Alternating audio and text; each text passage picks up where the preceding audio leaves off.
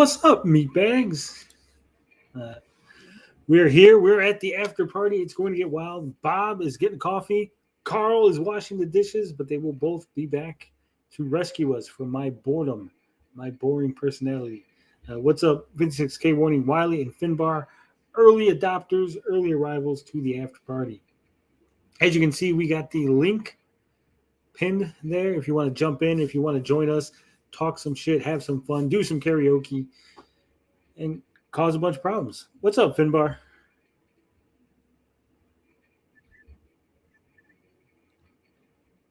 Mr. Saunders. Hey Tony, how's it going? It's going good. What's going on? Yeah, not too much. I'm starting to feel a bit like Bob here. I'm lagging. 3:40 a.m. Terrible. Tommy Uyamiko's in the house. What's up, Tommy?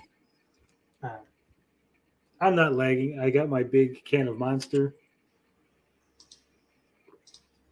I'm ready to go. I'm all excited. Are you excited? Yeah, I'm excited. You back with us? Evening, Carl. Morning, Bob. No, they're not back. Like I said, Bob is getting coffee because he needs to wake up, and Carl is doing dishes. Hopefully, Bob doesn't fall asleep on the way to coffee, because that'd be a huge problem. Nah, man. Coffee is my life fuel. I know you were tired. I could imagine you walking over there and just fucking knocking out. Do you know how, Bob? Do you know how long you were out for? Minutes? I don't know. There was two loud snores at least.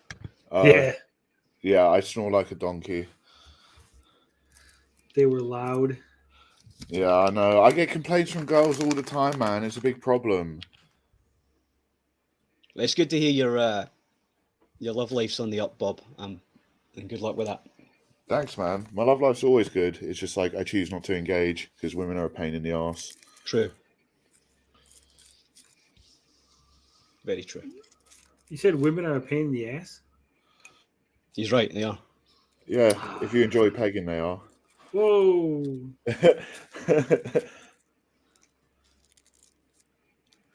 All right, so you want to sing first, Bob, or do you want to wait for that? Oh my god, I don't know. I think maybe we should wait because that's probably going to drive a lot of people away from the stream. So maybe we should leave that till like the end of the stream to like get rid of people. You going to do it a cappella? Are you going to have music? No, we got a karaoke track. And I don't even know the song, so I'm going to be like, my timing's going to be bad and everything.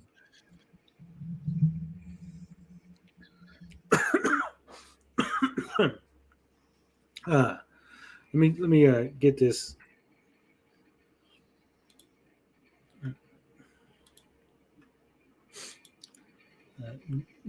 Go on, talk amongst yourselves while I get this video queued up. Can we go back to She-Hulk? Or, yeah, go ahead. Sorry, the MCU, the wider MCU in general.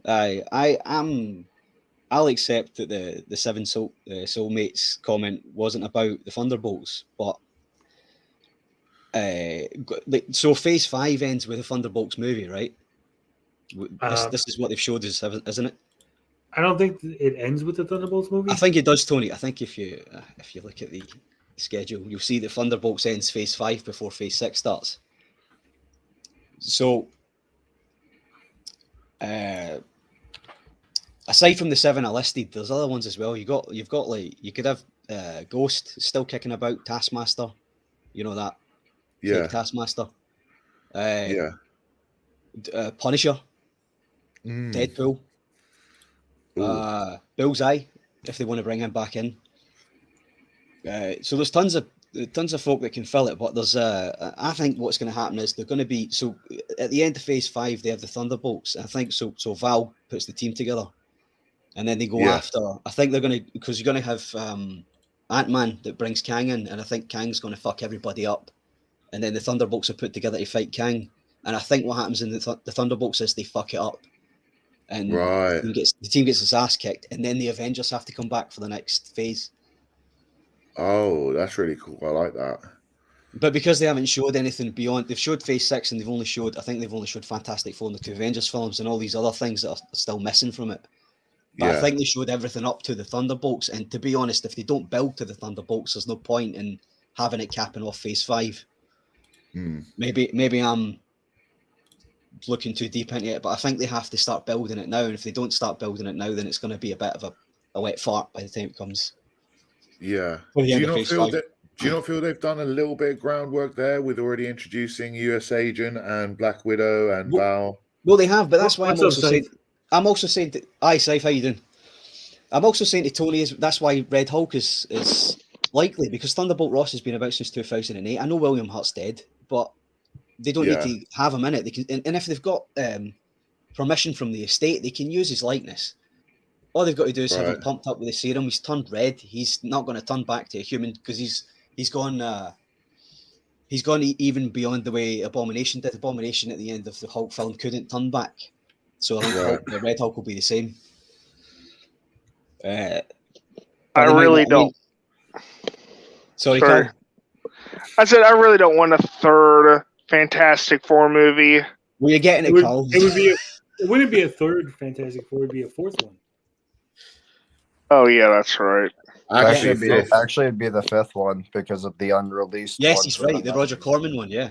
Yeah, it's actually. I was right there with you, Jack. That movie got canceled because it was so bad. No, actually, no. It had no intention of ever releasing it. That was the whole point of it. Yeah. It was a rights thing. They tricked Roger Corman basically. Like, here, make a movie. It's totally legit, and we promise we're going to release it. They're like, we're not going to release it. Yeah, it was just to keep the rights. Yep. The Fantastic Four movie, I guess, kicks off Phase 6. Yeah, you're right. It does, yeah. Thunderbolts is the last, which is weird that it would come after Captain America: New World Order. That's why I was also saying Winter Soldier for Thunderbolts, because I don't think he's now that Falcon is the Captain America.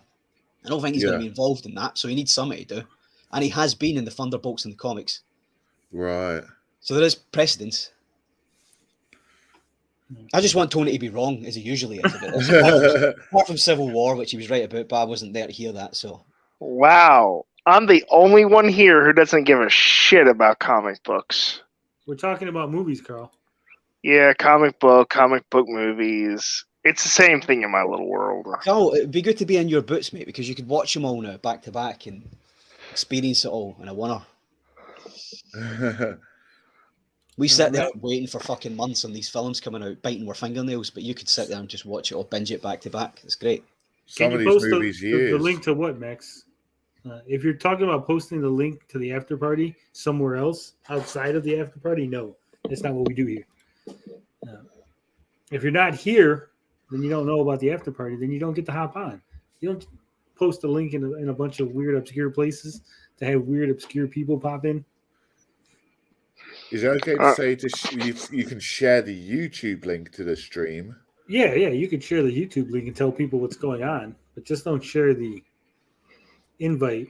Yeah, you'll get some guy with his cock out. Yeah, have you? Oh, in that case, share the link out to everybody. Actually, that happened to Retro Bro. Happens to a lot of people. It's called porn bombing, I think.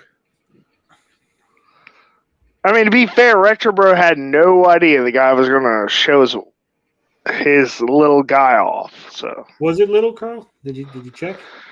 You know, I never saw it. Were you disappointed? No, I mean, I literally never saw it. Everyone else did except me. Were you disappointed you didn't see it, is what I'm asking. I'm neither here nor there on that one. I don't care, just... I'll go on right quick to say the less cock I see, the better. As long as that's what matters.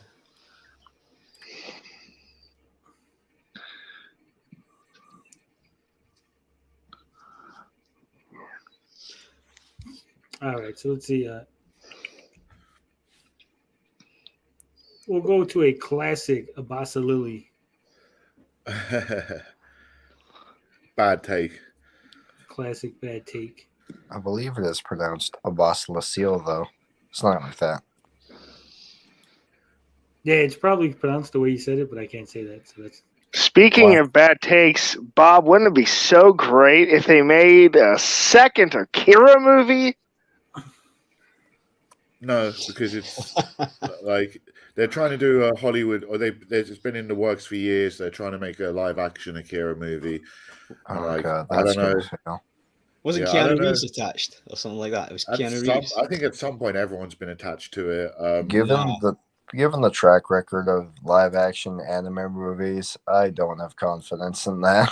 Yeah, I don't even know if it's coming out. I don't know if it's been scrapped. I haven't looked into it in a while. But no, like I think unless they like, I don't see how they could revisit Akira unless they actually did another anime movie more manga accurate and following the story. But like the anime was actually, I think it was made by the creators of the manga. So like Yeah, it was their directed. It was interpretation. directed by the guy that wrote it himself. Yeah, so like the intent of the movie was like as as a anime, that's the intent he wanted to get across. So I'm quite happy. I've got 2 animation cells from that film.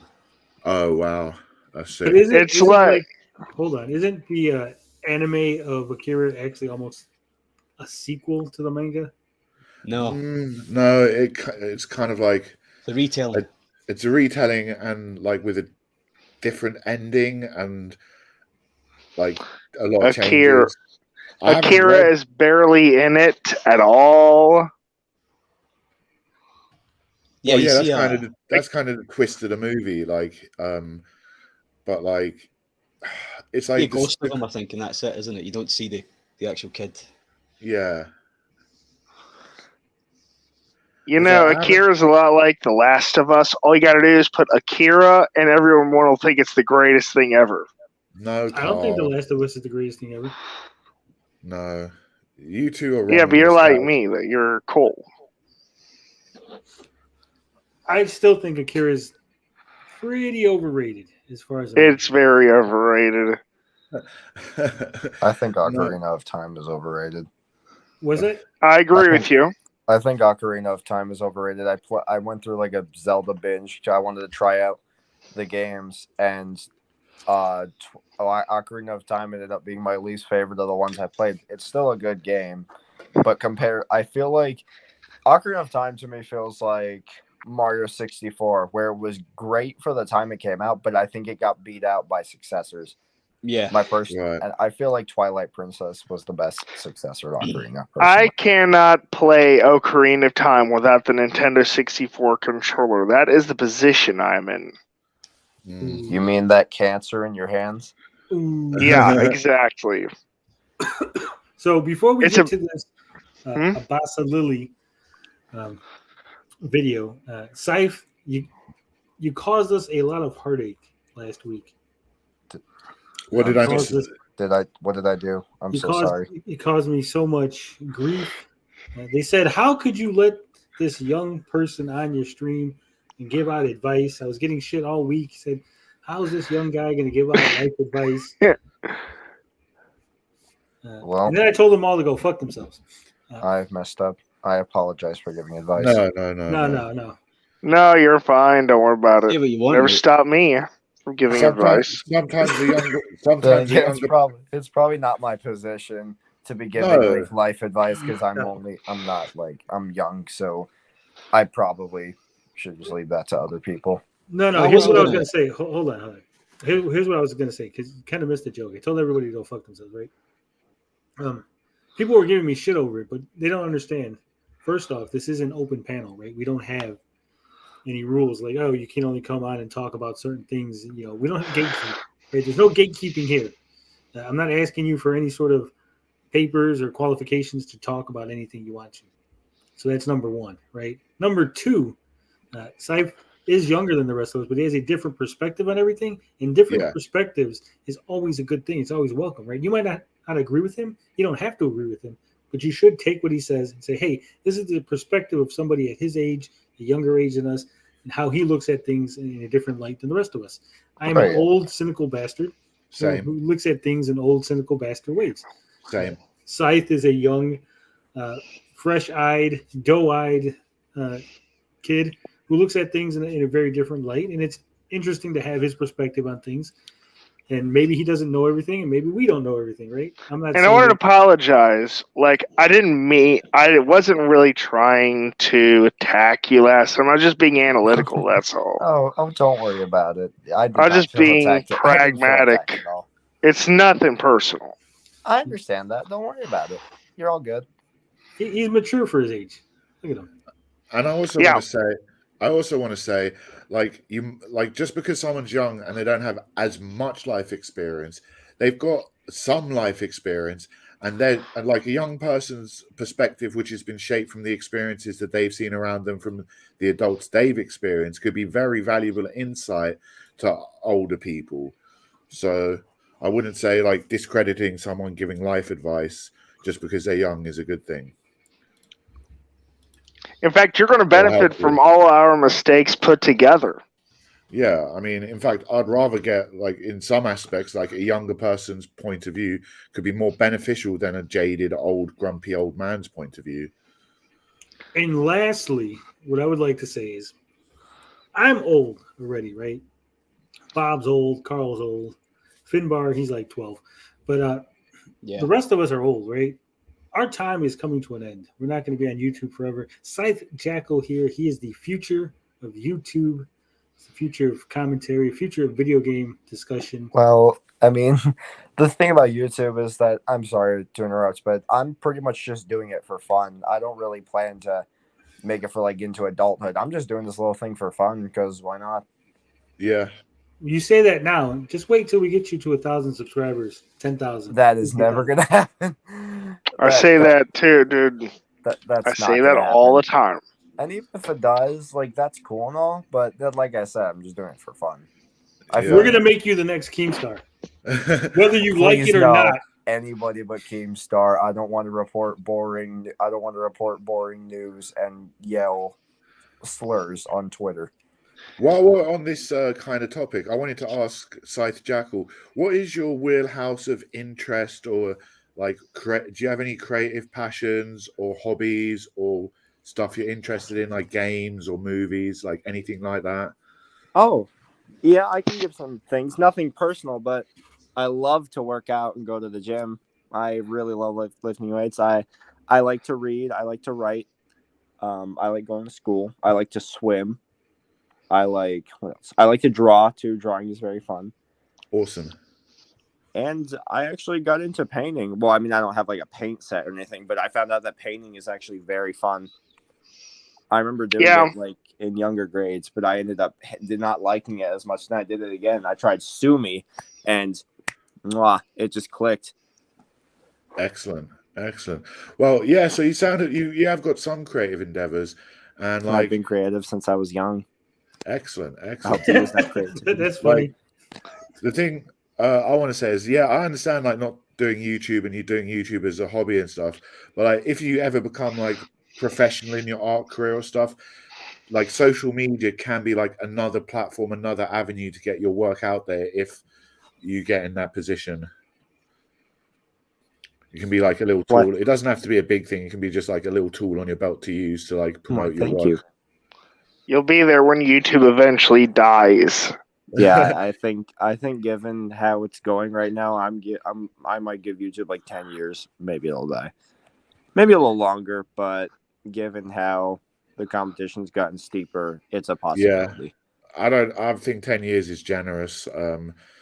With the competition and the way people consume media and interact with media. And like, TikTok. That's a big one. Yeah, definitely. Like, I mean, we've seen platforms come and go, like MySpace and before. So, I think YouTube will have its time at some point. I think they all do. Because, like, I mean, as much as like people think everyone uses YouTube, like not everyone does. Like, it's got its cap on the amount of people who interact, know, or even like know of like who some of these YouTubers are. There's YouTubers with like 1 million subscribers, and the average person has no idea who they are. Wow, that sounds very bleak, and I do not agree with it. I do not want to participate in this shit on YouTube. Susan, I'm sorry for what they're saying. I love you, Susu. We'll have coffee later. YouTube's going to be forever. We're all going to make fucking money. Not Didn't we say me. it was gonna? We said it was going to die 10 years ago, though, didn't we? Yeah. True. I don't think it's going to die. I think it's going to become integrated more. It'll be changed. It's not going to be the same YouTube in 10 years, but it's not going away. I think it's a permanent cornerstone of the reality we live in. Like Twitter. Twitter is not going away anytime soon. With that said, let's go ahead and check this video out. Yeah. It is how can you quit video games after 10 years? Well, I need one for like 34 years, so this is like not going to be helpful for me. Yeah. Put the volume up. Oh, it's a short one. Thank fuck. Great question. Sorry, I'm mispronouncing your name. James McPine says, quote, if people have spent 10 years drinking or 10 years being addicted to social media or 10 years being addicted to video games, how is it possible for them to change, get rid of those desires, and live an intellectual life? You know, James, I'm just going to keep it 100% real with you. I feel like the exact opposite is the question you've got to ask. You know, if you've been doing this for 10 years, if you spent the last 10 years playing this video games, how can you not change? Because it's fun. Because how can you not change, guys? Because I it's feel an like anybody evolving. can change. It's an evolving medium. Like everyone changes. Yeah. And, like, this guy's a arsehole. No, what he's saying is, I think you're misinterpreting what he's saying. What he's saying is, the question isn't, you've been playing for 10 years. Why are you, you're stuck in your way. The person was asking, someone after 10 years, you should be so addicted, right, that you can't change. And he's basically saying, you should look at your life and be, wow, I wasted 10 years of my life doing X. I need to change. How can you sit there and not want to change? And because it's an enjoyable activity. I don't want to change. I enjoy playing video games. It's not a waste of time. I lead As a long as intellectual you're- life already. As long as you have like other stuff going on in your life, and as long as you're not addicted, that's my stance. If you truly enjoy it, I have a whole video about that, but we reacted to that like last week. But I want to say something. I agree with Isol on like how it's bad to be addicted. I do get that, and I get what he means that playing them a lot is like probably not a good idea unless you're gonna go pro. But like I don't really hate Isol, and the reason I don't hate him is because I don't know him. Like I really don't know this guy personally. I don't know much about him. Like we only know him through his online persona. So while I disagree with some of the things he says, and I think that he's shown a bit of narcissism, I don't hate the guy. No, But that's just me. Well, I don't hate anybody. no, neither do I. Me neither. Well, there's one. or two. I Yeah, okay. strongly dislike certain people, and I'll leave it at that. Well, I Blinded think- says, "Who cares? You can get addicted to almost anything if you try." Yeah, and like that's the problem I have with a lot of these people talking about like addiction and stuff. They seem to like to cast a broad definition of what they consider addicted and addiction without going into like the specifics. Like just because someone's been playing games for 10 years or doing something for 10 years doesn't necessarily mean they're addicted. 1 Inch Bicep says Tony hated Tommy Tellerico. I never hated Tommy. Tommy hated me. He still does. But I've never hated Tommy. I've actually come out many, many times and said this. Don't hate him. What is there to hate? I don't know him personally. Tony, would you have him back on here again? Yeah, I'd have him back on in a heartbeat if he wanted to come on. Like I said, I might hate the things he's done. I might hate some of the things he's said, but I don't hate him personally because I don't know him. He technically launched your YouTube career, though. He didn't did. He built I my don't channel. know. You've got a lot to thank him for.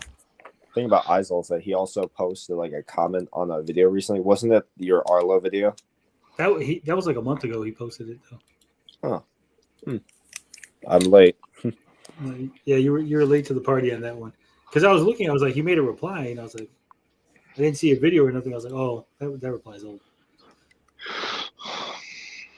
But yeah, I don't hate ISO either. Basilili.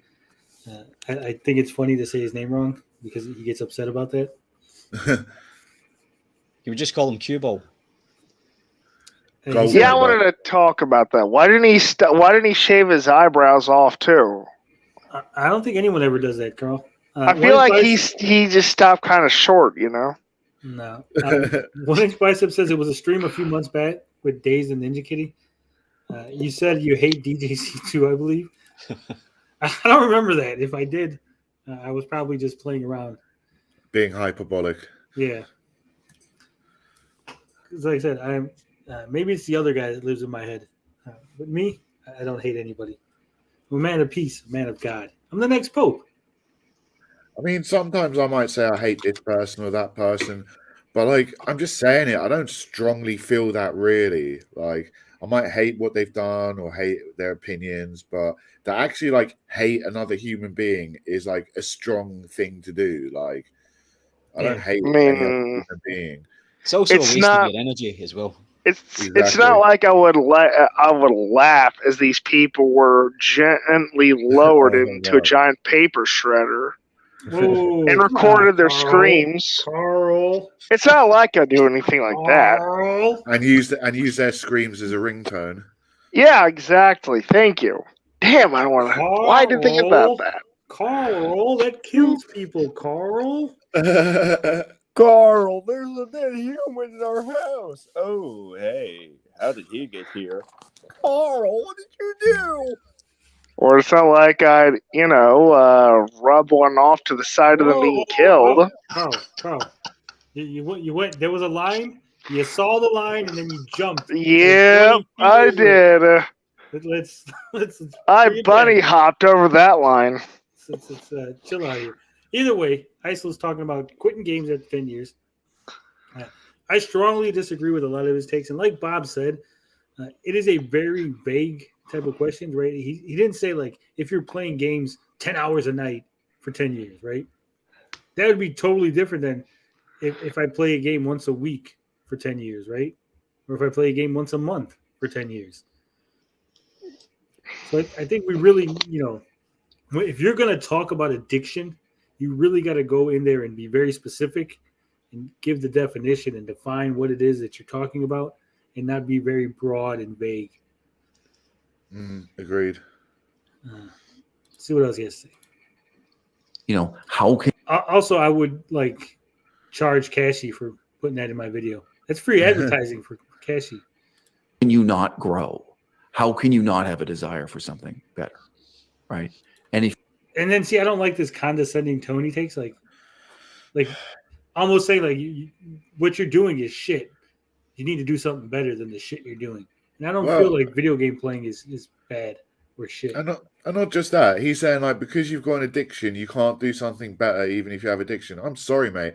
I've known people addicted to alcohol and other things I'm not going to go into.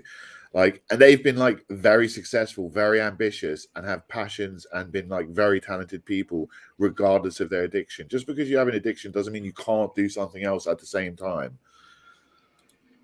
Blinded said self-help gurus are some of the dumb shit out there. It's just masturbation for pseudo intellectuals. Yeah. What's up, Haunted Wisp? Hi, Wisp. Hello. The Wisp Man. All right, he'll join us as soon as he figures it out. if you don't, what does that say about you? So if you're a supporter of You my guys can Patreon, hear you've me? seen the message I got. Yep. I removed the You. person. Yeah, we could hear you. Yeah. The question is, can you hear us, Wisp? Okay, guys. I was the guy addicted to the game, the Shadow Bane game. And did you get off of your addiction?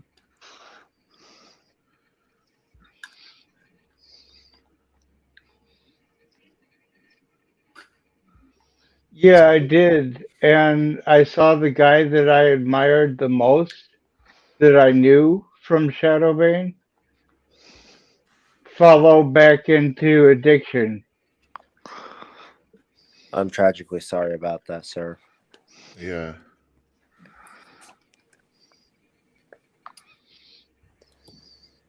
I got nothing. All right. But a guy wrote into me saying that he's now 37 years old Okay, so the thing on the screen says, at 37, I'm seriously considering quitting video games because of your video on the Chinese 3-hour rule.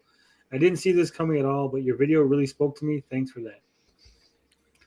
China imposed a 3-hour limit on playing video games.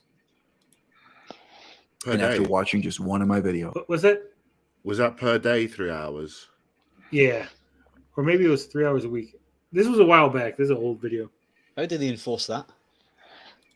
I guess the parents and the cell phones would the games would have to turn on. Good old China. I mean, they'll just come to your house and beat you.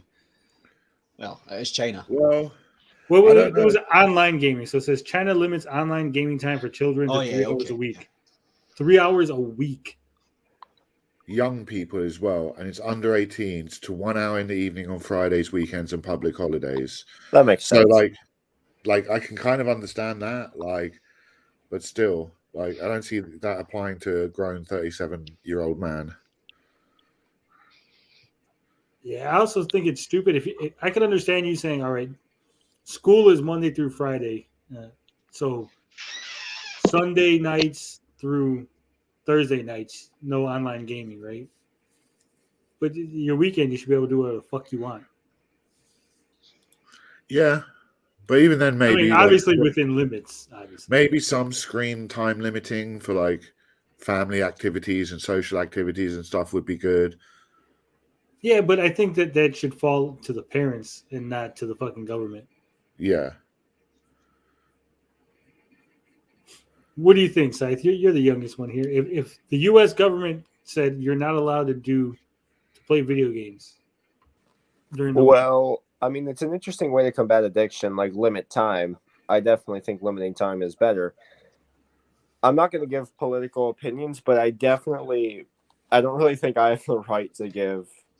I'm not into, that stuff, but I personally think it should be up to the parents. That's all I'm going to say. I mean, once again, I will say that you're free to say anything you want within reason, as long as you don't violate terms of service. If you want to give an opinion, political or otherwise, go ahead. And if you don't, you're hold also back. welcome to. Yeah. But that said, let's carry on. For the first time in his life, he's thinking about quitting video games. So he's obviously played video games since his childhood. He never saw it that way before. He never thought. What's that, Wisp?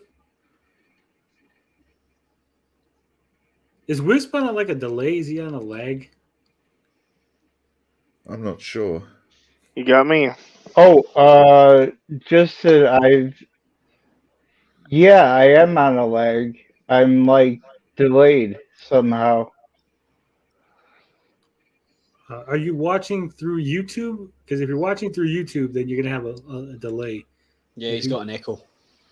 You got to be listening through the StreamYards. Oh, fuck me, Sorry, guys. Don't worry about it. Okay, I'm on StreamYard now. Oh, Now everything is peachy keen, probably. All right, so let's move along. Thought of it as something he would ever quit, and this is a big change in his life. And one of my Patreon supporters commented, "Wow, well, it sure is one thing to quit playing video games at 37, but imagine if he had waited till 47 or 57.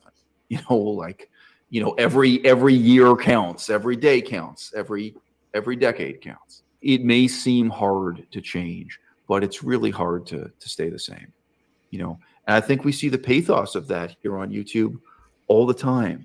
And look, sir, we can use video games as the example. We could use all kinds of other things as the example. Babe, could you pass me the book that has Content creating.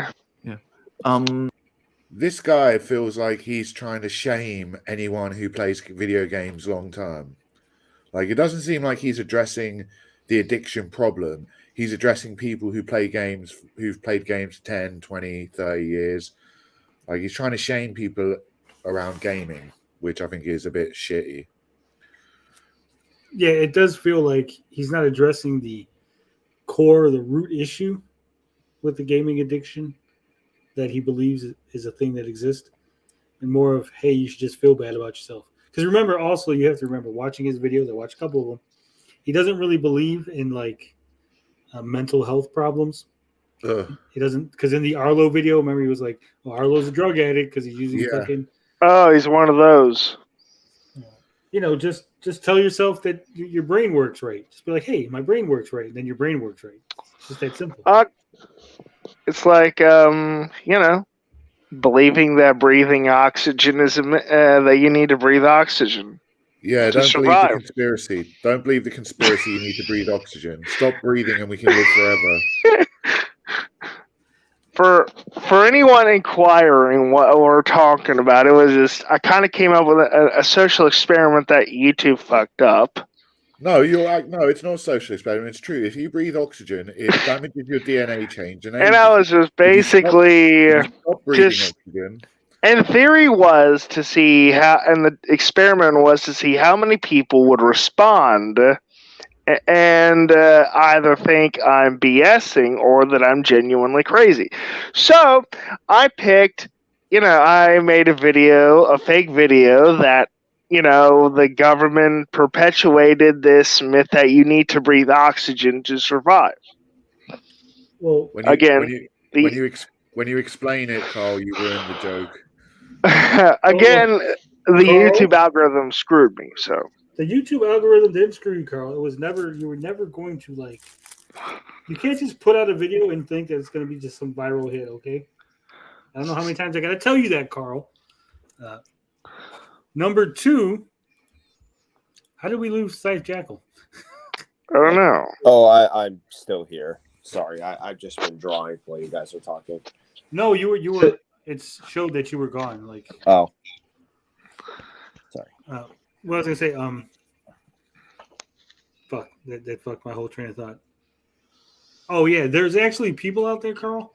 Believe it or not, there's people out there that believe you don't need to eat; that you could just use the sunlight and photosynthesize. So your breathing thing is not far fetched from the reality of what people are. I actually considered looking up the top 10 conspiracies and using one of those. Yeah. Stream Minky Monkey, the big hits. Hey, it's Sherry says he also keeps sticking his hands under his arms like Mary Catherine Gallagher. It's unsettling. If he gets them out and sniffs them, then you'll know. So, every so often I do play video games, and it's for 5 minutes here or there. You're going to hear from this. What the hell is he playing? That's what I was going to say. Like, there's you turn the game on, and then you wait. And especially the loading process is on older games. It would be Angry Birds and stuff like that. Like if he's playing on the PS3 and he's playing a game that takes forever to load, his day is shot. No, he's just using it. He plays a few mobile games, as Scythe Jackal was trying to say, or Finbar. Yeah. Sorry, like he's just trying to say, "Oh, I do play games. I know what it's like. I only do it for 5 minutes." Like it's like trying to increase his position of power to talk because he knows what he's talking about. Because he plays games for 5 minutes every now and then. And you can do it. And you people watch this guy? No, we don't watch him. I don't know who he is. We're watching him now, Carl. Also, you're a little loud again. Sorry. I don't know why my volume is loud. He's speedrunning Super Mario Brothers once. Yeah. Description. And sometimes the most pathetic thing, sometimes I have this yearning.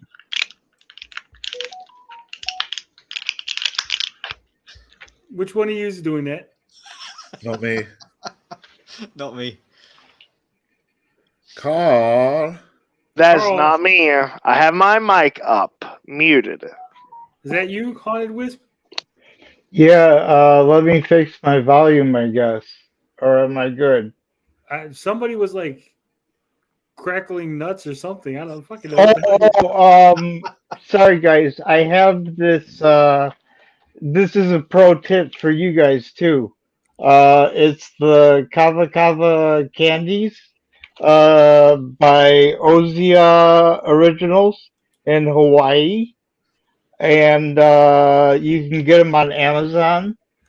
And you want the ginger mint because the citrus flavored one tastes like ass, and it'll help you with your anxiety.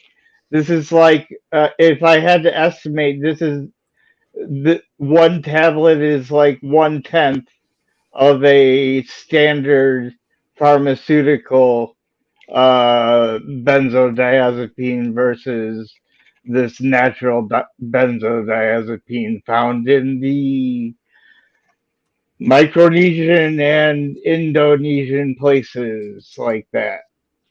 Awesome. Just try not to crackle too much. I will. Sorry, bud. No problem. For the video game to be for me and to mean for me what it meant when I was a child, and Ooh, we just took shots at all you old pathetic Amico fans who like nostalgia. Can't be that anymore. It can't be fascinating that way or thrilling that way or wondrous in that way. Yes, it can. Yes, it can. We're in 2022, mate. Staying young and fresh and into your maintaining your interest from your youth is like quite a common thing now. Like even my mom struggles. Like my mom struggles with the concept that I still enjoy MCU stuff and I want to wear like Spider-Man t-shirts or Iron Man t-shirts and I play video games. She kind of doesn't get it in a way. She's like, well, shouldn't you have outgrown this stuff? And I'm like, no, because that's not how culture is anymore. My mom's into it too.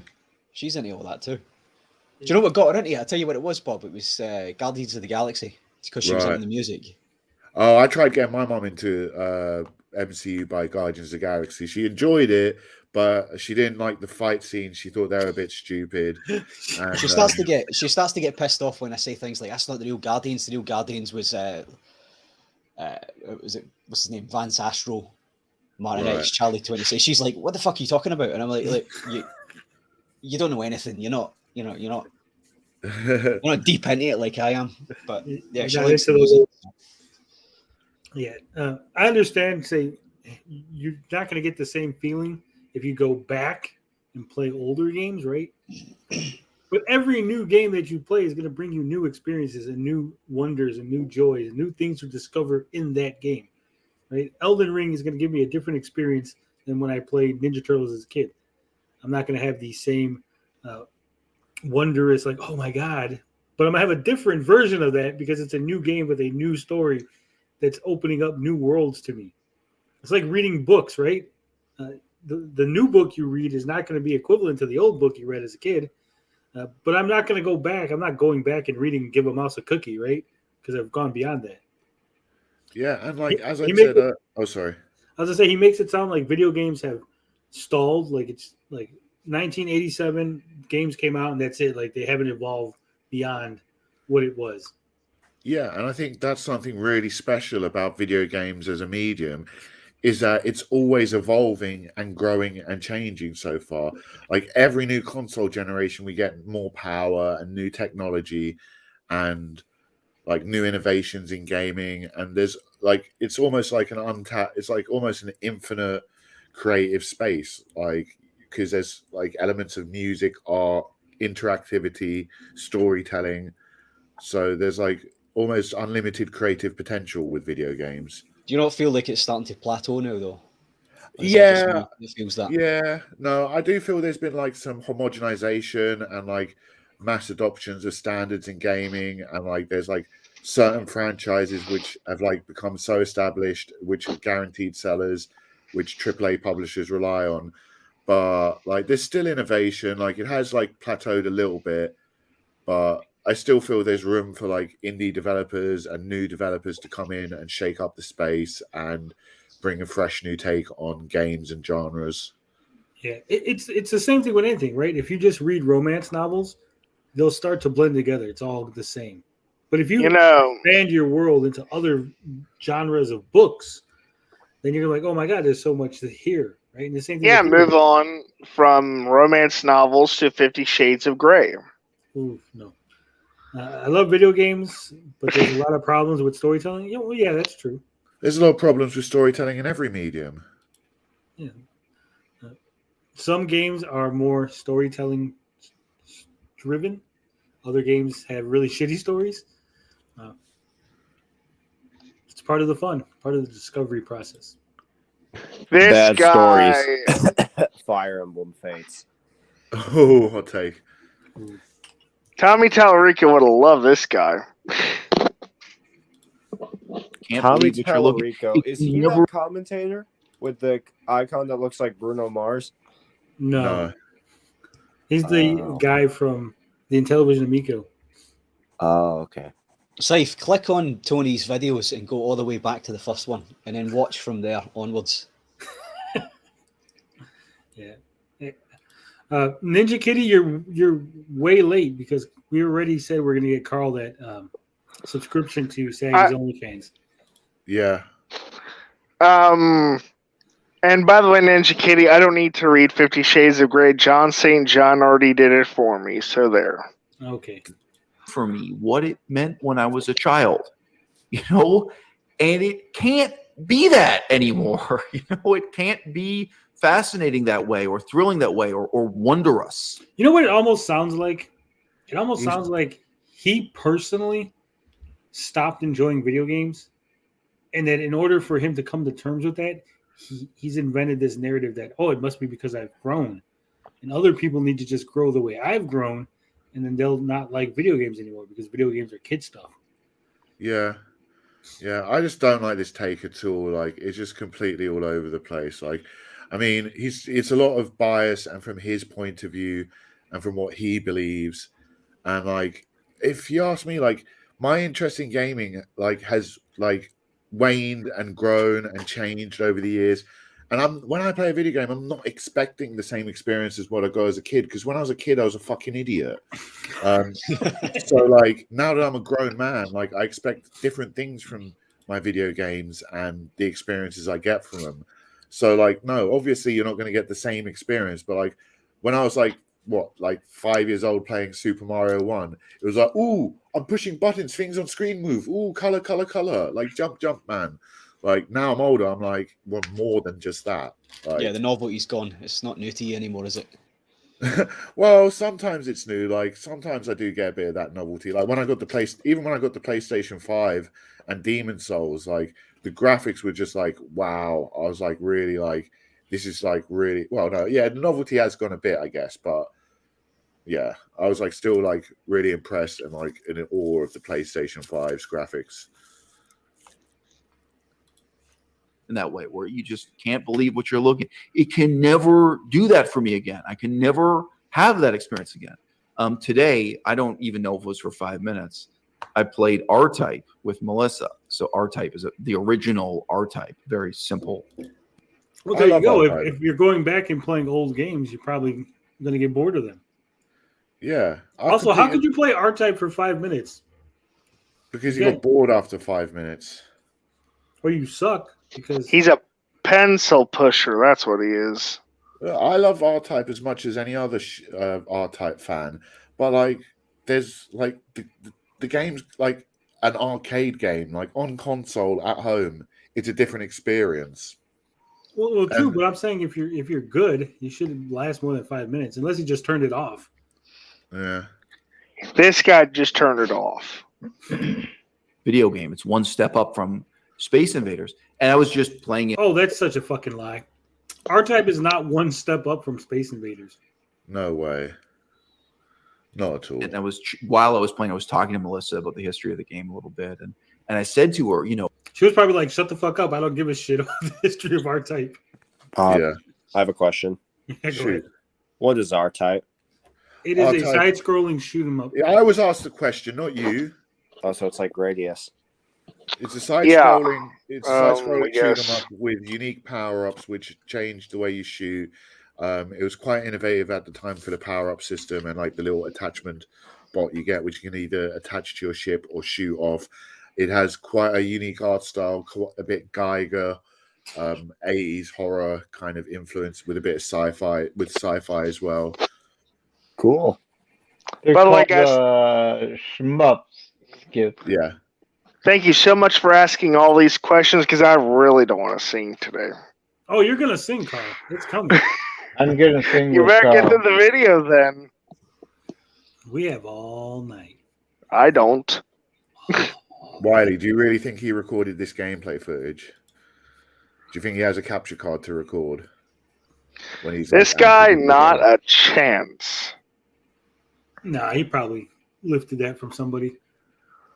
But yeah, R-Type is fun. I would highly recommend it. No, you can't imagine when this came out and when this version of the game came out. So, people were excited. People were so thrilled. There were grown adults who were saying, "You've got to get this," and people bought a new video game system just for this one game. Boy, this guy is making I mean, so much. They Uh, did for one game. No, I mean, he's lying. He is. There was like quite a buzz around R-Type, but like not to that extent. It wasn't like, oh, this is like the next Mario game. Like it was highly reviewed and highly rated, and like a really respected franchise. But I don't know if it was like everyone was recommending it and raving about it that much. Can I interject with an anecdote? Yeah, sure. Here. The SimCity game that we all know and love on the SNES was originally going to be on the NES, but Nintendo banned it from the NES because they did not want it to compete with the SNES. Right. Fucking SimCity's dope as shit. Yeah. I've never played SimCity, but I like the character from the SNES game. He's an assist trophy in Smash Brothers. Yeah. Well, here's the thing. Here's Dr. why. Wright, he's cool. Here's why I don't like people like Abasa Lily, because this story he's telling, right? It sounds great. It sounds like it flows. He tells it confidently, right? And if you have no knowledge, if you don't know anything, if you're unfamiliar with this game, you just take him at his word, right? So That was me for a while. So 1987, R-Type comes out to the arcade, right? Yes. It then gets ported in 1988 to the Atari ST, Commodore 64, Master System, MSX2, PC-88, TurboGrafx 16, and the ZX Spectrum. ZX Spectrum, right? So all those different systems, you get a version of the game.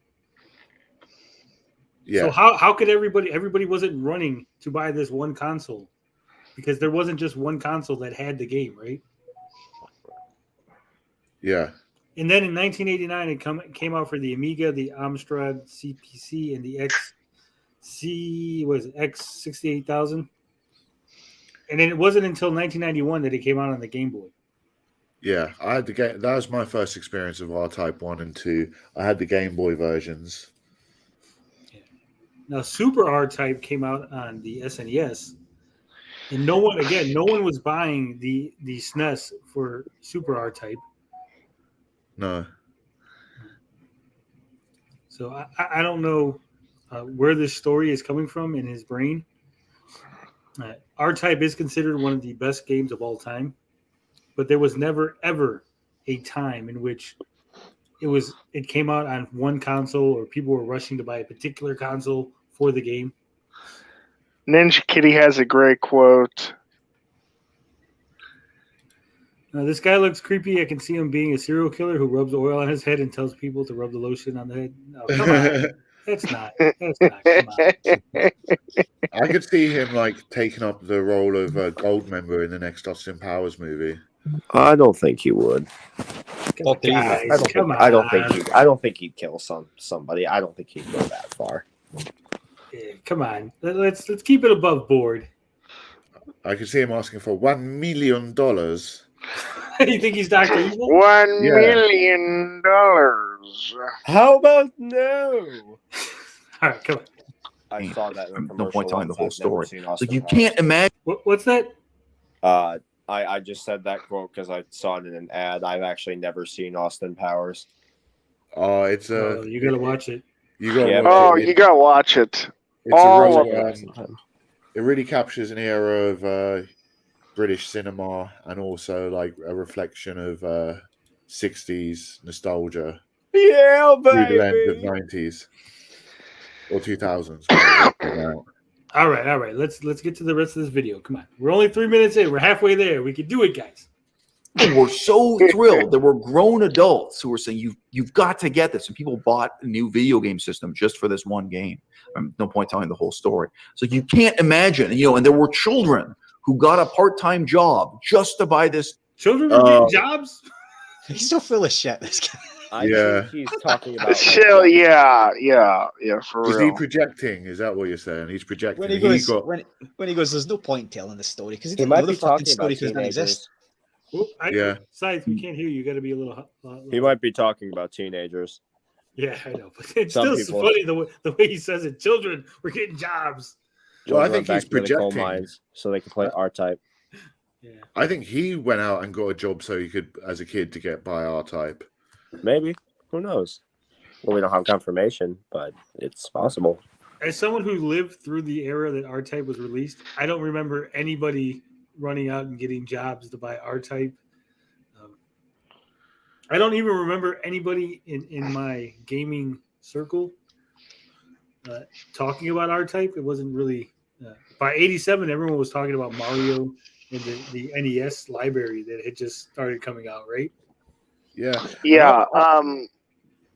Well, I was just gonna say all the people my age who they were talking about Mortal Kombat or Super Mario Brothers Yeah. or Street Fighter. Or Vanilla Ice, the video game, the Like- best video game to ever. be Nobody released. I knew ever talked about that. Yeah, in fact, as a big fan of the R-Type series and like having like quite a few friends who are gamers, I was like kind of the odd one out for being such a fan of R-Type. Like I'd say it was even like almost not as popular. It was definitely not as popular as this guy's making out. Almost the opposite. Yeah. Game. It was so exciting, but there's no. Now, if he said like Pong, because that was like people were like fucking going nuts over Pong because that was like the first thing that ever fucking came out for a video game, right? They would When buy it like first came machines. out. They would buy machines that were just Pong fucking machines, right? Yeah. Yep. But not this. No. Nothing there. There's nothing to be excited about. I mean, we can look at it now with detachment, and you can just see how ridiculous it is for a child or an adult to be thrilled or fascinated. And we spent 5 minutes on this game and then went back to our lives. And you can see what I'm reflecting on. Okay, so I know it may seem hard to switch to doing something that's really meaningful, that has real outcomes. Okay, but it's also hard to stay the same. It's also a huge amount of effort to convince yourself that you still enjoy getting drunk at the same bar. I don't have to convince again, he is obviously projecting. He stopped enjoying a thing that he enjoyed, and he then started forcing himself to do that thing. And now he feels like that's how everybody does life. Everybody's going through life. They're not enjoying video games. They're forcing themselves to enjoy it. That guy doesn't enjoy going to the bar and getting drunk. He's forcing himself to enjoy getting drunk. That's actually how I feel, dude. Well, you do, but I'm saying not everybody is what I'm saying, Wisp. Some people might, but he's making it sound like it's a cross-the-board thing. As a young, No. I think he's sorry. Kind of as a youngin, I still love video games, but I find that I don't know. Sometimes I can't really play them for that long. It's not that I get bored. It's just sometimes you can't really play for long periods of time. You know what I mean? Yeah, Because I gotta get up and do something else. It's like I could sit on a couch and play a game all day, but I'd get bored easily. You know what I mean? Same. I even I've had periods of time where I've played a game from like straight after work till 3 a.m. with the friends, like a 6 hour, 8 hour session. But like these days, like generally, like if I play a game for an hour or two, I kind of get bored and want to do something else. Like that's one of the hindrances I have with streaming games. I'd love to be like younger and back in my like prime gaming days where I could game for hours, but I just lose interest after an hour or two most of the time. Yeah, me too. I don't have the time for it nowadays. Yeah, wish I could I- do it for hours. I have Finbar's problem. I don't have the time to play 10 hours, No. sessions. I would I if have the could. time, but even I get bored after a certain point. I don't get bored. One Inch Bicep says, I stole $50 out of my mom's purse to buy R-Type. That was just the other week, though.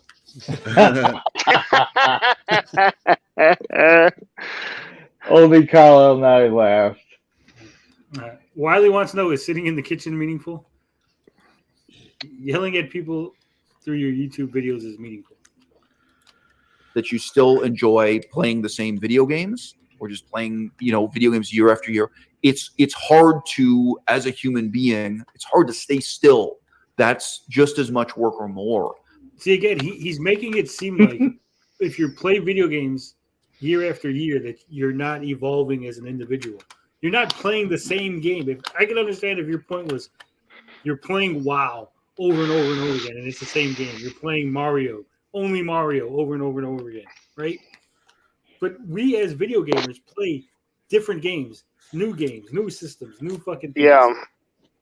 It's constant new experiences. There's so many games I can't even play all of them, right?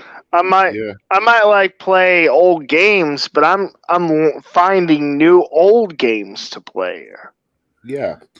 I want to say, this guy, I feel he's doing more damage to, the problem of addiction than he's helping.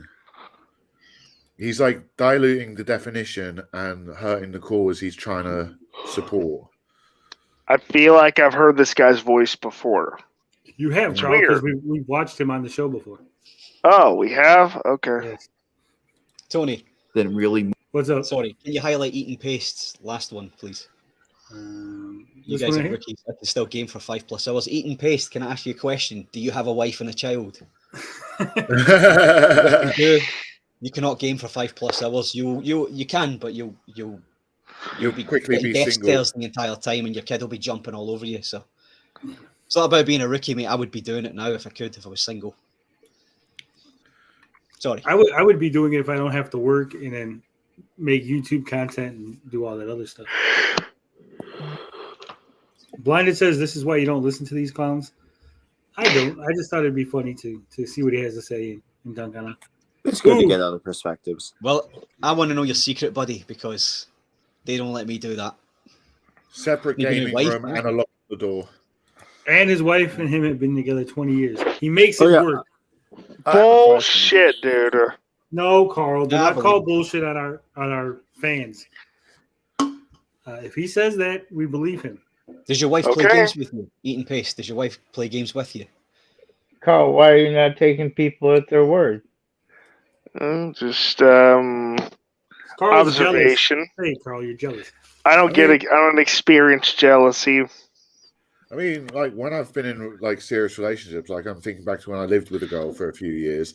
I still managed to fit in a couple of hours of gaming and 3 or 4 hours of music production nearly every night. I just wait for her to go to bed and stay up till 3 or 4 a.m. Ooh, Blinded says, laughing my ass off. You don't want to listen to every fucking perspective. I'm not going to give a Nazi the time of day. It's a waste of my time. I would Am say I the Nazi? no. I hope not. No, I'm not at all.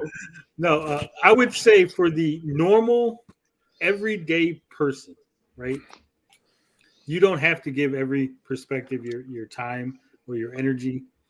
But if you're going to be somebody who's going to actively try and disprove other perspectives or challenge other perspectives, then I think you have to, right? Even a Nazi. Because if I'm going to come out here and combat what a Nazi says and say, hey, this Nazis are wrong and here's why, I need to know what they're saying in order to formulate an argument against what they're saying, right? We need evidence and we need context. Yeah, exactly. You need to provide evidence, otherwise your point seems invalid. This is something they teach in schools. Have you guys heard of the Peel paragraph format? No. Basically, it's point, evidence, and explain, and then link, which is basically the end, but you link back to your point. Without evidence and explain, what do you have left? All you have is a point. You need to back up your point and your argument with evidence and an explanation. I really like that. That's awesome. I'm gonna Yeah, bear that it's in a really cool format. It's pretty hip. mind. I want to be Can't believe hip you with the said kids that. today.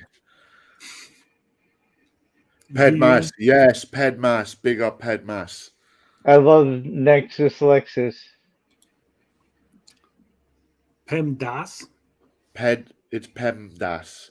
PEMDAS. I feel like I've heard that before. Parentheses. Yes. obviously, Yeah. Parentheses. We call them something different in the UK. The E word. Whatever. It's a math thing. If you know, you know. It's how you solve all math equations, basically. It's for math. Really useful for quadratic equations. Yeah, parentheses, exponents, Yeah, exponents. That's it. multiplication, division, Addition, addition, subtraction. Yeah. We have BEDMAS. Yeah, we call it BODMAS as well. He says I'm talking about listening, not arguing. Well, I'm not listening. I'm just hearing. Right? Isn't that what the argument in White Man Can't Jump? Yeah. Where he tells them, you can't listen to Jimmy. You can hear him, but you can't listen to him. If you're rubbish at maths, learn BEDMAS and it solves so many problems. Potion Sword said, blinded, the only speaking truth. Life is too short for this fool. Well, I mean, you could make that argument about everything. He's making the argument that life is too short for video games, and we're saying, shut up, you're wrong. So yeah. I disagree with life is too short. Life's the longest thing you're going to do. Depends on how long you live. But I do kind of agree in that life is short because you never know if you could die one day. So you should cherish your life as much as you can, and you should try to experience as much as you want. True. Well, your life thus far has been short, Scythe, but yeah. I don't want to get into this again because I'll start talking about how I'm going to fucking die soon. Don't want to bring you down, boys.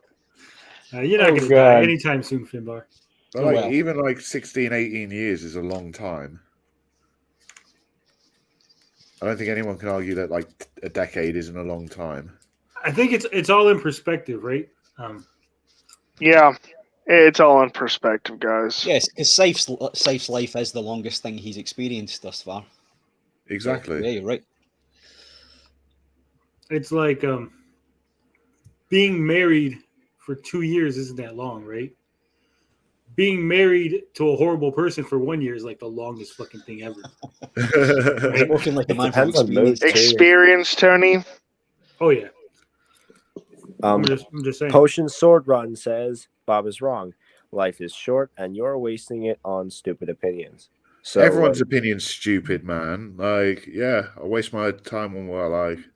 But it's his time to waste. I'm going to argue that you're wasting your life arguing with Bob here in the chat. Opinions are like stinky buttholes. Everyone has one. Red pill and based, my friend. I don't get that reference. I'm gonna have to look that up on Urban Dictionary. I know what red pill is and progressing. You know, so obviously, I'm not saying this to contradict you. Like, I'm not saying this to disagree with you.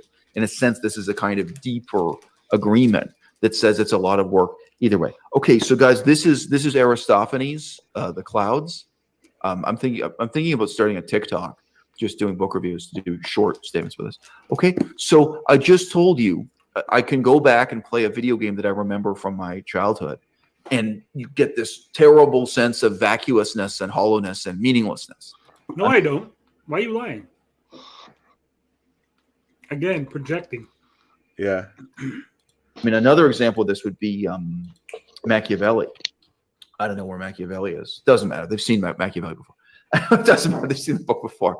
But, you know, okay, so almost a year ago now, you know, I went back and was reading Machiavelli again. When I first read Machiavelli, I was basically a child. No point telling the whole story.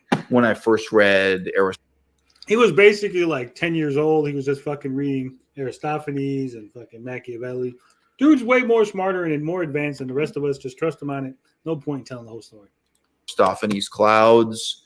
I was a young teenager. I mean, I could get into the first encounters I had with Greek because I was involved in the theater when I was, quite young. So anyway, the very first time, then I read it a second time years later and stuff. You know what? I can go back and read this book today, and it's more meaningful and it's more rewarding, and it's not just nostalgia. So we read this today, and it mentions the political figure Cleon. And for me and my girlfriend both, it's like, oh, you know who Cleon is because you've read Thucydides, you've read these other. Cleon is the guy from what the hell's that movie? The Warriors. He's the guy at the beginning of the Warriors. That gets shot. Is he saying Creon or Cleon? Cleon. With an L or an R? L. Blinded Braille says Tony needs to tell Jack to go read and take some philosophy classes. Who's Jack? I think he means you. Oh. Because Creon is also a figure Jackal for short. It's like short for Jackal. That makes sense.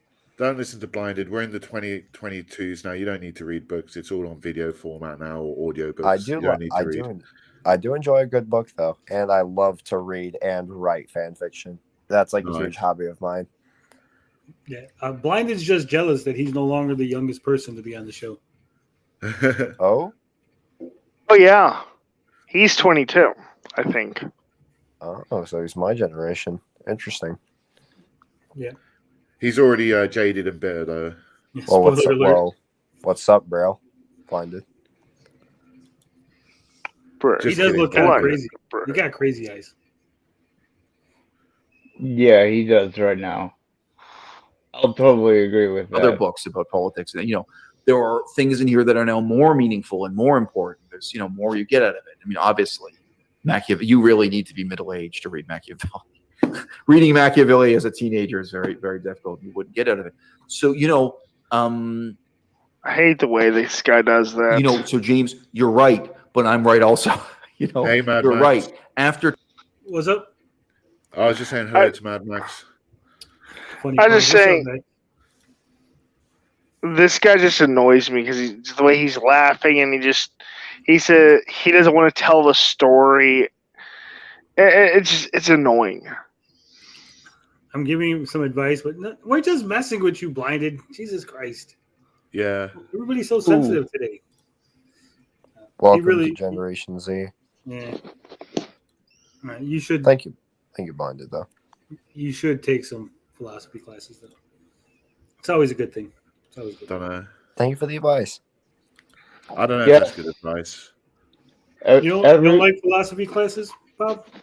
Well, yeah. If it's in your wheelhouse of interest, yeah, sure. But you can read a book on philosophy. You can do some research on philosophy. Just don't turn into this guy. You can, but everyone I know that has achieved great things is now going into philosophy. During this recession, I guess, to try and recreate, I don't know, the leadership skills that you developed when you read through, Plato and Aristotle, and all the ones that I'm not going to mention because we all know. And I love this. By the way, Skid. Well, see, I don't need to read philosophy because I am one of the great philosophers of this generation. Yeah. All right. So Mad Max says he's playing an import GameCube game on my Wii U, Smash Bros. Knockoff with Hudson Soft characters and Transformers. Blinded wasn't being sensitive. He was just clarifying. Philosophy, specifically existentialism, can help a lot of people. I have existential crises every now and then. Let's finish this up. 30 seconds. We're almost there. 10 years of just playing video games or just getting drunk with a bunch of losers. We walked. Why can't I get drunk with non-losers? See, that's what I'm saying. People are just throwing shade. Why does this guy also assume that like people only have one thing they're interested in? You can only drink alcohol, or only play video games, or only do this, or only do that. That's a point I've brought up to myself a fair amount of points. You say that go do this instead of doing that. I'm like, you can do multiple things in life. You're a human being. You can work out. You can read books. You can, what else? You can make music. You can draw. You can write. You can read. You can do all of these things. You don't have to just limit yourself to one thing. Definitely agreed. Wiley says Bob is a great candy philosopher. Thank you. I appreciate that. No offense, but we walked past some guys doing that today. I joked with most of them. Oh, gee, sure wish I was like these guys. There were 3 guys I bet you he didn't say that out loud though when he walked past the drunk dudes. No. standing around smoking cigarettes and drinking alcohol that we walked past. You know, okay, you do that for 10 years and then it's hard to change. I am saying it's also hard to stay the same. Of course. Life is always going to be hard. Every damn day I wake up, there's pain. Same with thousands of millions. Probably 1/5 of the world wakes up in pain because they're in such poverty conditions that they have to work their asses off or they're malnourished from, from climate change or whatever you want to call it, the weather. And, it sucks, but this is the way it is.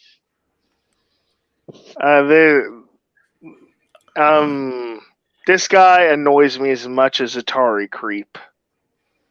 Yeah, I think. Carl, why are you always gonna be putting people down, Carl? Because he does.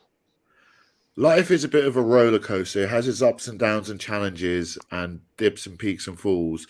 And like everyone's at some points got to face like some real difficult situations, whether it's losing a loved one or going through something personal or having health conditions, etc. And it's like it's the overcoming of it and the getting through it is like what makes you a hero and what makes you special and unique. Like if you're able to like get through it, and like not everyone can, like, and people struggle to get through things as well. But like just because like people shouldn't like be, we should be supporting people and helping people with their struggles and like progressing things, because the people who are going through those hard times, like, and overcoming them, like that's the like real special bit. You know, even like, and I don't mean like in a big way, it's like just the little things, like even like Haunted Wisp like coming on and joining our panel, like with his problems, like that's like a big achievement and we really like respect that. And you know, you're doing something to like change your situation and try to engage with others and improve shit, and that's like really important to do. Also, Thank you. you can have lollipops in your mouth while buttering your ass. Yes. That's my favorite hobby.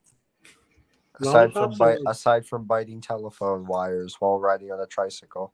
Ooh. Ninja Kitty says, Bob, stop saying like. No, I refuse to. I'm going to lean into it in future. And Carl, you can dislike me, but I like your commentary here. He wasn't talking I don't about dislike you. I Yeah, wasn't so talking. that- You're talking about Bessa Lily. Yeah.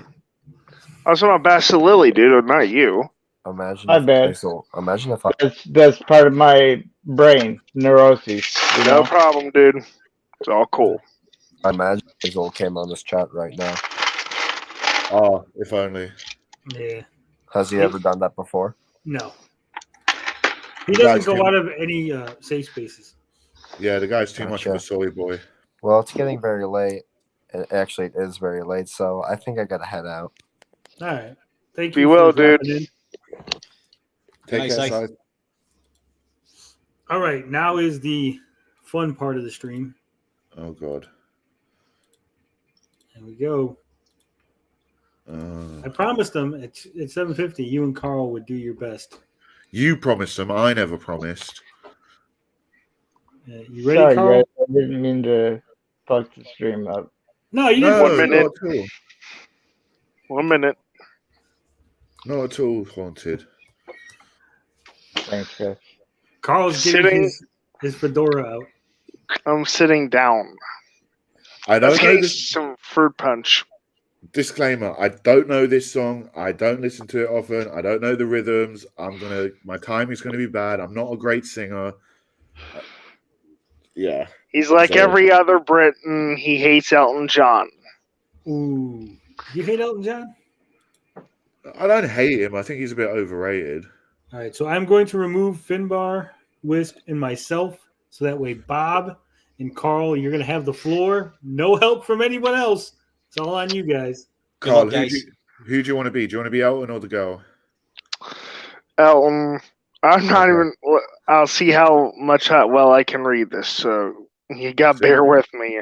You're going to be the first line. I'll be the response line. All right. Let's see if I can read this. Okay. Give me a minute. Don't go breaking my heart. Oh.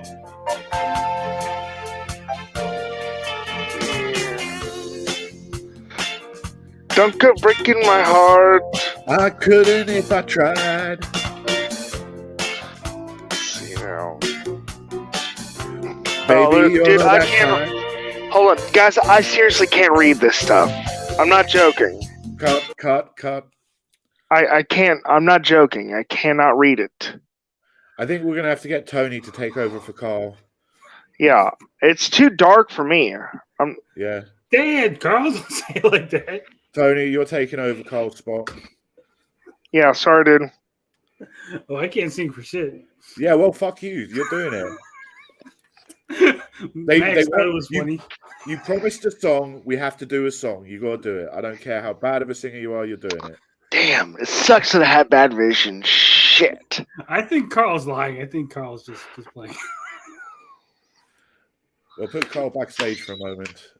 That's too much. You want in on this, Finbar? Don't put guests on the spot like that. You're the main host. Sorry, I'm going to level with you. I took the opportunity to go for a piss. I didn't hear it. I'm sorry. Max said Carl had a beautiful voice. Yeah. So do you want to be singing karaoke with me? Me? Yeah. It's 5 a.m., Bob, and I have a wife and child upstairs in bed. So Okay, so that's unless you that's can whisper it. We could do the whisper song if you want. So it's me and Tony. I can't sing. That's not happen. Just fucking try. Speak it then. Just speak the words. Just fucking do something. Don't be a bitch. Damn! Everyone can sing. Can we get Carl to sing? Snow's Informer. I want to let it go by Carl. No, let it go. I gotta compose myself, Bob. That was fantastic singing by you.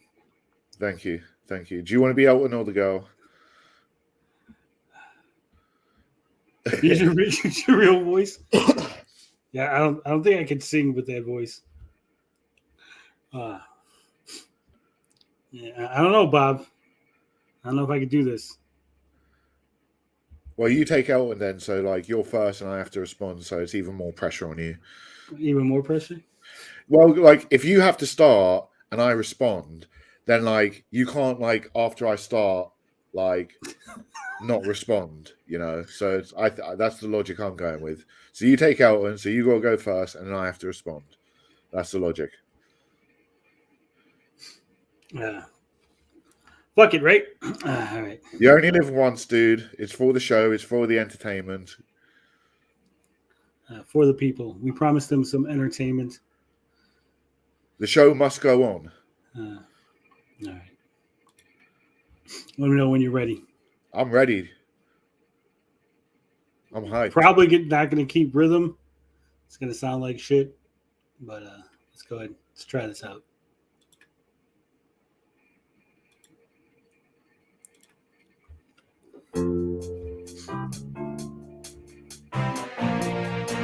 I hope we don't get claimed.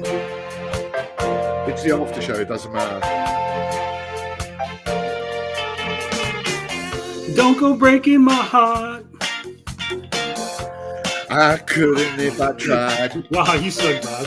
Oh, honey, if I get restless. Baby, you're not that kind. Don't go breaking my heart. You take the weight off of me.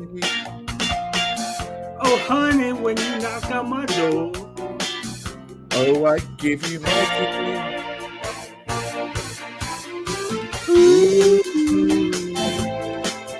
Nobody knows it. No. But when I was down, I was your clown. Nobody knows it. but right from the start, I gave you my heart. Oh, I gave you my heart. so don't go breaking my heart. I won't go breaking your heart. Don't go Don't go breaking breaking my heart.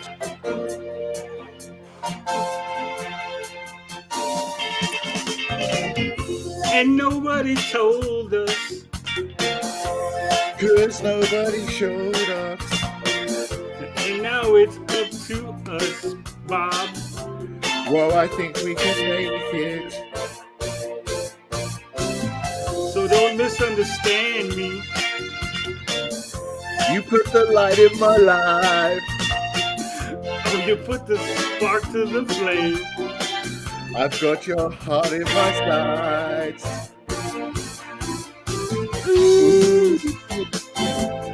Nobody knows it.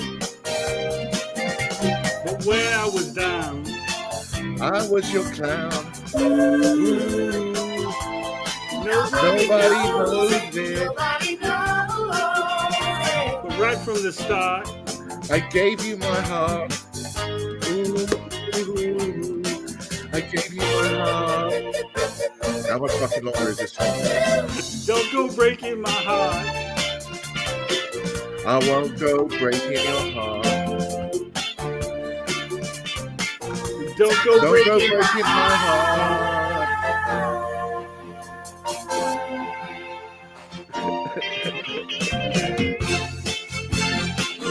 Jesus fucking Christ.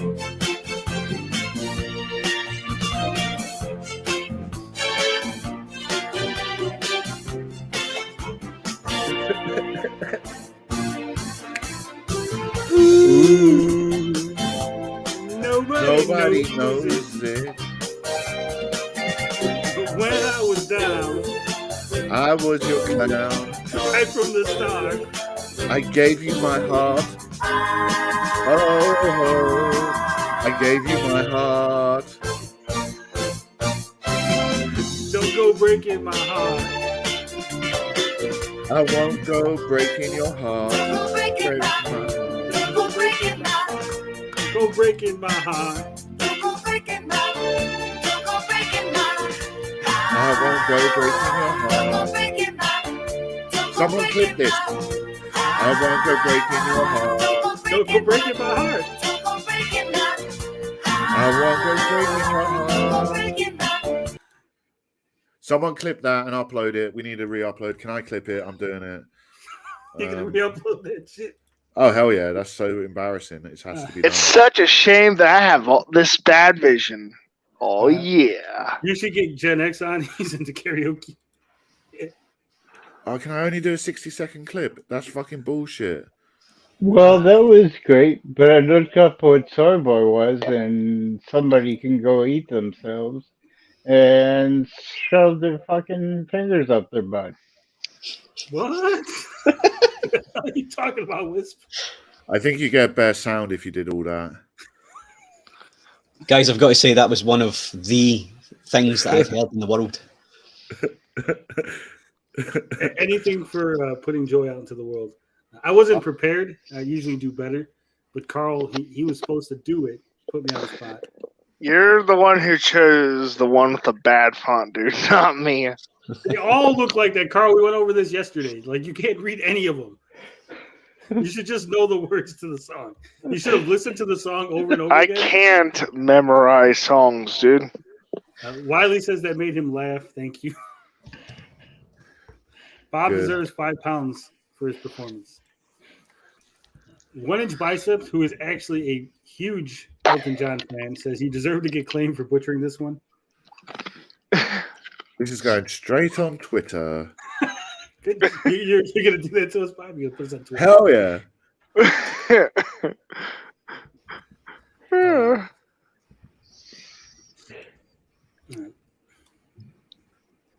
What are we going to do at 1,000 now? That's what I want to know. I've done 750. I'm out for the 1,000 celebration, man. I'm at least taking the next one off. You've been. I'm not singing again. For the I'd have been 1,000. better if you let me just make up the words as I go. I guess at 1,000, Carl will give us a rendition of his own making of a song. Me and Bob will do pick a song, a duet song, and we'll make up the lines as we go along. He's dragging you back into this, Bob. Yeah, but this time it'll be a song both of us like.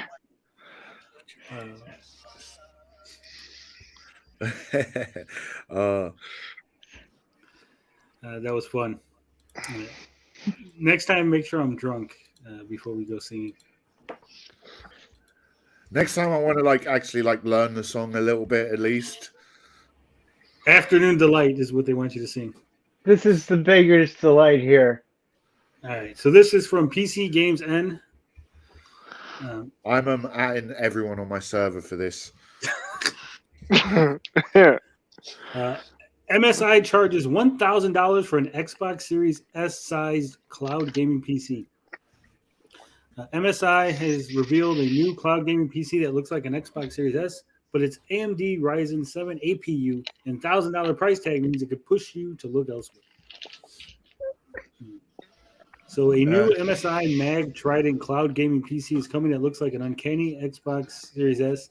Yet despite its aesthetic, the mini machine's AMD Ryzen 7 APU doesn't match Microsoft's console specs, and its price could persuade you to get your NVIDIA GeForce Now fix elsewhere.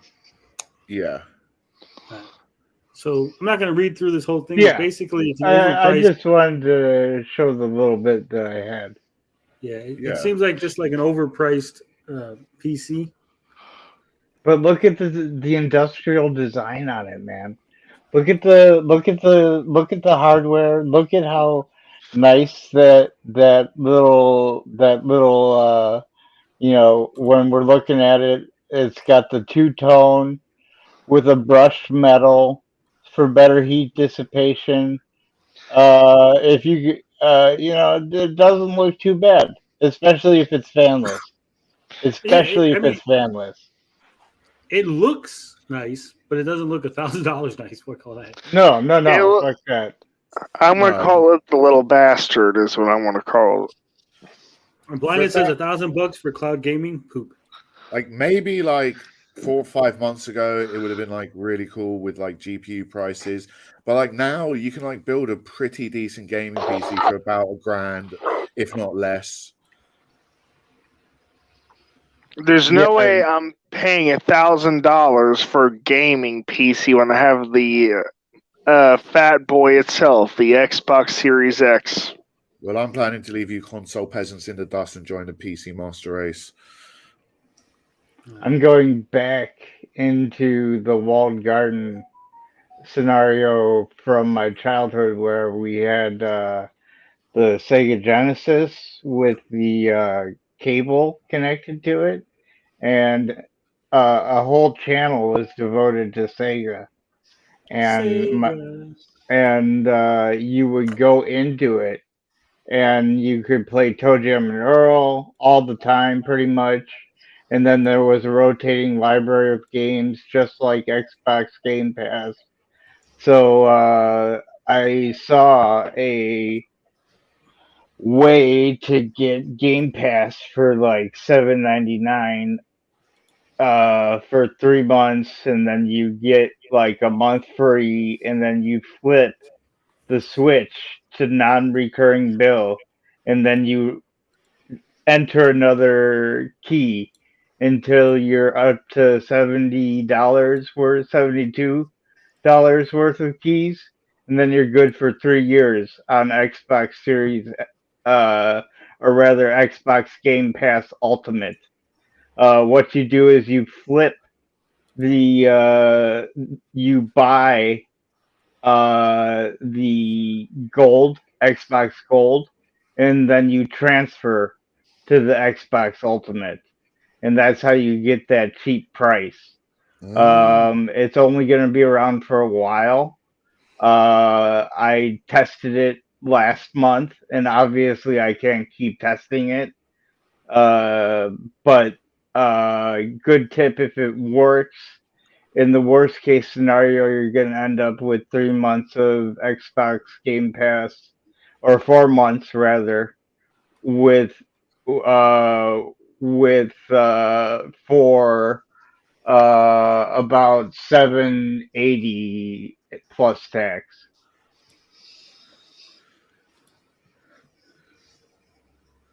Sorry, I can be No. long-winded at times. No, it's fine. You I got never, this- you don't stream often with Tony, have you? Yeah, we're so long-winded. So I got this video up. This is from Abomination AJ. He popped in the chat briefly earlier. So I wanted to watch this video. This is the one I watched from him, where he's talking about the actresses from She-Hulk series.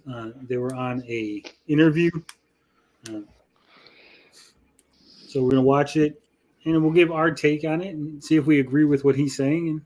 What is it with people and bad taste lately having beards? Well, I don't know if his take is bad yet, Carl. We haven't even watched the video. Okay. Man, come on. Jump the gun. Don't jump the gun. Okay. Also, I love this poster. He's got some nice posters on the wall. Now, this video might be hard for a lot of you to get through, but just bear with me. Oh, no, I know. What's going on, PB? What, Carl? I'm gonna go on. No, what'd you say?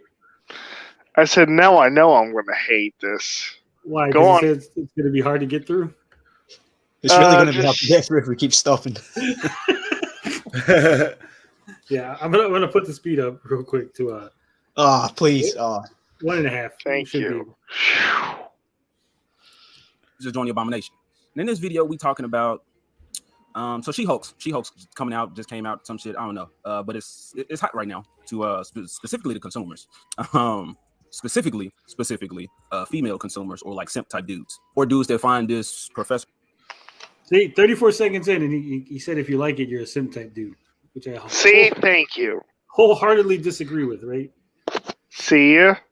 Me Told and you. Bob are definitely not sim type dudes, and we like the show. Carl, Speak for yourself, dude. I'm definitely a simp for She-Hulk. I I'm not a don't simp like the way she for the right girl. I'll looks. simp, but like I'm not a simp like dude. I'm not a simp at all. Sir Hulk more relatable. But I've said before, this whole best person for the job argument, deflection, or NPC download statement, it's weird and it's nonsense, because I would think you. if these people in these positions, or these actors, were the best person for the role, they would have some type of emotional investment. I'm not saying they have to know everything about every character. I don't think that a person needs to have emotional investment into the role in order to be the best person for the role. I've completely tuned out from this guy's opinion because he's like NPC download attitude. Take a blue pill. Fuck off. Man, so This aggressive. guy is a No, colossal Carl. jackass. Carl, no. Tony, did you say he was in the chat earlier? Yeah, he was. He's not in Oh, the chat. shit. Now, is he in the chat now? He Not could that be I know. Sorry, is he your friend, dude? 'Cause Yeah, I feel no, I bad don't know. shitting on him. He's not my friend. He's a guy that I had a conversation with on Mad Max's channel, and I just thought it'd be interesting to see his perspective on things. I didn't think you guys were going to go so hard, though, within the first minute. Oh yeah, That's what we Bruh, do. it's what we do here on Gabbing with Geeks. yeah. I agree. Panel is very hostile. You guys are very hostile. Take it down a notch. I like you guys' hair. Okay, all right. He's All got right. a good That's beard fucking 3 shape, years of a right? wrinkle. Look, when I thought and his hair is well kept. Maybe Look, he has more talent than a crack whore. Maybe. God, Jesus, Carl. if a guy's gonna put out such a hostile take, I'm gonna respond, and I feel it's like directed possibly at me or a generalization of like me. I'm gonna respond in a hostile manner. I'm gonna give it as bad as I get. Yeah, for real. You tell him, Bob. His chair is Yeah. pretty cool though. What happened? If he His was chair. putting, His chair's, If it's- his chair's pretty cool. yeah, I do like his Give chair. him I'm a that. bit jelly. But if he's gonna put out his opinion, put it out without like generalizing and attacking an entire fan base or something. Because otherwise, you're It'll gonna just be super knowledgeable. capture a big net of people and get my flack from it. You guys got to stop with those long pauses because I think you're done talking and then you keep going. Sorry, my bad. Because I would think if these people in these positions or these actors were the best person for the role, they would have some type of emotional investment. I'm not saying they have to know everything about every character or just be super knowledgeable, but they should be kind of vetted or let's say gate. I'm not pausing it to say anything except for thank you for subscribing to the channel, Derek Brown. Big up. Thank you, Derek. It must have been the karaoke that Bob did. He heard you sing. Appreciate Bob. it. He's like, I got a sub to those guys. I Kept, appreciate it. or the property should be gate kept. By asking these people, like, at what point were you invested in this property? At what point did you at what point in your life, at what age did you find this property and was like, I love it. Just give me something. Give me something to let. This guy, how old is he? 18, No, 16, 21? Maybe 25, I would say. in his 20s. Like when actors like go to like acting school, drama school, college, like find a like, yeah, sure, they're like, yeah, I gotta know every property that I want to work in. Nah, man, they're doing a job. Like, come on, man. So I'm curious here. What are statistically, how many girls out there are actually that invested into She-Hulk as a comic book franchise? But like, I mean, they could be the role model. But like, it's just like if you extrapolate out this argument like to any like other movie, it just completely falls flat. Like you can't expect like an actor to have a depth of knowledge of everything they're gonna like want to work for. Right, but you know what? I did hear that Leo was really invested in saying the N-word before he signed on for the Django Unchained. So Right. Let's hear more of this bad take. Yeah, I agree. What I'm saying is, the actors are just doing a job, right? It's like saying you should be invested in painting if you're going to paint houses, right? No, it's just a fucking job. They don't need to know anything other than the script. As long as they read the script and follow the director's directions, they should be good, right? As long as they do it in a competent manner. You don't need to know anything. You don't need to be invested emotionally or otherwise. Just do your job. And like also like not to like big up Marvel too much, but like the size of these franchises and movies and series they're putting out at this stage, like they're some of the biggest franchises in the world and like biggest movies, like doing like stupid money. Like you're gonna want like high caliber actors and performances from these people. So you're going to go for the best actors you can. Yeah, and to be fair to a lot of them will, once they get the role, they'll get a hold of a lot of the trade paperbacks and stuff, and they will read it. They don't have to be invested in it from the beginning, but at least they make an effort to know what the character is. So yeah, I don't agree. They're not all going to be comic nerds like us. Yeah, they're actors. They've got other things on their plate, Yeah, it's nice if they want to engage with the media, and it could be beneficial for them to like when they get the job to like do some research into it. But expecting someone to like be pre-prepared for like something like a comic book movie is a bit much. Like they can do like some research when they get the job. Yeah, Beefy says, "All right, Dad Duty is done. What are we talking about, people?" We're watching a video by Abomination AJ. He's discussing the actresses that are in the She-Hulk series. Specifically, it's the main actress and the one that plays the friend of the main actress. Also, Carl, I know you're getting antsy, but come on with the chair squeaking. And lastly, Nicolas Cage was very invested in Marvel prior to playing Ghost Rider. And you've seen how those movies turned out, yeah? Yeah, but his performance was like one of the good things about that movie. It was hilariously good. It wasn't good. It was bad. It was so bad that it was funny, but it wasn't good by any metric. Yeah, but it was so bad it became good.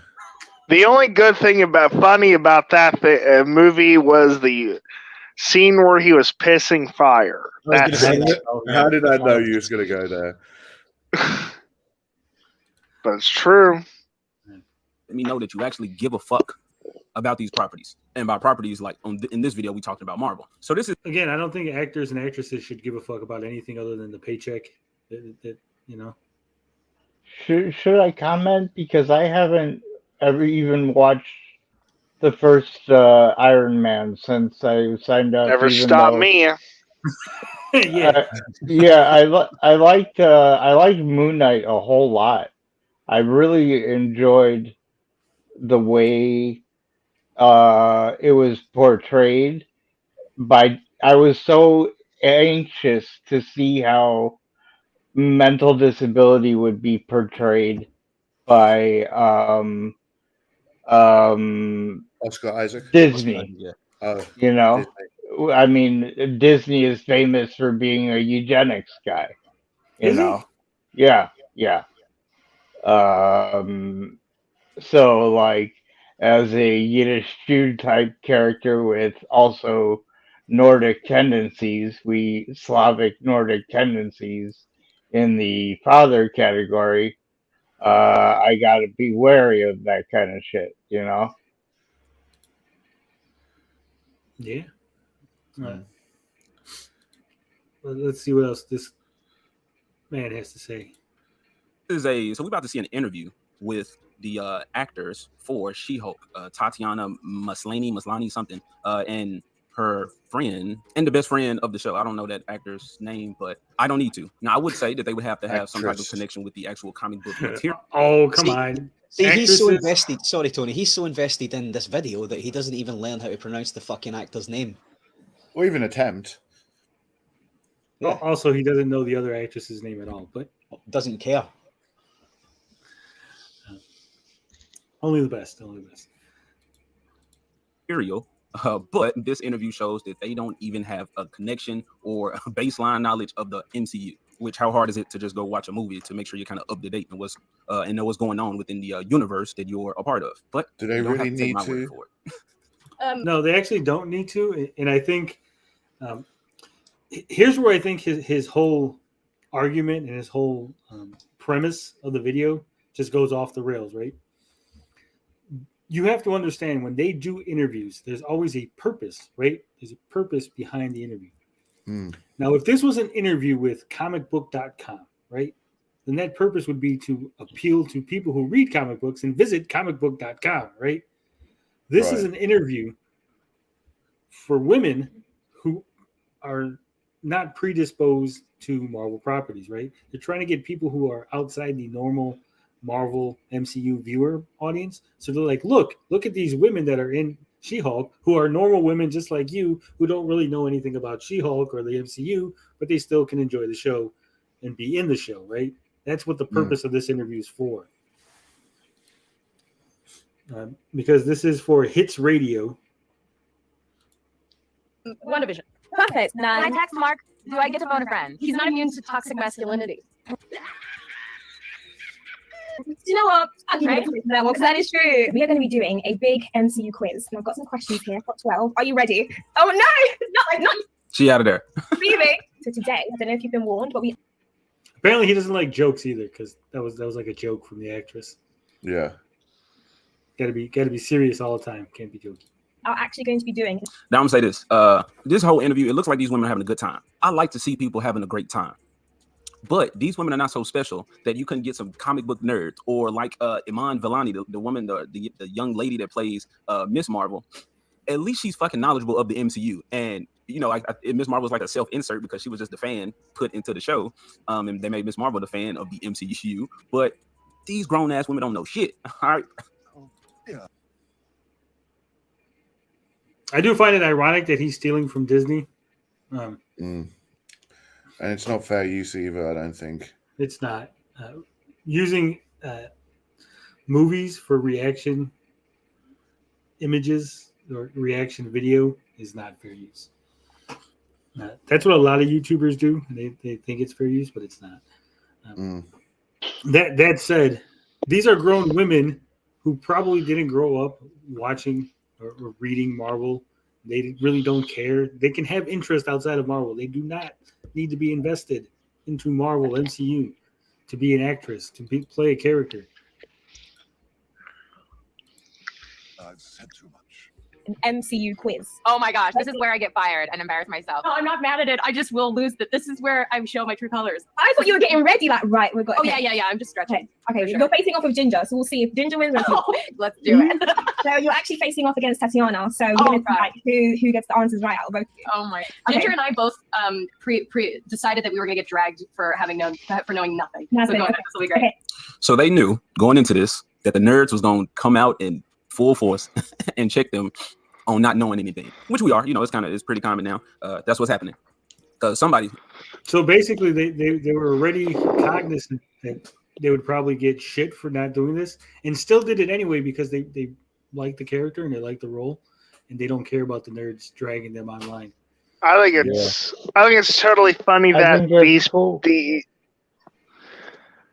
I was just gonna say I think it's totally funny that these people, these guys like this, think that they have credibility now that comic books are becoming popular and stories and characters. I think it's a joke. Ooh. What were you gonna say, Wisp? Sorry. No, I think it's a great thing to have to see this hobby, these hobbies of ours, whatever you want to slice it, be passed the torch to the female people and listen to them because they probably want to do the same things you want to do, and why should we exclude them? That kind of stuff. Definitely. And I also want to counteract Carl's point. I think it's great that a once almost niche hobby, which was looked down on, reading comics, has now become almost the mainstream. What I mean is guys like this think that just because they're comic book nerds that they have say so over what matters. Well, it's that whole. It's that whole. Everyone does. Carl, we think that we have some sort of say so on what matters. Being on YouTube gives people the feeling of authority. I mean, if we only talked about things that we had some sort of control over, or where we actually had a voice that mattered about, then we'd have nothing. We'd have no show. Yeah. So Is going to look critically at these things and check some shit out and call them out on some bullshit. And I'm gonna say this one right here, fucking beautiful woman. All right, just the bubbly personalities. Besides the virtue signaling of the support trans future shirts, these. I agree with him there. At least he's yeah. Bubbly personalities. I didn't Besides see the the virtue shirt. signaling. Does this pic make you feel like you're watching promotion for She-Hulk series? Her shirt says support trans futures as opposed to just being a She-Hulk graphic tee or green lettering that says Smash Disney Marvel. I don't know the context of this picture. No. It's just a white background. No, but what I'm saying is, was this picture put out by Marvel as part of the promotion, or is this just a picture from her Instagram? I mean, is this her picture or a professional picture, or Do you think they contacted her before they used these pictures? Is that what you're asking? No. I'm saying if I put a picture on my Instagram, right, that says support your local bar, right? Oh, I see. And I'm people sorry, are I don't that's do not so. about, but I'm saying, people are like, has nothing to do with geek culture. Like, Yeah, but that's just mine. It's not on the official, Gabbing with Geeks channel or something, right? It's just my shit. So, like, if Disney put this out as part of the promotion for She-Hulk, then I would see his point. But I don't know the context of this picture. But even then, like, I'd question, like, you'd have to, like, if she wore that shirt because she feels passionately about that cause, then that's her prerogative. But, like, if she was asked to wear it for promotional purposes, then yeah, I would see the point. But like, just because she's wearing a support trans future doesn't mean it's instantly just like whatever. Virtual signaling. Virtual signaling, yeah. Yeah, I'm not seeing it on her Twitter. Voltaire 325 says, I believe this was part of a promotional thing. I mean, she could have worn it to for some kind of political motivation, but whatever. It don't matter. Yeah, everybody tries to support their individual causes when they get big, because your parents end up asking you, what do you contribute to the next generation? Or your grandparents ask you that question. What would you like to do for people? I think the key differences here, what we're trying to make is the whether it's virtual signaling and something asked by Disney for her to wear the support trans futures, or whether it's a personal decision of her and she was allowed to wear it. I think it's probably a bit of both. Okay, so here it is. So apparently she wore this shirt. What the fuck? I don't want. Why does every website want to give me notifications? I just want to visit the damn article. Piece of shit. Apparently, she wore the shirt as part of a while promoting the series. So why, like, she was at like an interview or something, I guess, and then she just had the shirt on. Right. Let me see if I can get the whole thing.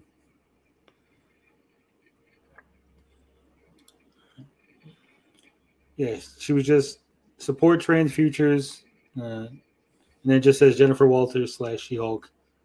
I guess she was on something promoting the show and just wearing the shirt. So it wasn't like something in an official Disney capacity. Like, it wasn't like it didn't air like as part of a She-Hulk commercial or something is what I'm saying. Like, if she was on Letterman wearing the shirt, right, I wouldn't give a shit.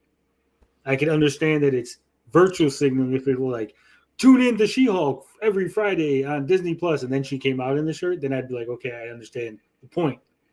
But yeah, I don't think nobody's told her to wear it. I think she's Voltaire. I don't think people understand this. You can't put links in the chat if you're not a mod. It doesn't show up for us. Depends on your settings. You can actually change that. Oh, I got the settings so that no one could put links in the chat. Yeah. If you assume everything's virtual signaling, retro bro, it kind of like means you're discrediting people with genuine causes they support.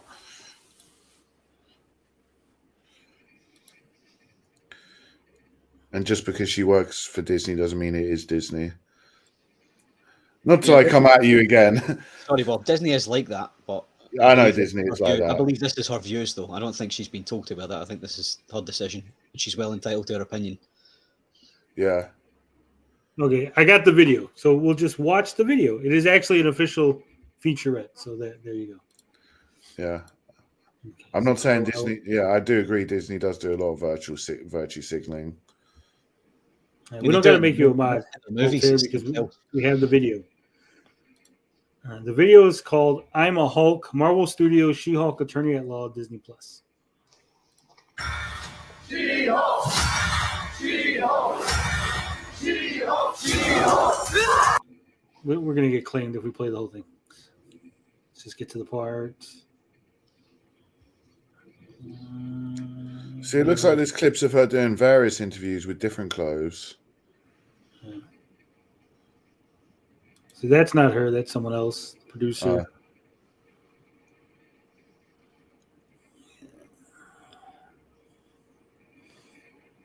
Damn it. Will There you Tony go. find the video? No, that's it. Find out next Geek Carl, episode, same back Geek off. channel. An attorney who has accidentally taken in the Hulk's blood and has become Like a chick Hulk. A She-Hulk? Exactly. She-Hulk, attorney at law. That's got a nice ring to it. that name better not stick. There's something so surreal and And that was it. That was literally what, like 4 It seconds? was about 4 seconds, 4 or 5. Yeah. Yeah. That's so Not even, much. but it was like 2 seconds. Shit. They did a lot of exposition. It's like they fucking hired Brian Eno, the visual equivalent of Brian Eno, who made the Windows sounds that all had to be under 8 seconds for many reasons. He says there's more on the tweet. Yeah, but what I'm saying is it's just her talking about the show. It's not even. It's a whatever, right? She's wearing a shirt that she supports. So even if there is a longer clip, I said even if there's a longer clip of her talking while wearing this shirt, I don't see what the controversy is over it. I mean, sometimes a shirt is just a shirt. Does this? So again, what it says is, does this pic make you feel like you're watching promotion for a She-Hulk? This shirt doesn't make me feel like I'm anything. I'm not paying attention to the shirt. I'm listening to the lady talk. Right? Yeah, like look at her lips, not at her boobs, right? Yeah. Yeah, Carl is right. She may have just like it may have been a day where she hulked out, ripped her original clothes, and she had to go to a charity shop. And that's what she ended up with. Voltaire sent me the tweet. I kind of want to address Retro Brokers. Like, I don't want to ignore him, but like, yeah, we should. I don't disagree that there's a lot of virtual signaling, but like, I think like we need to like also accept that like just calling everything virtual signaling. Like, there are people who do care about causes who want to promote a cause, and just promoting a cause isn't necessarily virtue signaling. Yeah.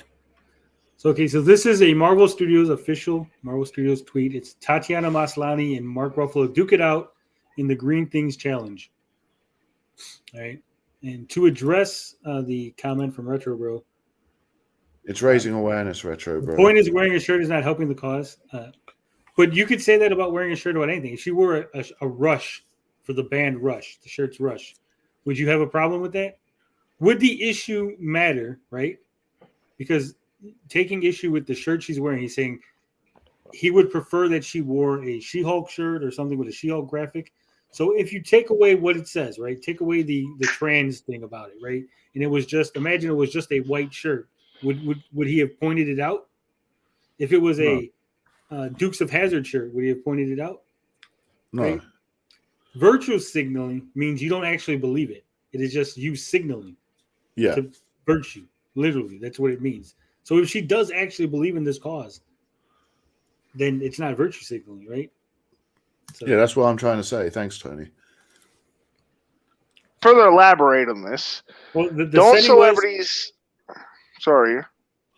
The setting was she was doing a little interview thing with Mark Ruffalo where they were talking about the show.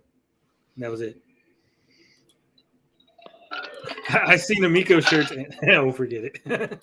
I mean, Chupacabra says, I guess they did multiple promos during this. Yeah, she probably recorded a whole bunch of stuff and they just cut it up for different promos and stuff. And maybe if you want to say, oh, because she's like in a popular position, so she's like wearing the short to boost the signal or whatever. Like, well, if you was passionate about something, wouldn't you take the opportunity anyway? Wouldn't anyone do it? Okay, so here's where I would argue whether it would matter or not, right? If she made a big deal of it, if she was like, look, guys, and was pointing at the shirt, was like, boom, boom, boom, boom, right? Then I can understand, like, you're like, oh, this is like ham-fisted or whatever. Like, this isn't what I came. I want to, like, but if she draws no attention to the shirt and just goes about her little promotional thing with Mark Ruffalo and they just talk about the Hulk or whatever the hell the screen challenges they're doing, then I don't see a problem with it. To be honest.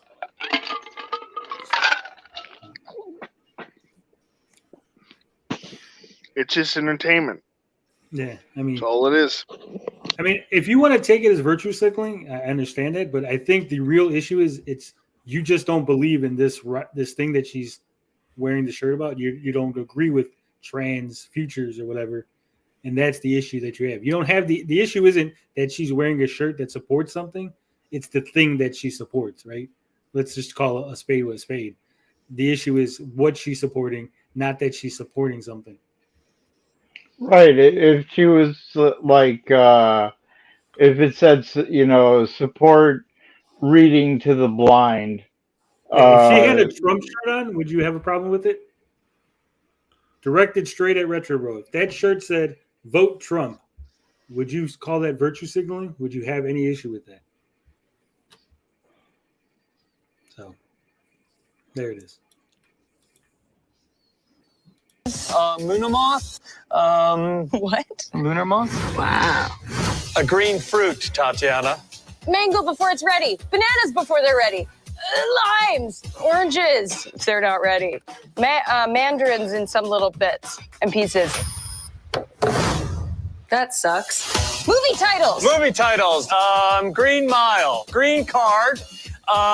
Green Book.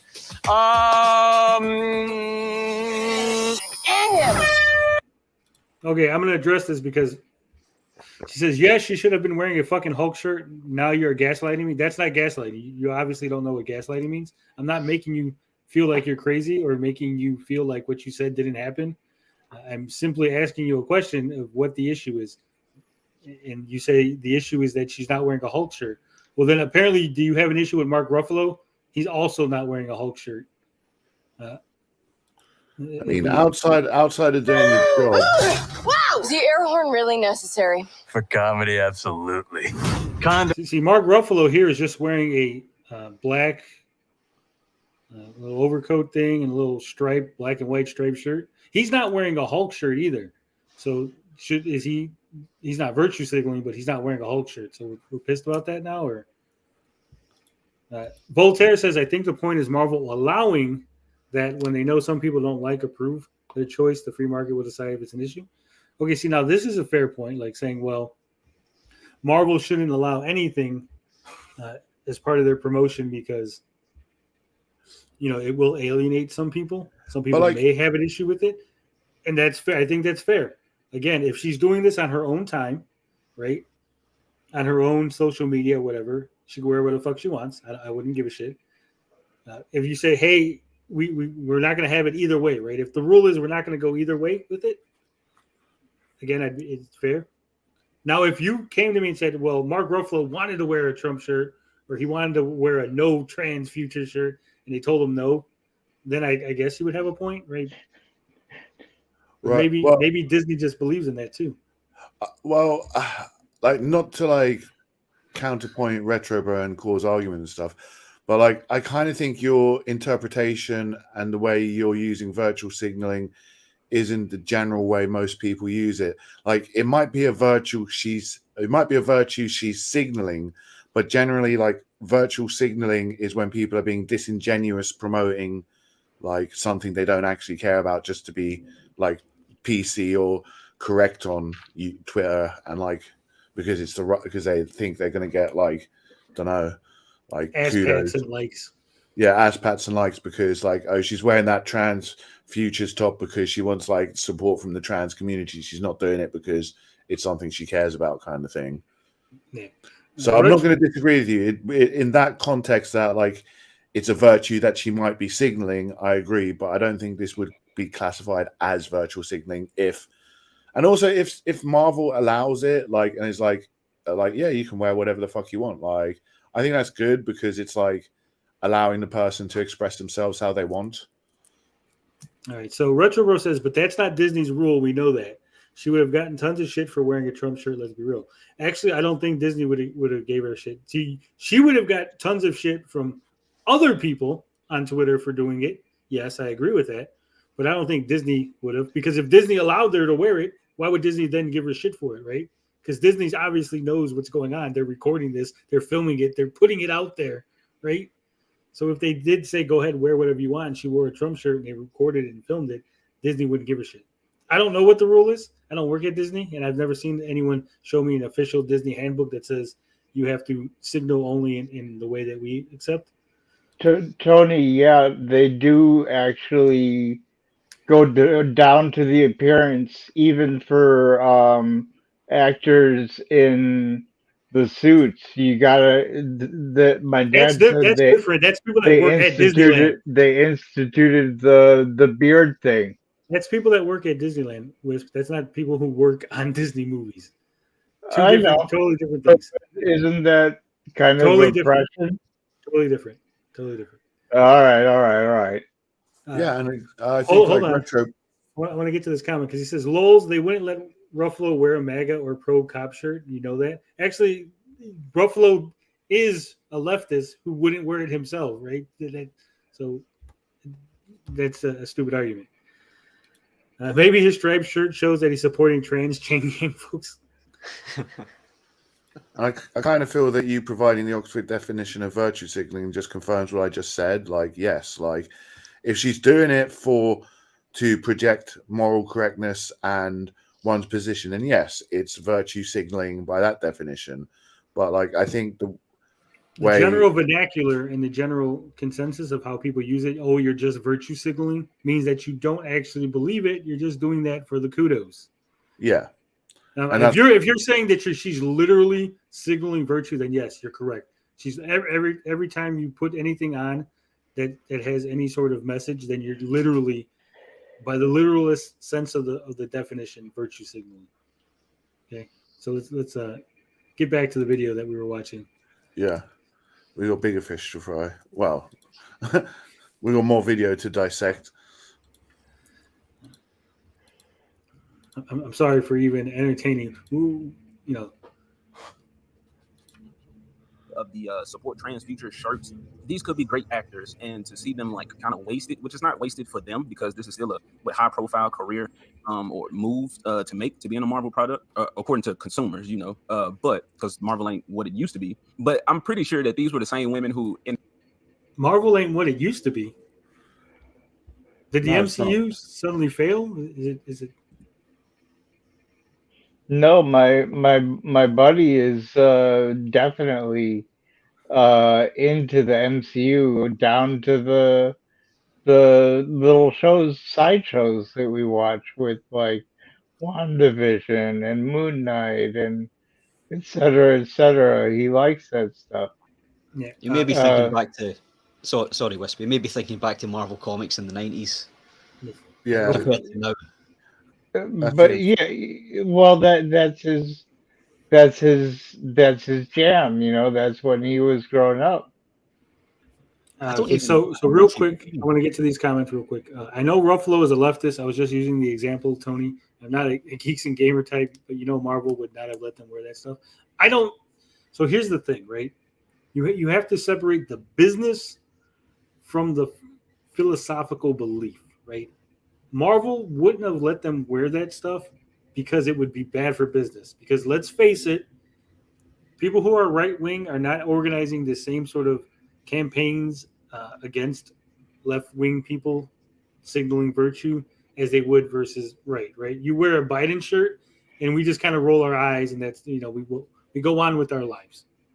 You wear a Trump shirt and every leftist from here to California is going to come out and tell you how you're evil, right? And make Disney's life a living hell. That's the difference. If right-wing people made Disney's life a living hell over this stuff and over pro-leftist stuff, then eventually Disney would just be like, no, we're losing money, right? So I think that's the difference. I don't think Disney has a philosophical leaning towards either side. Their leaning is towards the green side, whatever makes them money. That's my belief. Marvel isn't as good as it once was. Well, that's an opinion. My opinion is Marvel's fucking nailing it, and I'm very excited by She-Hulk. I think China would kick this bitch's ass. Hey, come on. But China would. China was a big girl. Nicole Bass too. Nicole Bass kind of big. In high school, they was like, laughing at the nerds, or like a bunch of you say we care too much about fictional superheroes and what. See, I think that right there was projection. He's like, they were in high school laughing at the nerds. He doesn't even know who these people. This lady could have been a nerd. She was probably in the drama club, so she probably was a nerd. Yeah, right? I mean, yeah, Actors and actresses are usually nerds. Yeah. Agree, Tony. That's the point Abomination is making. They're hypocritical. At least I think that's his point. No, I think his point was just that she's wearing that shirt and he doesn't like that shirt because he doesn't like the message that the shirt has. Not yet. As soon as this character that hasn't been gay comes out and shows a little hint of being gay now, then y'all just all for it and loving it. Oh, it represents me and whatnot and all that type of shit. But it's just funny because this looks like just the laughter and the giggling and all this. It looks like the fucking Northmen or some like Vikings. Just some group of people that just came and just ran through our village, just pillaged everything, and now we sit in cages somewhere. Well, I escaped. I ran because I've been checked out of this shit. But it's like I don't know what the fuck he's talking about here. No. It's like the Northmen. I'm confused. Just because this lady's doing an interview, suddenly like they ransacked the nerd village and killed the nerd. I don't fucking know. He's kind of all over the place. Bars, just like, what's Ted Finbar? He's kind of all over the place. He's jumping from one thing to another. Just stick to the point.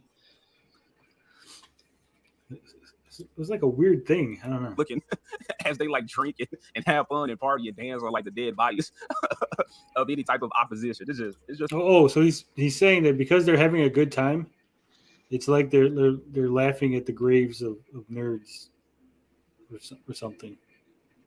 They stepped over nerds and now they're like laughing in their position of power. This lady literally just gave an interview and he's like projected so much. See, this is the death of the author right here in action. This is a critic looking at something and giving his interpretation over it versus what it actually is by the author's intent. That's why I hate the death of the author. And then ironically, we're giving our opinion on what he's saying. What's that? Sorry, I'm saying ironically, we're also giving our opinion on what he's saying. Yeah, but we're just criticizing what he's saying. We're not actually telling him what he's actually saying. We're not like changing what he's saying. We're not like, oh, what he really means is this. We're just going, yeah, that thing you just said was stupid. We may have done a couple of times. What's that? We may have done a couple of times. Maybe. He was just saying words in that clip. He's just talking. He was just filling in the air. Or your dance on like the dead bodies of any type of opposition. It's just a shit show, and they having fun because they've successfully infiltrated and spread their message of social justice. Okay, number one, what was the first Disney Plus Marvel show? I don't know.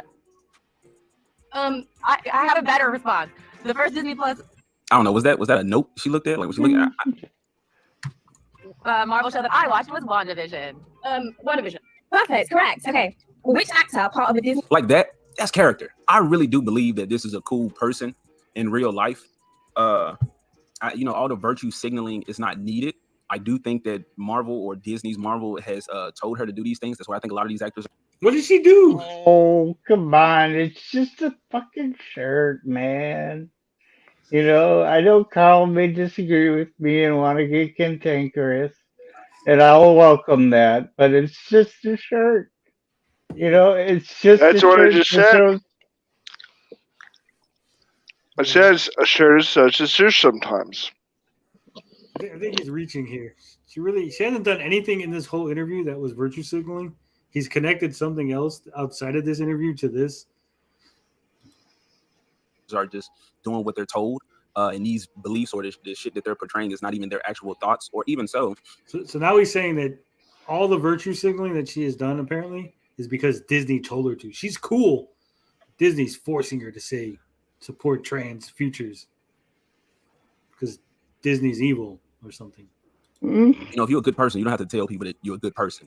People just look at your walk and your talk and can see that you're a good person. They're like, oh, I like that person. That's a person that I want to be like. So man, I love the personality of this woman right here. It's just she is not the best person to play She-Hulk. Disney Plus Marvel series originally auditioned to be the Mandarin in Iron Man 3? Oscar Isaac. I have no idea. Did you any of you know that I answer? didn't know that. No, I didn't know that. No. Oh no. He didn't audition for anything. He doesn't audition. He just gets the job. Like That's right. Me. It's so embarrassing. I didn't get the part, and I haven't made it public until today. But you just got the inside scoop. Hey, listen, that's the scoop right there. That's the headline. You heard it here first, everyone. It's Anthony Mackie. Oh no way. Yeah, I know. So Anthony Mackie apparently auditioned for the role of the Mandarin in Iron Man 3. What? I had no idea until I saw this clip. I didn't even fucking know that. I'm not that invested in the fucking goings on at the MCU at Disney. Right? No, I don't think many of us are, or any of us are. She's built like Larson's ass. I don't know. Brie Larson's For me, ass it's has just gotten better. entertainment. Gotten better lately. Okay, next one. What? So Anthony Mackie auditioned to play an Asian man. Well, actually, no. The Mandarin wasn't Asian. If you remember, in Iron Man 3, that was a fake Mandarin. It wasn't the real Mandarin. That's why they had Ben Kingsley play the Mandarin, who's also, well, I guess he's technically Asian, but when we say Asian, we're really thinking like East Asian, right? Right. But I think Ben Kingsley's like from like, he's Indian, right? I think he's referencing the comic books here, or the cartoon. Yeah, but what I'm saying is Ben Kingsley is Indian, isn't he? I don't know. Yeah, I'm pretty sure. Yeah. His dad was Indian. China is like 85 to 90% genetically Han Chinese, which makes them weak to genetic viruses. Unfortunately. Yeah, all I'm saying is. But yeah. What I'm saying is, what my point was, people think Ben Kingsley is like English, right? So it was like a white man playing a Asian character, but technically India is in Asia, and Ben Kingsley is Indian, so he is an Asian man playing an Asian character in Iron Man 3. And so Anthony Mackie auditioning for the Mandarin role in Iron Man 3, which is actually Trevor Slattery, which isn't supposed to be the real Mandarin, right? It's not a big deal. No.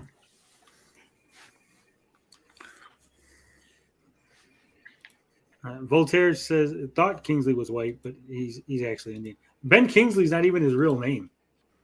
Oh. Yeah, a lot of actors use a stage name. I think, let me see. I'm probably going to butcher this, but he was born Krishna Pandit Banji. So yeah. I think he is, let me see.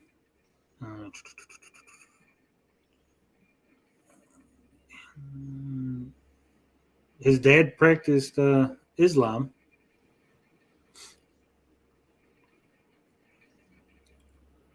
I think he's like maybe Pakistani, maybe?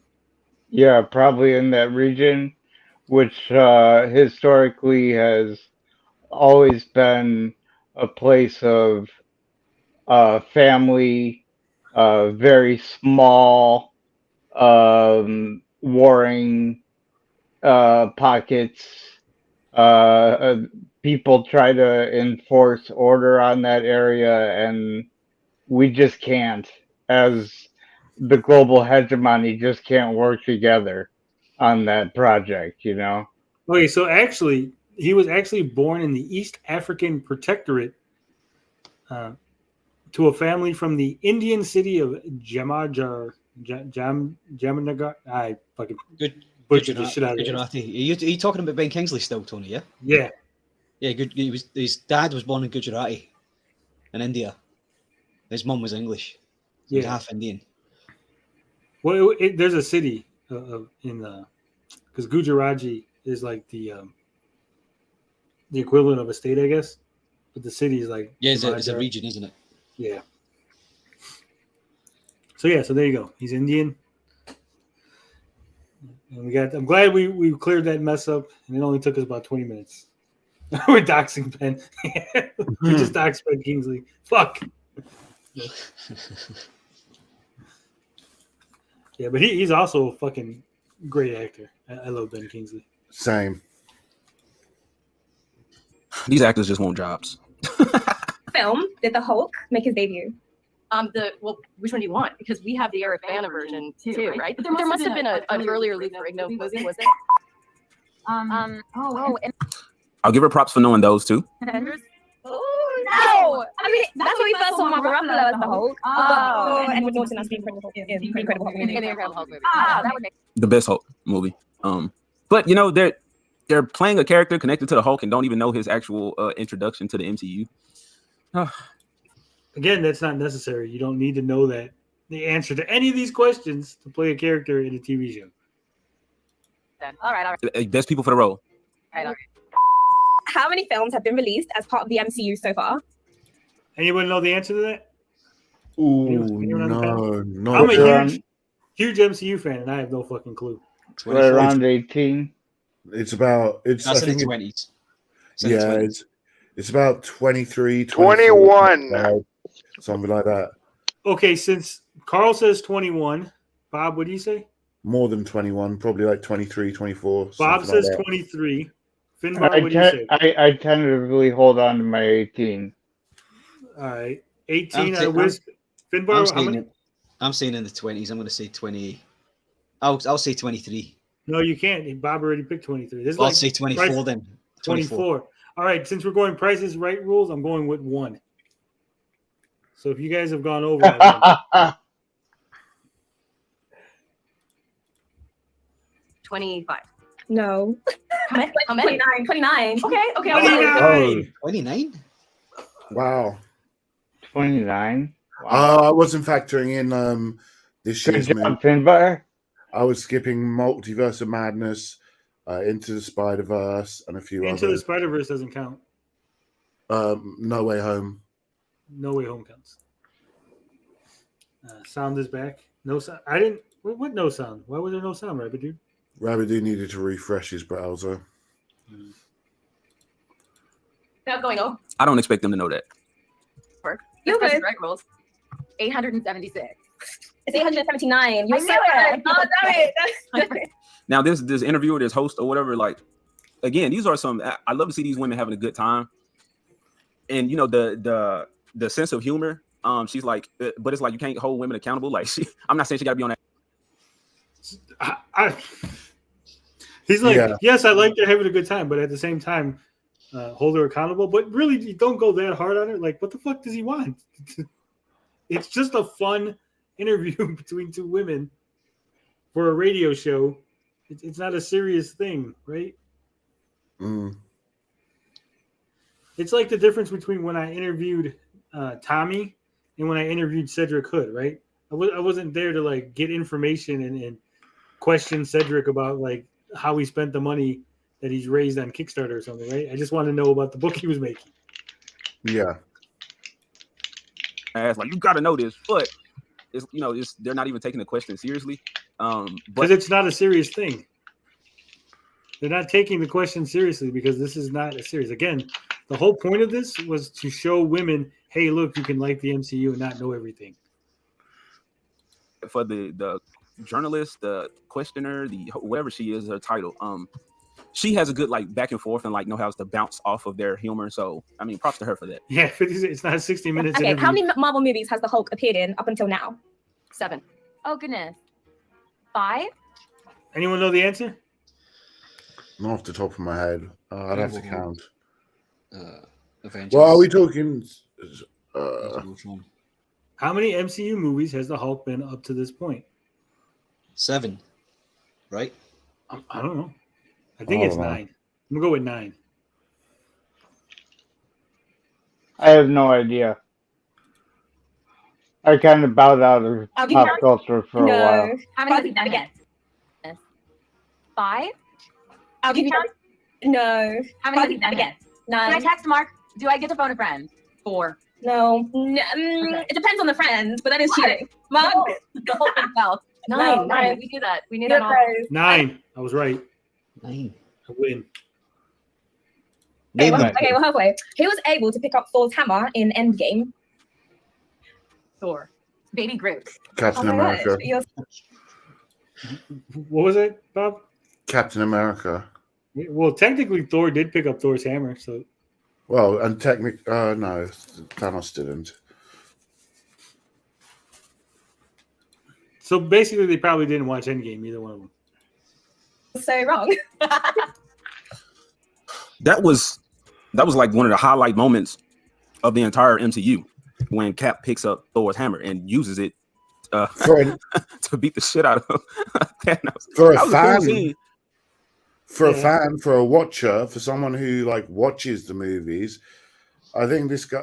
It's like, as we keep saying, like an actor doesn't necessarily have to know like anything about a job they're gonna do. All right, but it's like, how much work does it take to just watch a fucking movie? No. Endgame, that's like 2.5 hours. That's a lot. And requires a lot of No, background. no. movie. Captain America. Yes. Captain America. Okay, I'll give you the point for that one. She said Captain America, didn't believe in it. She said Captain, it was about this. Yes. Captain America. She about to say Captain Marvel and switch to Captain America. Look, I'm having fun. All right, it's like I'm not really hurt anymore. You only really see my emotion come out when people tell me that Marvel cares so much about representation and like especially black folks. But every black character has been introduced as like a team up character because they haven't believed in black characters enough to stand on their own. Falcon doesn't have his own movie or his actual fucking Falcon, but now he's about to be Captain America. Like, you don't even show his superhero actually, and now you just give him the name of this white guy and pass it on. But anyway, that's the shit I get emotional about. But this is y'all's MCU. Okay, I'll give you the point for that one. Took 3 tries to get the point. Okay.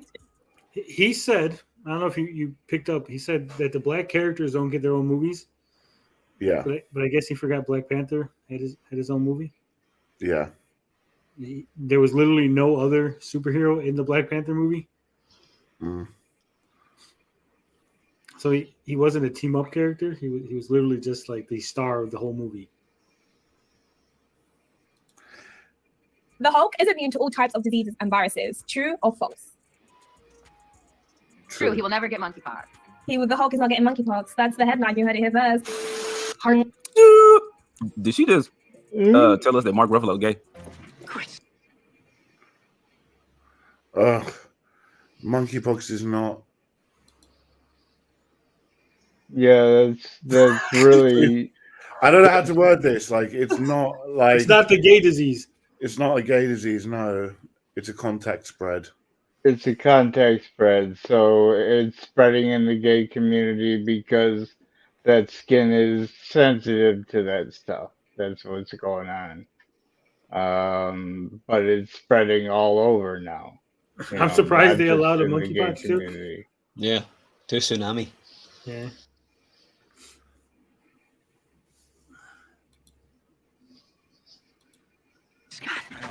I believe it, but what the fuck? She really just said that. The gay man's disease. She said he ain't getting it because he the Hulk. What the fuck?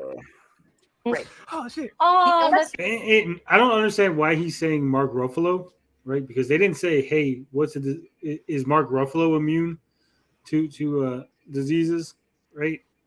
They're talking about the character of the Hulk, which, as far as I know, Mark Ruffalo isn't really the Hulk, right? Is he really the Hulk? Is it like there's no CGI? 5 Ambien, Tony. Yeah, like they don't use CGI. They just went out and find someone who's really the Hulk. And now I understand. Now I get it. That's why his CGI looks so much better than She-Hulk. Yeah, the She-Hulks. I wonder if Mark Ruffalo's wife knows he's gay. That'd be kind of a weird conversation to have. Like, we've been saying it all this time, and she just came out and said it. So I wasn't thinking anything about Mark Ruffalo being gay. Were you guys thinking Mark Ruffalo's gay? No. I think he's the Hulk. Yeah. Thanks for the laugh. I could use it. He's not immune to toxic masculinity. Do you know what? I'll give you that one because that is true. I was going to say, you got it, but then you get an extra point because in She-Hulk, I was going to say, do you know what? I'll give you that one because that is true. Look at that tongue, actually. They just turned into Valley Girls. Look at hey. I was going to say, Played hot. you got it. But then you get an extra point because in She-Hulk, it was revealed that. Okay, so this entire time, Abomination AJ has complained about various things about this actress in the MCU, right? Yeah. She makes a toxic masculinity joke. I mean, just nothing from AJ. Just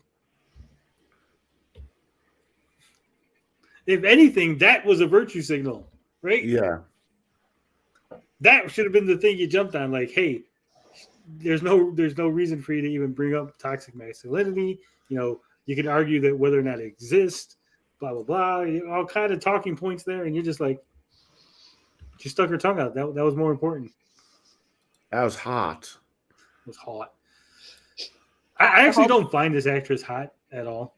I've said that on Max's show. She looks like plain. Like she's not seductive enough for me. Yeah, she's got a very like I work at the manufacturing plant haircut, you know? Yeah. And like that always reminds you of work, and the worst kind of work, where you go in and there's a sign over the door that says, "We haven't had an accident in 3 days. Hey guys, let's clap our hands." You know, like that's not what you aspire to be in life.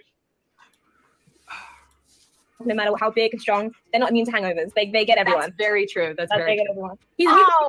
So I thought during that scene he told her that like we're immune to like drugs, or we have a crazy resistance to drugs.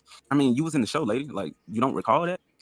But he also said that they're not immune to hangovers. Just as he just said it took more alcohol to get them drunk than normally. Not that there was like some sort of immunity. What's up, Rabbit Dude? Hello. Hey, Rabbit Dude. Hey, Rabbit. Hello. What you guys watching over here? We're watching a guy complain about two actresses doing an interview. Oh God, complaining about something again. Oh dear. The world of the internet. Voltaire says CGI She-Hulk is much more attractive than this Waffle House waitress looking broad. CGI She-Hulk is they made her look attractive, but yeah, I don't think the actress is that. So play the video, dude. Hold on. 56 says y'all love being nostalgic about the 80s. She's 1000% looking pure 80s. No, she ain't. No, she ain't. She looks plain. Y'all didn't talk about that? Things are not hangovers. So it's kind of a question. Oh my God, he and I both. Okay, Right. What movie is the iconic Hulk line of stairs? What movie is that from? It's from like when he's like stairs, so many stairs. Endgame. Oh yeah. That's not really an iconic line. So again, No. I think she's just making jokes. But we all know that that's from Infinity War. So Avengers, one of guys, the guess what Avengers. happened to me today?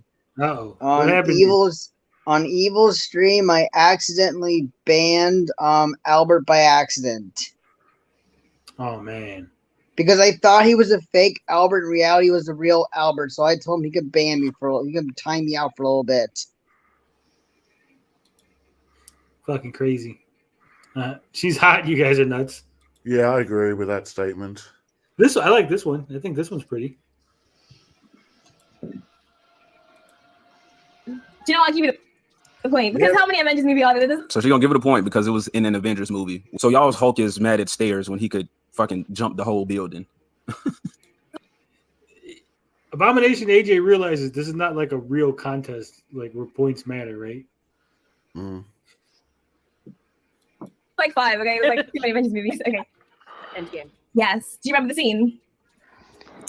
Fuck no, because she guessed. If she would have seen Endgame, she would have known Captain America picked up Thor's hammer. In She-Hulk, what does Hulk say on the upsides of being a Hulk? Oh, that you can drink as much as you want and like All buzz, no bark. Yeah. We lost Wisp. We got him back. Yeah, I just got DDoSed or something. No worries. about not getting drunk. Yeah.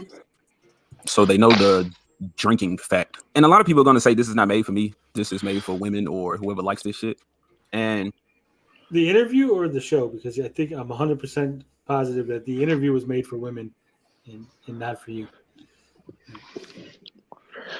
Ditto on that one. Check me if I'm wrong. I don't know how you can, but I'm pretty sure there are way more male fans of She-Hulk than there are female fans. And every time There are more male fans of She-Hulk. That's why they did this interview, in order to try to reach females so that they could have more people watching the show. Again, it's on a little rinky-dink radio station. Like, this is not like Oprah Winfrey interviewing her or like some famous person, right? I have no idea. No one knows who this lady is, probably. Right? She's probably just a radio host for this station. Yeah. I've seen She-Hulk, which I own the She-Hulk like collection, like comics, and some of the trades or volume. Every time I've seen She-Hulk, And just for clarity's sake, me and Abomination AJ were arguing a bit about She-Hulk, and he basically was trying to say that She-Hulk was always like this sexy female version of She-Hulk, and I had to correct him and let him know that no, actually the Savage She-Hulk debuted first, and it wasn't until John Byrne got a hold of the character that we became the sensational She-Hulk. So even him, who's upset that they don't know that much, actually didn't know that much until I corrected him.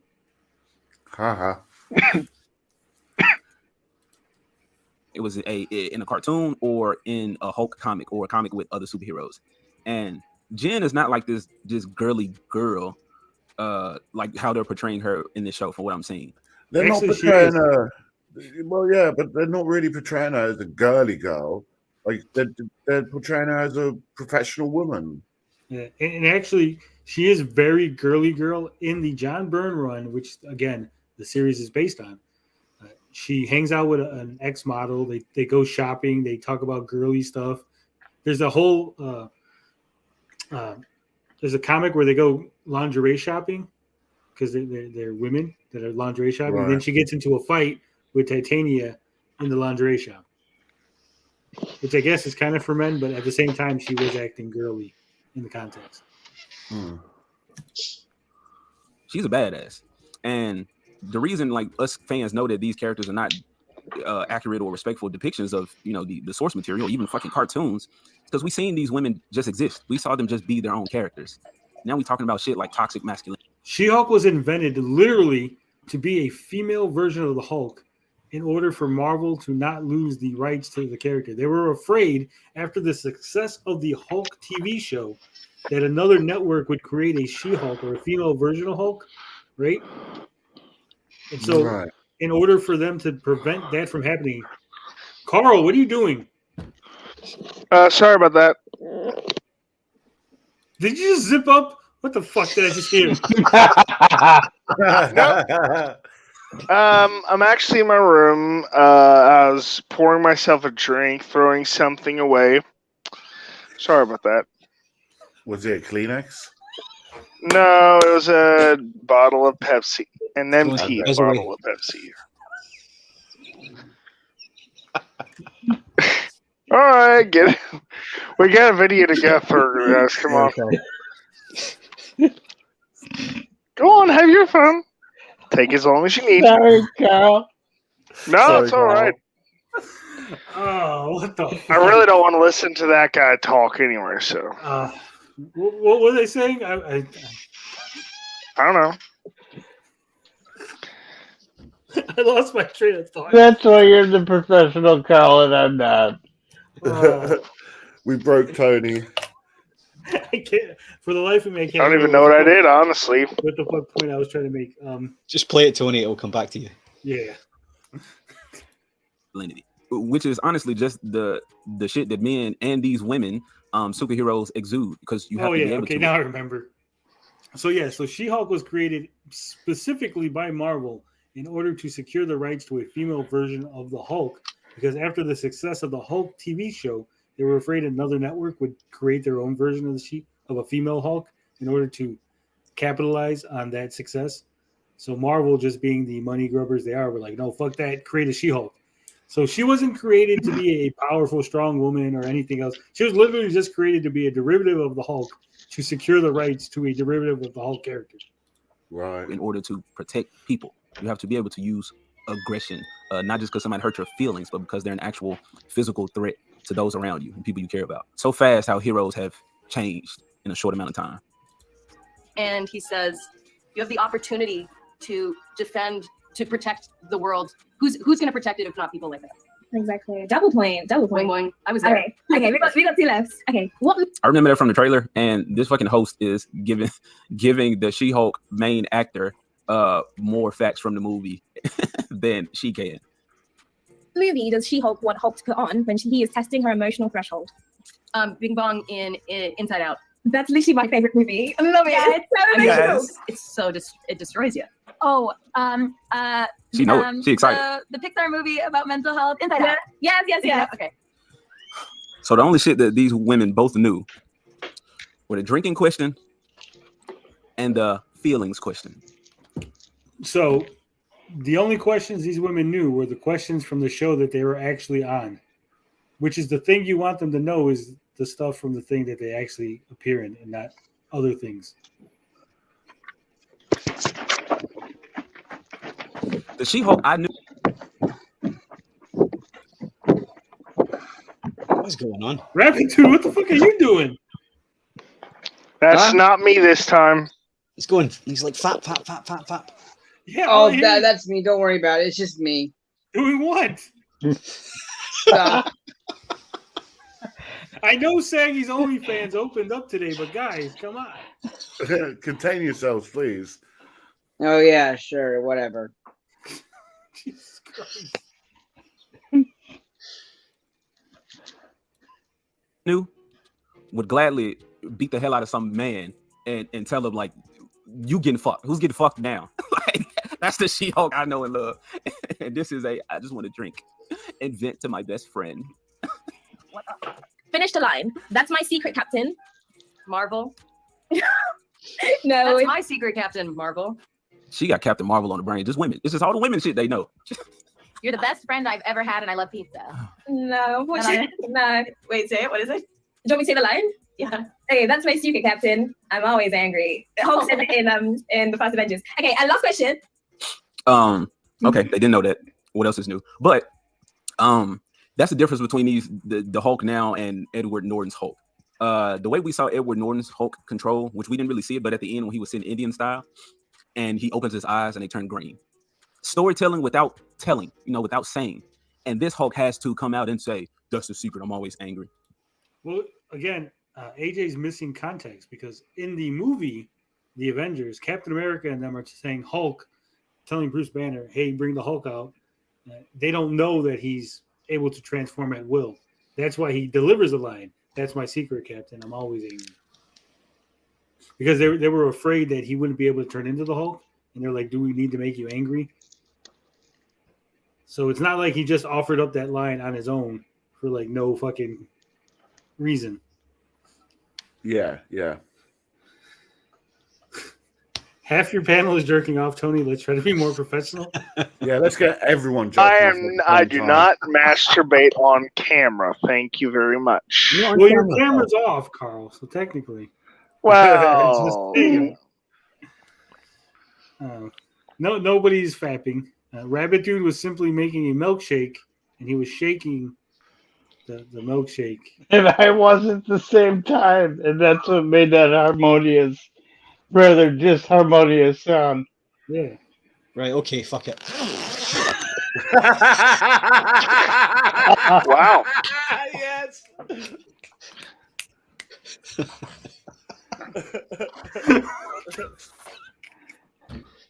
And here I thought we couldn't get any lower than me and Bob singing. It's Bob's idea. Hold on, I got to zip it back up. Finished fast. That was pretty quick. Condolences to the wife. I made the suggestion. He's a man. Yeah. All right. Let's. After, which I think again I checked out. I don't remember none of this shit really too much in detail, but I think that was right after he just fucking rampaged in New York and actually went after Black Widow. No, so it was not after. It was literally at the very beginning of the fight when they're like, "Hey, we need the Hulk," and he's like, "Don't worry, I can change that will." Right. So again, Mr. Complaining about people knowing the MCU doesn't know something from the first Avengers movie. It's like, was you in control of that? Was you just acting out like a emotional man? Then to see him after that scene and still tantrum fucking Hulk. So it's like, okay, where did the control go? And you see him on Sakaar in Thor Ragnarok when he didn't even know he was the Hulk.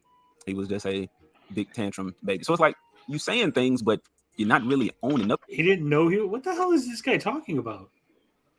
I have no idea.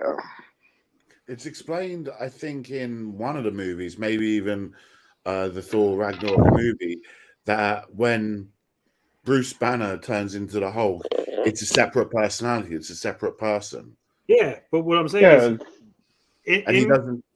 In the Avengers, he controls the Hulk. He becomes the Hulk at will, right? Yeah. In Thor Ragnarok, they tell you that the Hulk has taken control completely over the body, and that Bruce Banner was pushed down into the deep recesses of his consciousnness. In Age of Ultron, Wanda puts a fucking hex on him, and that's why he goes rampaging, and they have to stop him. Mm. It's like a twist on Dr. Jekyll and Mr. Hyde, you know, instead of going out and, you know, being a miscreant, he's actually going out and being a relative hero with his anger. All right, let's see what else we got going here. 2 more minutes. Up to him or really committing to that or being consistent. But, you know, how critical do you have to look at these movies to just see the inconsistency? Or to see that they don't really give a fuck about their own shit?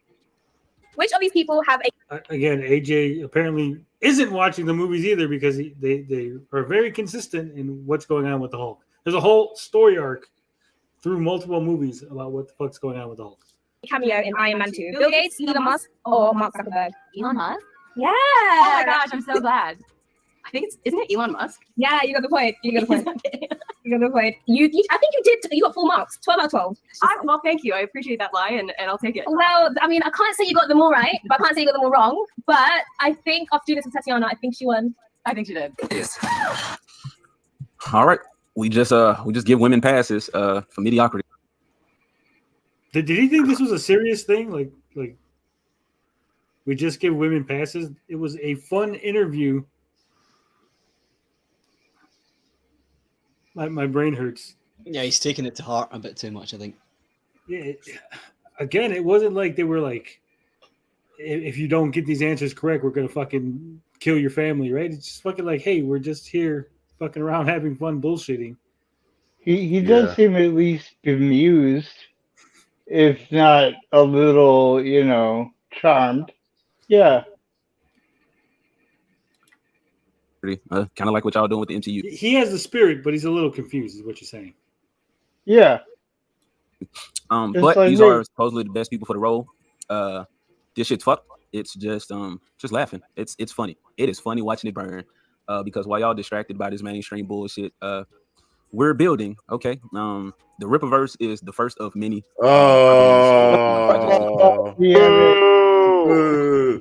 I was gonna say, like, I've been holding back. I've been wanting to say, but like, this whole video makes this guy look like an arsehole. You're not wrong. Yeah, this video is terrible. Terrible takes all around. M. Night Shyamalan twist at the end. Yeah, I knew he was a fan of Rippa, and I watched the video already beforehand. Carl was right from the get-go. Bad takes, yeah. 56K1 says, look at his room. Of course, he's 10,000% serious business and nerd shit. Yeah. Again, he says we're building.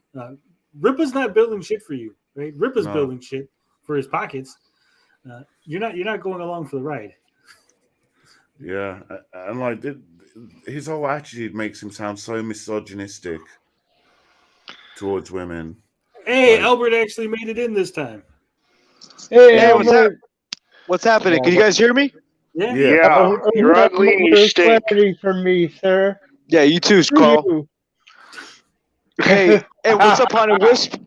Hey. What's up, brother, man? Hey, is that Rabbit Dude above me? Yes. Oh, Rabbit Dude. Hey, ask Rabbit Dude what a glunky is. Rabbit Dude's kind of busy right now. I'm scared of what he's doing. So we're just gonna leave him alone until he finishes up. We all know what he's doing. We're gonna watch the end of this video real quick, and then hit it, man. Become by or created by creators who actually cared about the genre and want to see it respected. And great storytelling is prioritized rather than social justice, checking boxes, pandering, all that bullshit. But we will win. All right, that's all for this video. Go ahead, leave a like or a dislike. You know, those buttons are not enough. all right. So that was the end of that. There's nothing left. Who was we in that context? Fans of Ripa. Oh, okay. Ripa's accountants. So what's up, Albert? I heard Rabbit Dude banned you earlier. Yeah, it was a misunderstanding. I was being funny in the chat. 56K1, he says Rabbit Dude banned Albert so hard his webcam started working. 56K warning's funny. Oh, there goes Rabbit Dude. I gotta say, man. I'm looking at the chat right now, and I'm Mr. Comments, and my favorite guy in the chat right now has got to be Sweet and Tender.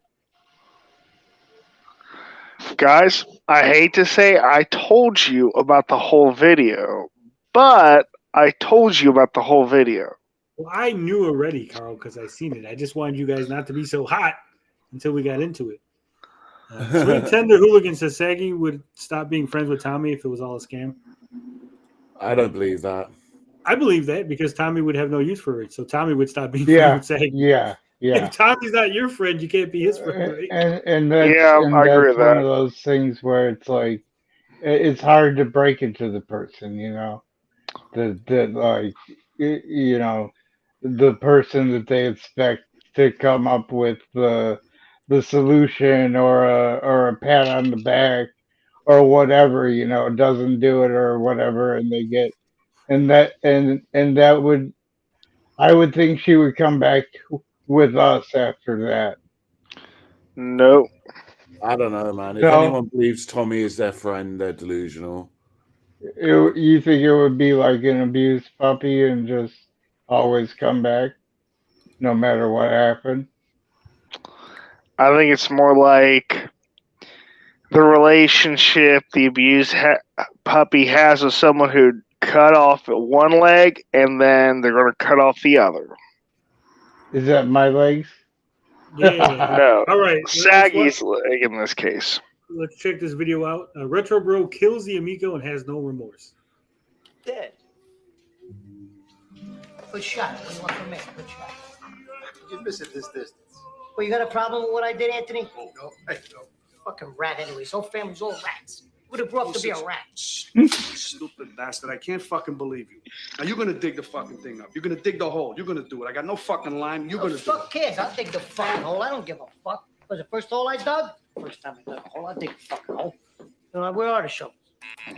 I'd love to punch that smug fucking face of Smash JT's. Yeah, it's great that he's Henry Hill. That was enjoyable. That was adorable. The second time too. So yeah, Retro Bro has put up a few of those. I do like this one. Now we're gonna play. Hold on. Let me share the screen again.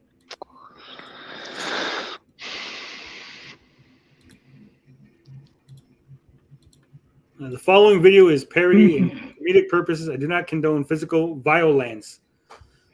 Fuck. Violence. VILVIOLENC. But deaf, not violence. Oh, he does it again. Yeah. Well, maybe licking dry dog poop. I don't think you need to T at the end of death. I'm gonna plow into your nose with my fist. Why is it so low? I'm not licking any white dog shit. I'll let the dog shit if you leave us alone. Dale, you're not licking dog shit, okay? Dude, They're kids. Then it's just dog shit. It's ridiculous. Hello, how are you?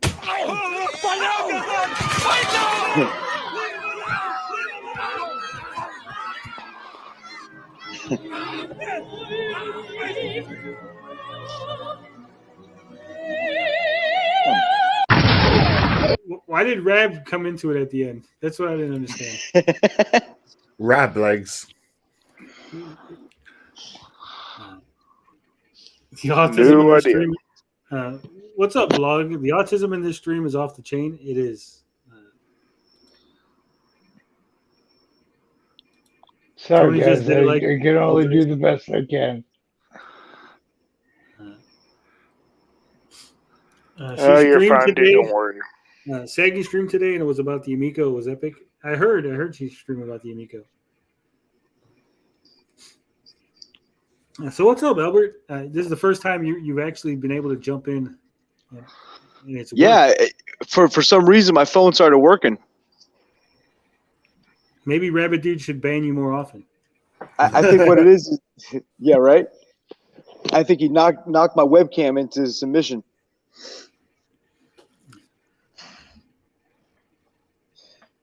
So we got anything else, gentlemen? Anything else?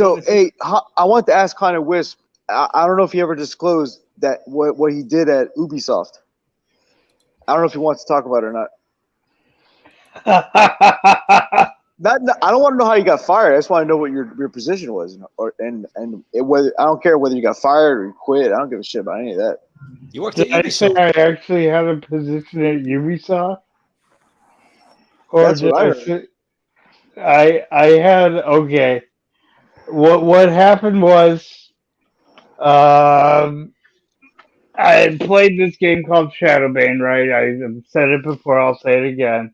Yeah. And Ubisoft was the publisher, and I was in this guild called the Haunted, and we were a big exploiter guild. I found out how to dominate the endgame spawns by going underneath a structure which allowed the mobs to attack us, but they were so tall that they would run into the ceiling, and then you would just hit them all with area of effect spells, and bam, you're cheating, right? And I was young, didn't get the point of the game really, other than to be the fucking best I could ever be.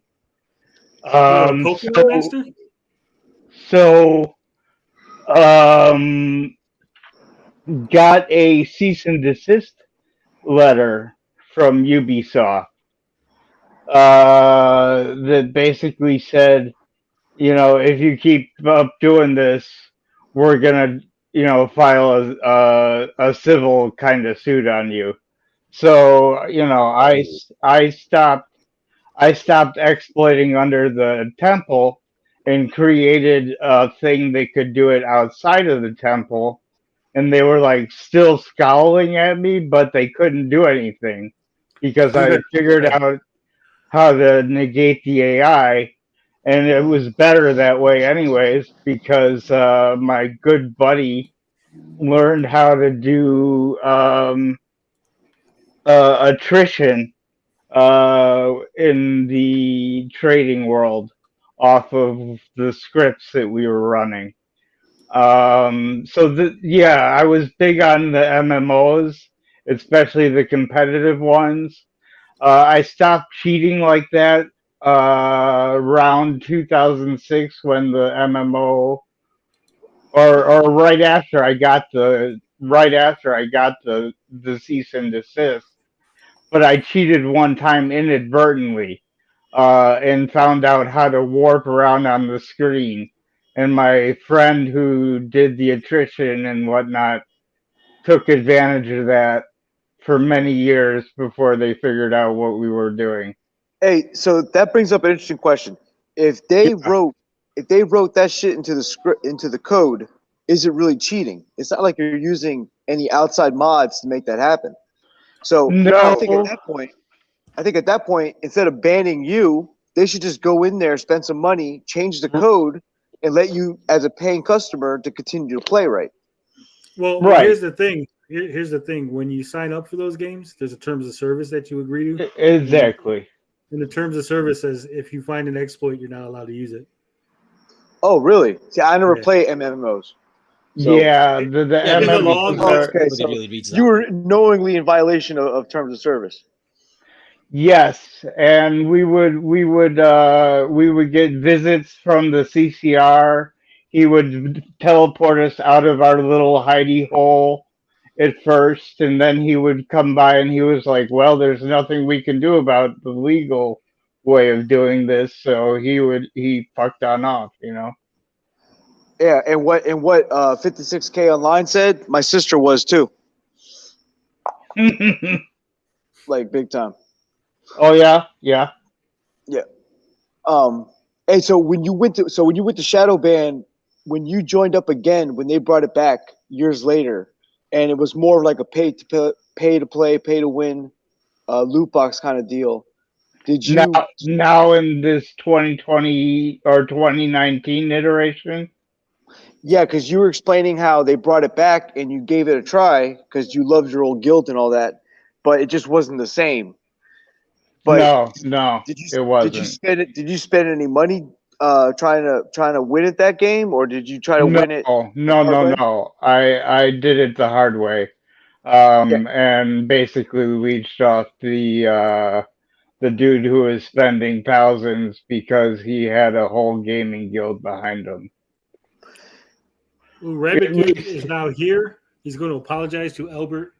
I already did. Oh, he already did. No, it's all good. So I traded my tutelage and teaching them and to be about honest, the game for the monetary compensation. You know, that was the deal, kind of, between, you know, when me and this other guy that I'd team up with in random MMOs, we kind of always work the same deal with other people. And one more thing. So one more thing. So you like Western RPGs? Did you ever give FF14 or FF11 a shot? No, I played Lineage 2 a little bit because that's where my mentor in PKdom, which is player killerdom, rather, to elaborate, you know. That was Gib the Haunted, or Puny Giblet, which he's not listening, but shout out, really. Did you ever play Bard's Tale? Because Tommy Tellerico did the music for that. The one on Xbox. I did not know that. I have it in my collection, so I'll check. And it wasn't that bad, you know. It was like that cheeky humor role playing game, right? Yeah. It was the one with it starred the guy from Princess Bride and Men in Tights. All right, that's cool. I I haven't played it yet. Cool. And Rabbit Dude, man, if you're backing me up, banning people that are pretending to be me, I mean, it's all love, man. It's not a big deal. Yeah, I didn't realize that was actually real you. Nah, it's all good, man. And that's why I completely deserved that timeout. Oh, stop it! You don't deserve any of that shit. You should never get timed out on that channel. I shouldn't. I don't think so. But it is funny when we I'm going to go talk to y'all later. See you later, Albert. So you know, to elaborate later, Carl, to elaborate on what happened a little, the big exploiters made a website called Exploits Are Us, and they sell our packaged exploits on on the open market, along with gold that they duped and shit like that. And we were just provided that shit, and we were just like gods in the game because of it for a time. I don't want to. And then we got back into it, and we were gods in the game after because we played so long, you know. It was So- just yeah. And so do you feel like, I don't know how that game works. Do you feel like that was necessary to succeed in that game to do these exploits? In No. the sense that okay. Kind of. It's always been like that with the community, and the community is very smart, and some of them are very committed to making exploits and making their brand win. And for someone going into it right now, I would say the problem is the same as all other MMOs. You got a venomous community. Oh, You know? absolutely. Yeah, because people they go into FF14, and you got all these people that are just dominating, and it's not because they're necessarily better. It's just because They exploit. won't teach them. They won't teach, and they won't teach them the basics of how to play the game either. But I before I was whatever, disabled or whatever, I worked with kids, so I enjoy the positive. I enjoy the positive feelings of seeing a guy improve and being able to move him up a little in the order and have him do specialized tasks instead of just you stay with the group and that kind of shit.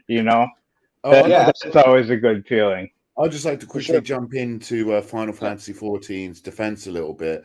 I play a bit of Final Fantasy XIV, and I'm on a few groups and communities on that. It's not everyone in the community is bad. Like, there's some groups and a lot of people who do support and help each other, and like especially when it comes to the raids or dungeons or whatever, which have complicated mechanics. There are people out there who are like trying to help newcomers learn like what to do and how to play through them. Gotcha. Yeah, I mean there should be, because that is an expensive game, Bob. And if they want to keep that money train coming in, they got to keep the game playable for newbies. Yeah, definitely. Yeah. So, Was the game like it's actually like quite accessible and cheap. Like if you want to get into it and try it out, I think you can get like up to level 60 or 80, like without paying at all. And like that includes like all the expansions, and that's like hundreds of hours of gameplay where you don't have to pay at all. It's funny. Real quick. Yeah. Do we want to watch Saggy Melons talk about the Amico? No. Kinda. It's probably not gonna be really important, I guess we'll say. I don't know. Maybe it is. Didn't we already react to Saggy stream today? Well, I mean, I got it all queued up if you want to watch it. Cue it up. Okay, if you want to play, go right ahead.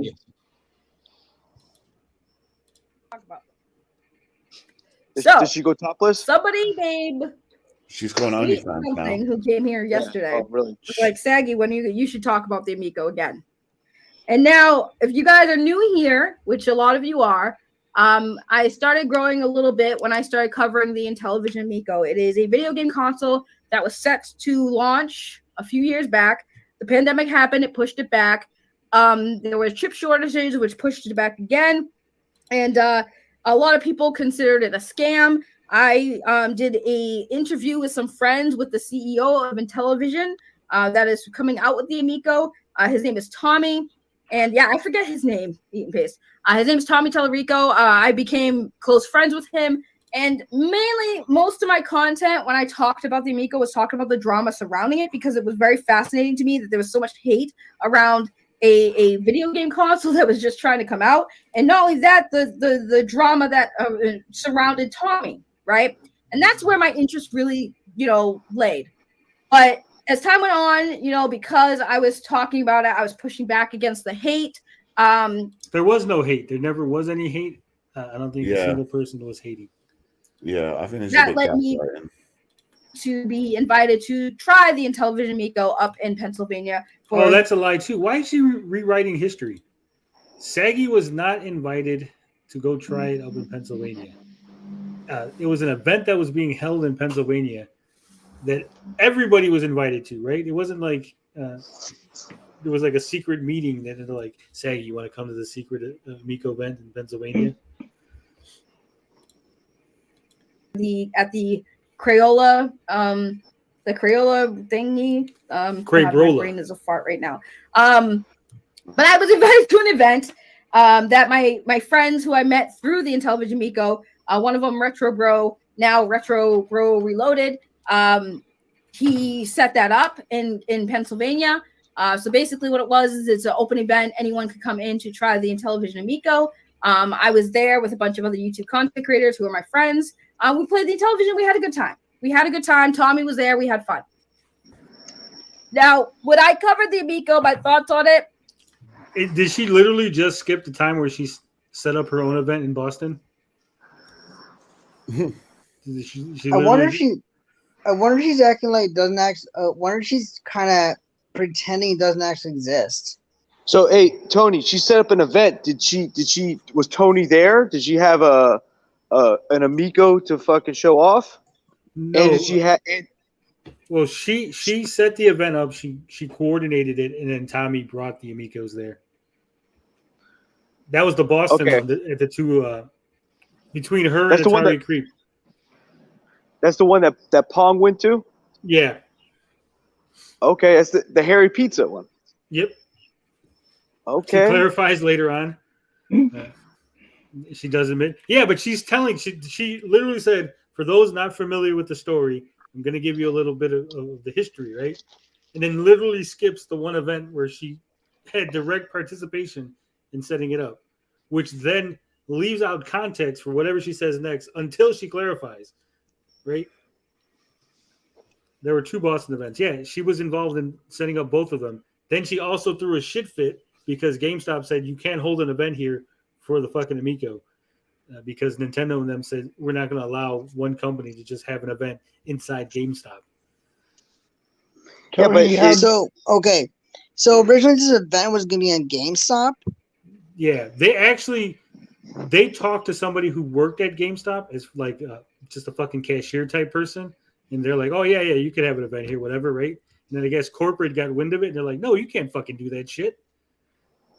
Yeah, I've never heard.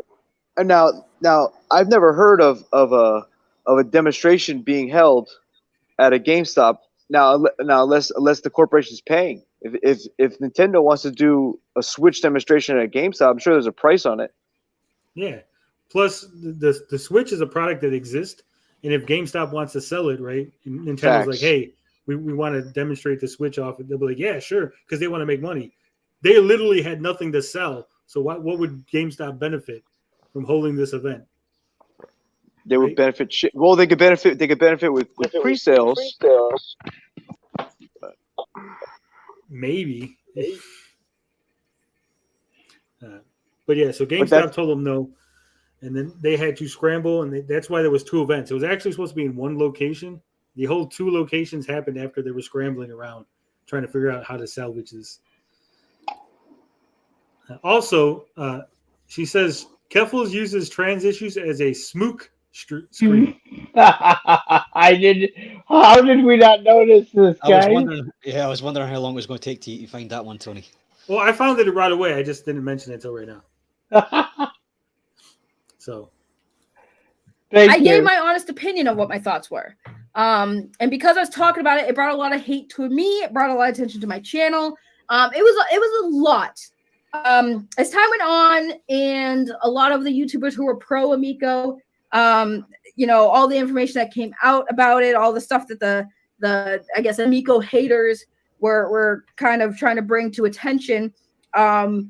It got to a point where some of the pro Amico people kind of jumped ship, which is fine. I mean, I don't necessarily care. I mean, like I said, at the end of the day, it was all opinions, right? Memes of Destruction was there at the Crayola event and at the Boston one that I set up. We'll talk about that in a second. Memes of Destruction played it twice, was at both events, and memes liked it. A lot of people, for the most part, liked it. I missed something. Joshua Snyder says, I thought Atari Creep set it up. No, Saggy originally set it up with the GameStop employee where they were going to have it at GameStop. When GameStop told them no, they had to scramble, but Saggy knew that Atari Creep was from the area, so Atari Creep contacted someone at a comic shop that he knew, while Saggy contacted someone at another shop because they were trying to figure out something, and that's why it ended up being two events, like one after the other. What else did I miss here? She talks about it for a long ass time. It's great. Interesting. I never knew it was originally supposed to be a GameStop event. Yeah, she did a stream on it where she was complaining. She's like, "It's bullshit. Why'd GameStop tell us no? And that's not fair. That their GameStop's trying to sabotage us."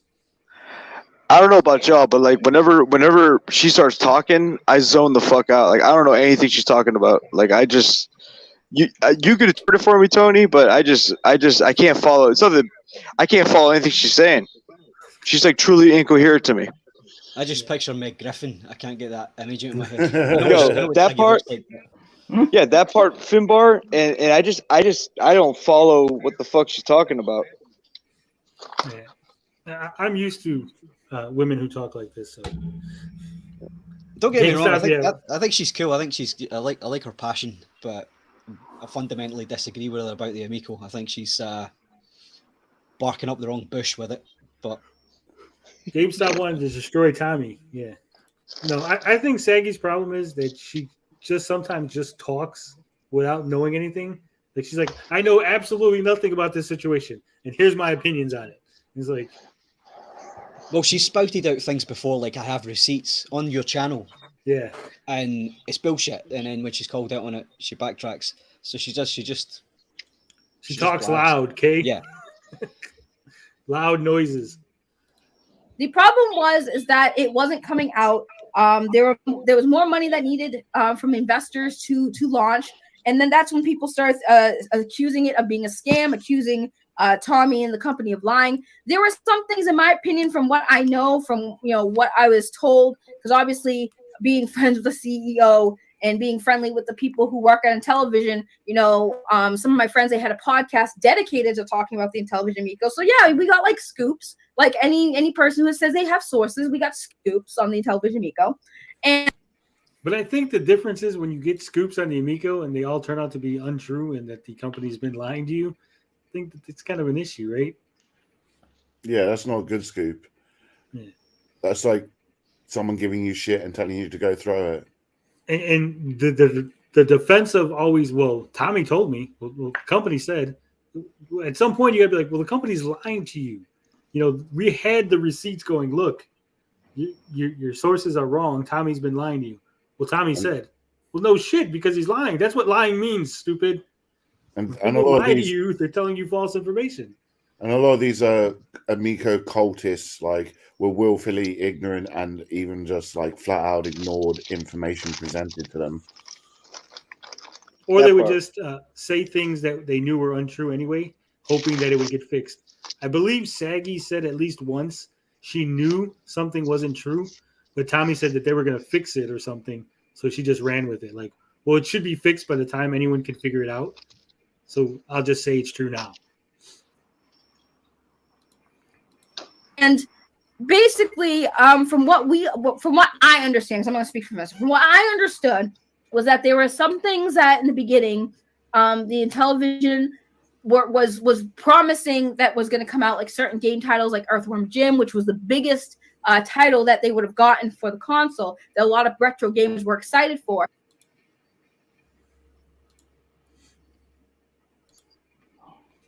He's back. You're back. Yep. My bad. Was Earthworm Jim. So the talks of Earthworm Jim saying, yeah, it's coming, we're getting it, it's going to be on the Amico. It was showed in videos as if it was going to be part of a game you could purchase or, get for the Amico. And then later on, it was like, well, what happened to that game? It was under my impression that a lot of titles that were promised, and a lot of things that were promised were things said a little too soon, possibly, where it was like they won't. No, this is rewriting of history and giving the most generous of interpretations. Things like Cat Fighters, which does not exist at all in any shape or form, was being used to promote as something that exists. A lot of the trailer, the first original trailer that showed a bunch of games, several of those were turned out to be not even games. They were not even demos. They were literally just computer animation programs that they ran. Yep. And I want to repeat this issue. For it to qualify as a scam, it just has to be a dishonest scheme. And they knew they didn't have the games, when they were promoting the games they were going to get, which is a dishonest thing, and that makes it a scam from day one in my eyes. Yeah, and you had things like Toe Jam and Earl, which they were in talks with, never had a contract, promoted it, stopped talking to the developers, and then kept promoting it as if it was still coming, right? At some point, you got to be like, well, if you haven't talked to the developers in over a year, why do you keep saying that the thing is coming to your console? You're fucking lying. At that point, you're lying now, right? A little too soon, possibly. Never worked on. It was never going to be worked on. Yeah, exactly. She calls out Ben Pong at one point. Not Ben. Wanted to get it. They talked about it, and what they did is they said that they had it, but it turned out like maybe deals weren't finalized. Also, you have to understand that this wasn't a situation, right? If all it was that Tommy was telling us or the YouTube community or the Atari Age community these lies, right? They would still be lies. Don't get me twisted. They'd still be lies, but they'd be lies with little to no consequence, right? He was telling this shit to investors and stuff, right? That's where it becomes like, dude, now you're using the lie to get money from people, right? Like, this is beyond scummy. This is beyond accidentally saying things too early. This is you literally going, look at all these big name properties we have. Give me money so we can make the console.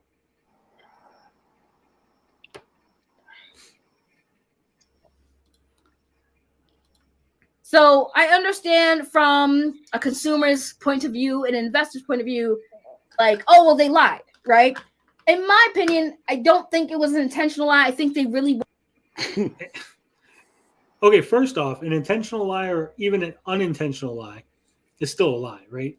Secondly, they knew they had the information. They knew the games weren't real. They knew the games weren't being worked on. They knew the games were not signed, sealed, and delivered, and they never were going to be. They never corrected the record. I think that's the biggest red flag of all, right? If they said, hey, here's Earthworm Jim, showed off the trailer, and then 6 months later came out and said, hey, guys, the deal fell through. We ain't having Earthworm Jim no more. Nobody would be upset. We'd all be like, okay, it's not coming no more. If they came out and said, hey, here's this list of games, but now 10 of them are no longer coming out because the deals fell through, nobody would have been upset.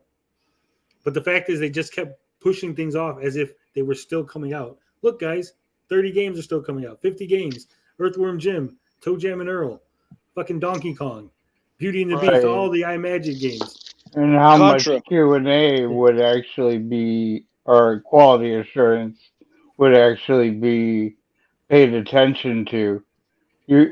Because as a kid, if they're going to market this stuff to kids, you know, if a kid experiences a soft crash, that's a ruined afternoon for the parent who has to come home and make the dinner for the kid, you know, in my opinion. Hell no, that kid's not going to eat shit. No, but what I'm saying is, again, she's giving a very generous interpretation of these people scamming. Like, she's so invested in Tommy and in the Intellivision being good that she can't even imagine in a world where they've lied and told falsehoods to scam people for money. The mental gymnastics. We're trying to get it. I think we're the problem. What was that, Bob? The mental gymnastics are amazing. Gold level. In my opinion, I don't think it was an intentional lie. I think they really were trying to get it. I think where the problem was that they announced it too soon before everything was finalized. Again, just to reiterate one more time, Theranos, they when they went to trial and they said, Elizabeth Holmes, you're fucking on trial, the judge said, it doesn't matter that you intended to turn your lie into a truth. When you told it, it was a lie. And that's why we're sending your ass to jail. Exactly. And that's where I think that the problem was. That's my opinion, right? But I say that and I get shitted on for it. And because you have a bad opinion. Having stupid opinions does not, just because it's an opinion does not free you from the consequences of people saying you're stupid about it. Hell yeah. Like, listen, that's my opinion. That's my... It's Hitler's opinion that he should have rounded up a bunch of Jews and killed them. We still give him shit for that, right? Or most of us anyway. Carl doesn't. Yeah. interpretation of it. I don't know this side of business. I know basic business practice. I don't know everything about business. I'm not in the video game industry. I know you don't need to know anything about business to know common sense. You lie to people to get their money. That's a scam. Like just reducing it to its basic premise. Lie to get money out of people equals scam. Yeah, this is Rab levels of mental gymnastics. Oh, you're watching a video. I thought Saki was here. I'm dumb. So Carl was here, but he had to leave early. He was feeling tired. I mean, I think. Sorry. I was gonna say he was feeling tired after viewing the OnlyFans. Yeah, I was just going to say I think the bar for entry for it being a scam is even lower than that. You think so? I have to go, guys. See ya. Have a good one, Rabbit dude. Yep, you too. Have a good night, you guys. Good Later, night, Mr. Rabbit. Well, like dishonest scheme, like it doesn't necessarily have to involve money. Okay. Well, I mean, being dishonest in order to achieve some goal, I guess, would be a scam reduced to its basic level. Yeah. Business does things like there's basic business that they do, but then there's other business aspects of it I don't know. There's things like contracts I don't know. I'm just amazed by the list of things she doesn't know. Know what the contracts were. I don't know if they signed the contract. I don't know what contract was signed. I know of one contract that was signed for one game title, and that's it because I saw it. Now, that's basically that's it, right? Now fast forward because I'm just giving you guys a history lesson. By the way, this is why I'm talking about. This is just a history lesson. Now fast forward to what's happening now. So right now, Tommy was the CEO. He's no longer the CEO. He's the president. The CEO is now Phil Adams. Saggy couldn't see through the Tommy's BS, but she sure does see the BS in these DC MCU drama, except for the fact that she's all over Ezra Miller's jock. Is it Adams or Adam? Adam. I think it's Adam, isn't it? Yeah. Let me see. I always say Adams, I think, but I think it is Adam. Because Retro Bro says Adam, and she says Adams. I think it is Adam. It's Adam, yeah. Some cultures put an S on things that don't belong there. Yeah, she's from Boston. Yeah, she parks a car in the park. Yeah, exactly. Funny since she's touting her business cred previously, failed Subway franchisee, I think. Yeah, exactly. She'll say things in one breath, and then in another, she's like, well, I don't know nothing. But I did run a business, but I don't know nothing about business.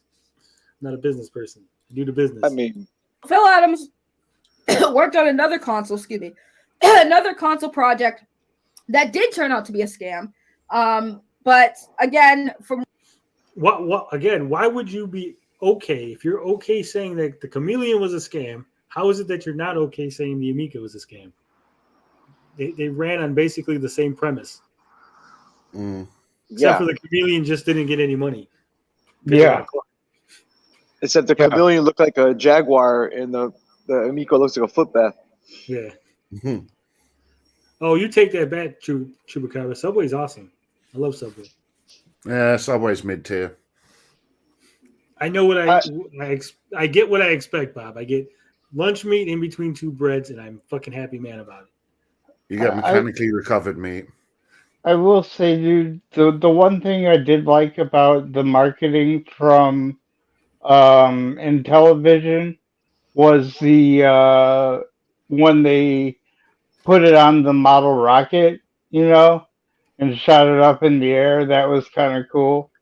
But other than that, it was kind of dull. The first Did you like video the was song? pretty good. The first video they put out was really, really well produced. I liked it. It still wasn't for me, but it was well produced. I'll tell you what. Yeah. The You like that jingle, Finbar? Which one? Sorry. You like the jingle? Yeah. Bing, Is that bing, bong, Tommy? boop, cuckoo. Is that Tommy Jam? Is it? Yeah. For me, the video where Tommy's supposedly in the bear suit and they're beating up the Amico or whatever, I think that was really disrespectful to the guy who invented that suit, that they superimposed Tommy's face over that guy who invented a suit to prevent people from getting injured by bears when they go out there to help them when they get stuck in traps and stuff. And basically that guy's like a Canadian hero. And then Tommy just shit on his legacy to make a joke for the Amico. For me, it's got to be Yeah, the review. he's a terrible dude. That's the thing. That's what got me. Is I encounter these people throughout my life, and I tend to get the shit under the stick with them. So like seeing this from Tommy and the way he treated like the people around him at the event, I was like, yeah, I'm onto this dude. And that's why I participated so much as a previously and still unknown contributor to the comment section, which is not much, you know. Exactly. You're always on point, Hunter.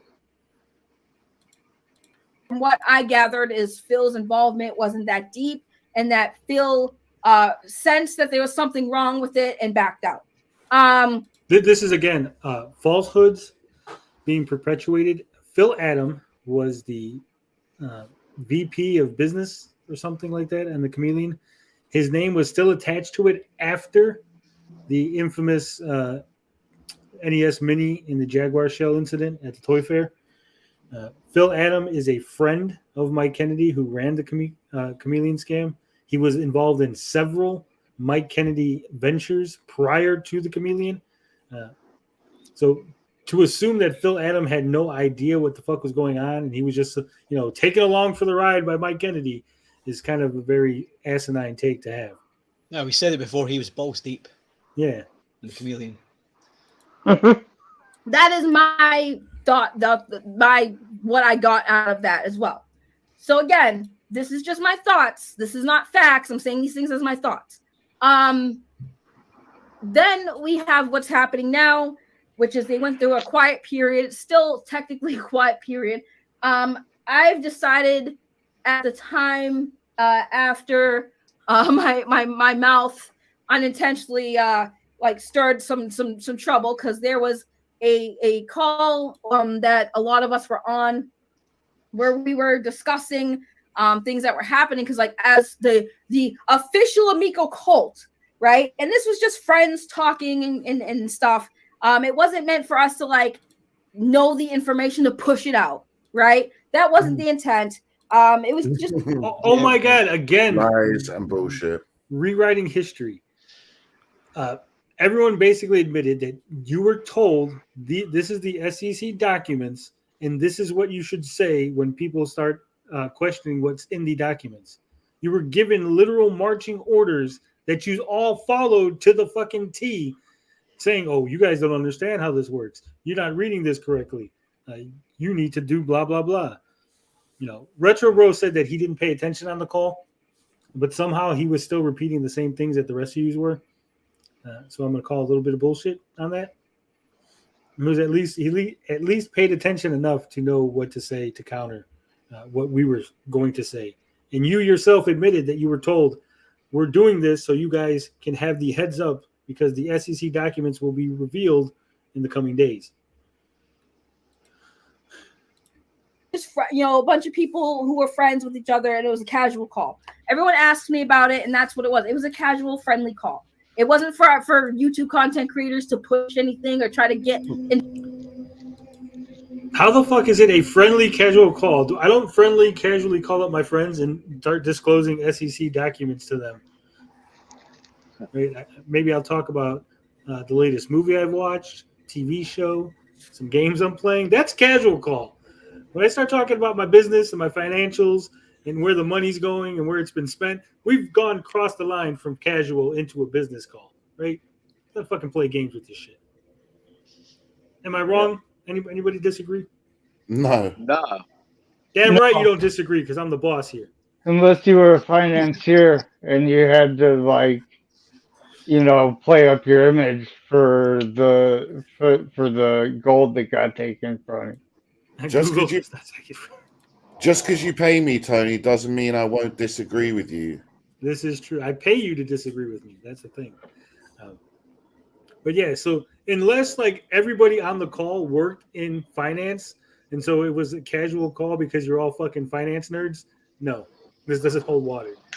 Tommy did not get you guys together to tell you about these documents because he wanted to be friendly and he had nothing. He was bored. It's like fucking 3 a.m. He was like, yeah, I'm bored. Let's talk SEC documents, guys. No. Okay, you fucking organized this shit because you knew that we would get a hold of it, we would see them, and we would fucking tear it apart just the way we did. Investors to invest. That was never well, at least my intention. I'm not going to speak for anyone else because nobody else here. I never intended to try to convince anyone to buy the Intellivision Miko. I made that very clear. You don't have to intend to do something in order for you to do something that causes harm. That's why we have attempted murder, because you might not intend to kill somebody, but you still fucking did it, right? You got manslaughter. You didn't intend to kill him, but you still fucking killed him. It was an innocent conversation. Sorry. I was confused, sweet and tender. You're right. It was innocent conversation about the missing $13 million. Multiple times it's gone ignored. My intention was to give you guys my experience, and I've always told people, please, and I will stand by this, please try something before you buy it, especially if it's like a startup thing. If you have a chance to try something before you purchase it, definitely do that. That was always my motto. I never told anyone to buy the console ever. Well, I did promote an event, which I've explained. That event was more for me and my friends and like Tommy, and I also wanted everyone to have a She didn't just promote the event. She put on the event. She fucking coordinated the event. chance to play it because I thought it was a cool console. And while people were shitting on it, I'm like, here, we'll just play it and see if you actually like it. And a few people actually did play the console and didn't like it. And that's fine. After that, you can't say shit. That was my whole thing. It's like, I wanted people to play it and then decide for themselves. Nah, man. That's it. Simple as that. Wasn't me trying to promote it or show for it, but since everyone was talking about it so much and everyone was fighting over it, I'm like, just let people play it and decide for themselves. So everyone.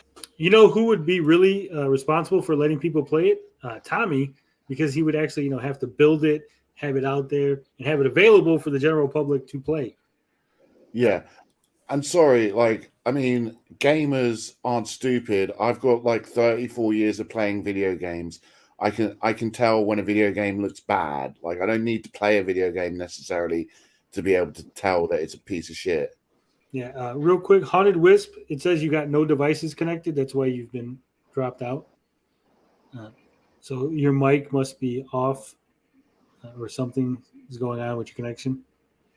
Ninja Kitty says, every time she tries to make a point, I think of the scene/meme in Billy Madison at the very end where the guy says, what you said is one of the most insane, idiotic things I've ever heard.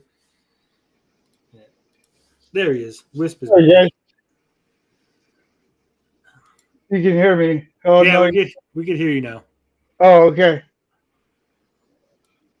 Everyone can stop fucking fighting because at this point, either you play it and you liked it, cool. Whoever likes it, we can all talk about how much you like it, or you play it and hate it, and now no one can talk shit to you anymore. But the sad part was, even when people played it and didn't like it, people were still talking shit, and I would have to defend some of the haters and be like, listen, they played the fucking console. They don't like it. You can't say shit to them anymore. They at least played it. If you play a console and you still don't like it, why are you still arguing?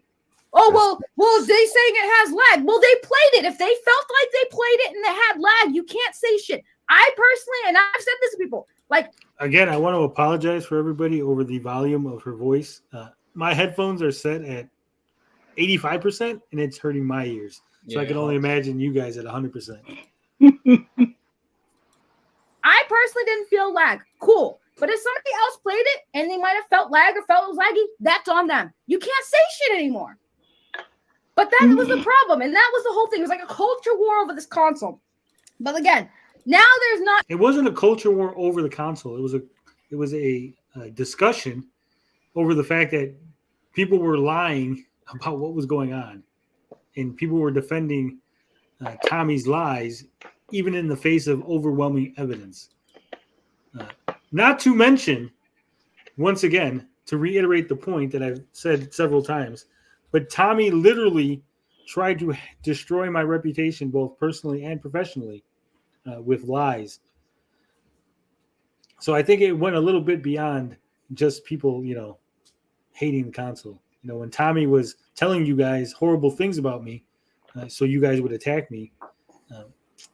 Maybe, I don't know, apologize for that. We lost Albert. He dropped out. Chupacabra says, I'm outside smoking. Say he's going to wake up the neighbor. Sorry. It's not for you. It's not for you. Ninja Kitty says, at no point in your rambling and incoherent response were you even close to anything that considered rational thought. Yeah. Goes to show you how big Tony is. Lol, eat that, Moles. Yeah. No, but really, I mean, if you guys knew half of the shit that Tommy said about me or insinuated or straight up lied, it would fucking make your head spin. Nothing really going on. There's no news. I haven't talked about it in a while, but since people have been asking me to talk about it, I'm going to talk about it because the main thing is that I was interested in it, a lot of it because of the drama. And then I met a lot of cool people who were excited for it, made friends with them, loved them. Most of them to this day. I dropped a few of them, but most of them I still love. She dropped the ones that decided that they didn't like Amico anymore. Let's be fair. Mm-hmm. Right? I'm still friends with Tommy, despite popular belief. Tommy is still my friend.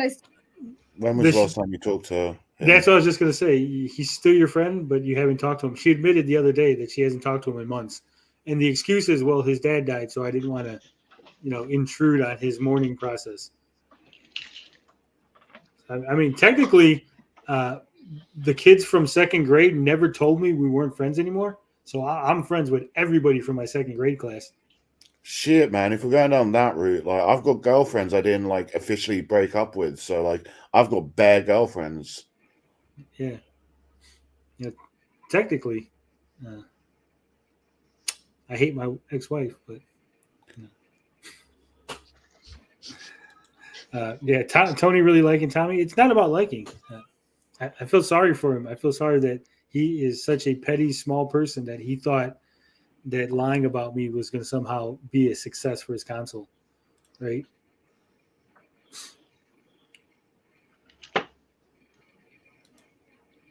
Still talk to Tommy. I still love Tommy. I still hope that he does come out with it. Now, having hope that it comes out doesn't mean I'm shilling for it. I'm just saying I do want it to come out, especially since I guess people have accused me of shilling for it. Of course, I want it to come out. So I can be like, ha ha, it came out, bitches. But at the end of the day, if it doesn't, it doesn't.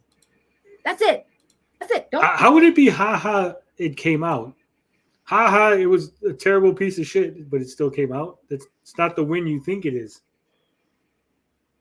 No.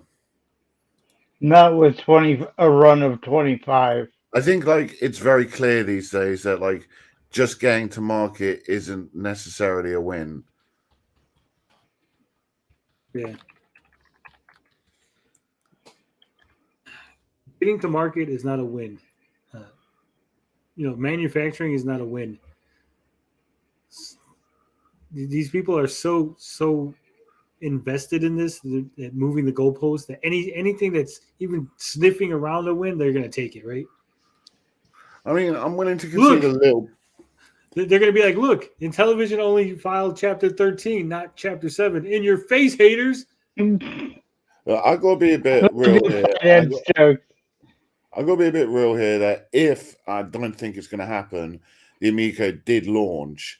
I would accept that as okay, maybe it's not as bad as to a degree, but there's been so many lies and so much bullshit and so much done that it's not good.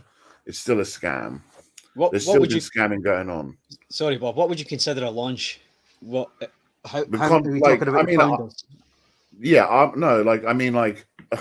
The founders, at least 2,600 units. The reason I'm asking is because they'll tell you that the 25 production units, the ones that Wisp was talking about, was going to be the launch. Well, here's what they're going to say. Here's exactly what's going to happen. If they get any units out, whether it's 25, 50, 10, what they're going to say is, don't you remember in 1986, or is it 87? 1987, Nintendo did a small test market launch in just New York City. And so that's exactly what Amico's here doing. Amico's just doing a small 25-unit test launch in a test market. And eventually they're going to go ahead and expand to a bigger launch. Because don't you know that Nintendo was also unsure when they first entered the market. And then Rab will go on to this long explanation how Atari was almost out of business. And then like somebody named Phil decided to eat a burger. And then fucking Atari is now the biggest console maker ever or some shit. I don't know. Not to sound too insensitive, but Tommy invoking dead family to the Amico is cringy as hell. It is. It really is. Especially when you know the things that you're saying are lies. Right? Yeah, and the most upsetting one was that woman. He was like, it's saying like, wouldn't it be nice to play with your mom? Like, and she was like all upset and stuff. I so wanted the Amico to come to my city so I can go there and like create a sob story about my wife being dead and never getting a chance to play with my kid, and then like bonding over the Amico at the demo event so I could somehow weasel my way into the commercial. But they never You came. could use your fake, well, not your fake, your real accent in the commercial. That's what I'm saying. They didn't know what I looked like. At least I thought they didn't know what I looked like. I love the Amico. It is great. I didn't think they knew what I looked like, but then turns out that Tommy had hired somebody to investigate me, and they were passing around a picture of what they thought I looked like. Cheech Marin. I mean, but seriously, that's how fucking insane. How insane is this that a CEO of a multi-million-dollar video game company, startup, went out and found an investigator to investigate a sub at the time 200 subscriber YouTuber, right? To find out what he looks like because he said things that were critical of your system. Fucking insane. Oh, he also tried to contact a lawyer to see if he could sue me. It's like you said before, you said it a while ago, he's a boomer and he thought he could take people down using the internet. He doesn't understand what the nature of the internet is like. It's fucking thousands of detectives. You say one thing, you say one thing that turns out to be bullshit, and they will pile on you, and they won't let you forget it. Yeah. And he just doesn't understand. He just doesn't get it. He should have seen it. He should have learned the lesson from the Coleco Chameleon, and he should have learned the lesson from the Atari VCS. Both of those were a shit show on the way up. Yeah, and this is why I followed this. I followed it because it followed it from the Chameleon, and I followed it through the VCS, and I just couldn't believe for the third fucking time somebody else was pulling this, and he did. Well, as I say, I think Tommy really thought that he could just bully people. Like, he's been used to it and getting away with it for so long that he thought that he would just go out and get a picture of me, and then I would be so scared that I would go away, or that he would threaten a lawsuit. Well, I could sue you, and then I would, oh shit, I was gonna get sued. Because he thinks that we're so unprofessional, we don't know nothing. Tony's just some jackass on the internet, so if he hears the word lawsuit, he'll just go away, not knowing that I've been threatened with lawsuits for probably the last 10 years. So many lawsuits, so many people that I've investigated, so many people that I've covered, so many things that I've talked about. Always invariably ends with, I'm going to sue you if you print that. I'm going to sue you if you say those things that are true, but I don't want people to know about.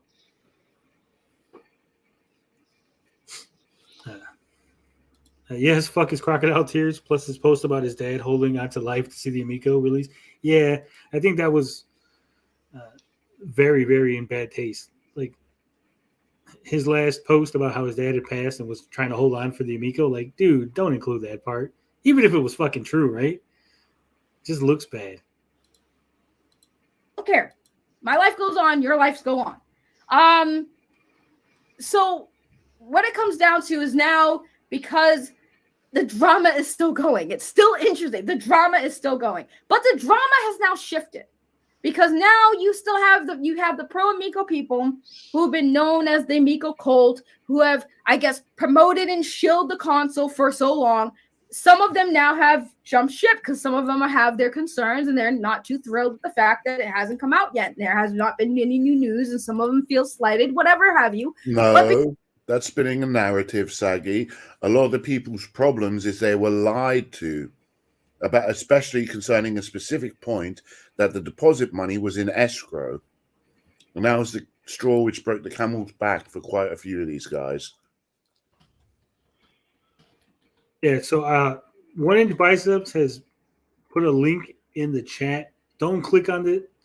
I don't want to be doxxed. Do not click on the link and show the picture of what I look like.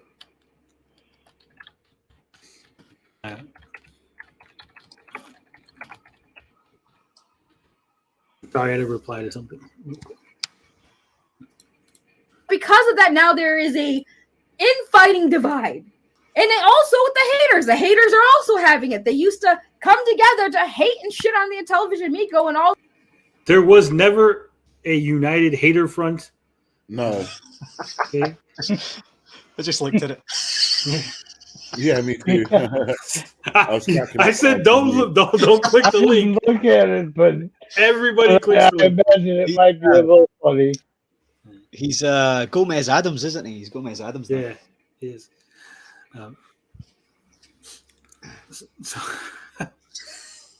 So there was never a united haters front. We were never like all aligned. We didn't have a anti-Miko barbecue or some sort of meetup. Right? We never coordinated content or shared information, really. Yeah. So this whole I wasn't even aware of other Amico haters for the longest while. Yeah. So the idea that I wasn't either. That was the thing. I felt like I was fighting a one-man battle. So Tony saved me from, financial hardship from the pre-orders not being able to come back, and the possibility of getting a complete kind of dud like this looks like, So you had a pre-order, Wisp, yeah? No, I considered it though, because he really talked up the karma system, which is I thought might help the older people who live in our group home get into it, but after looking at it, I'm like, what did you really improve in terms of accessibility here to, I saw like you can take revenge on people, and that's cool with the little, Hot Wheels game, or they didn't get the Hot Wheels name, but they pretended like they would, Yeah. All right. So real quick, this is a picture of Luis Guzman. Not me. Does not look like me. I wish I did. He's a handsome man. He's playing Gomez, opposite of Catherine Zeta-Jones. So I should only be so lucky, right?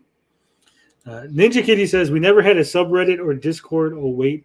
Actually, see, this is even false information from Ninja Kitty. There was no Discord for the anti-Miko people. There was people who had Discords, right? There was a classic gaming Discord that a lot of us were a part of, and we talked on there. But there was no like Discord that was dedicated to being anti-Miko, right? And as far as the subreddit went, that was made by me in response to the official subreddit banning and blocking any discussion that was deemed negative. Sweet Tender says, DJC is here in chat. Wait, are you telling me you got banned from a Reddit you set up? No. He's banned from the official one. I got banned from the official one. And then I got banned from all of Reddit. But the Reddit that I set up a Reddit, and then people were very offended by the fact that I am not left-wing. So they started throwing a shit fit, and there was infighting over politics. So I just stepped down and said, hey, I'll stop being the fucking admin of this Reddit. That had to hurt, though, right? It is what Or it is. no? It is what it is. Okay. It is what it is. I mean, You'll- if I was you'll have doing the- it for the glory, then I would have not stepped down, right? You'll have the last Yeah, laugh. that's true. That's definitely true. All right. You can promote your cause from the back, so to speak. You know. Yeah. Well, I just wanted the place where people can discuss freely, and I didn't need to be the admin for that place to exist. I did not leak Saggy's OnlyFans nudes on the subreddit because she just started her OnlyFans, Ninja Kitty, and we actually covered it on the main show. We promoted Saggy's OnlyFans while Saggy was in the chat. So poo-poo on you for not paying attention. I don't see DJC. He's not here. I just checked on the thing. He's not here at all. You're fake news, sweet and tender hooligan.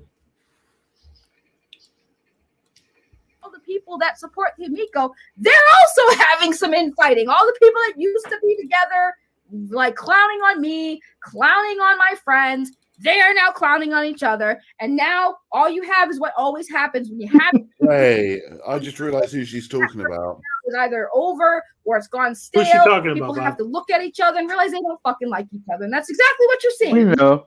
Pause it a sec.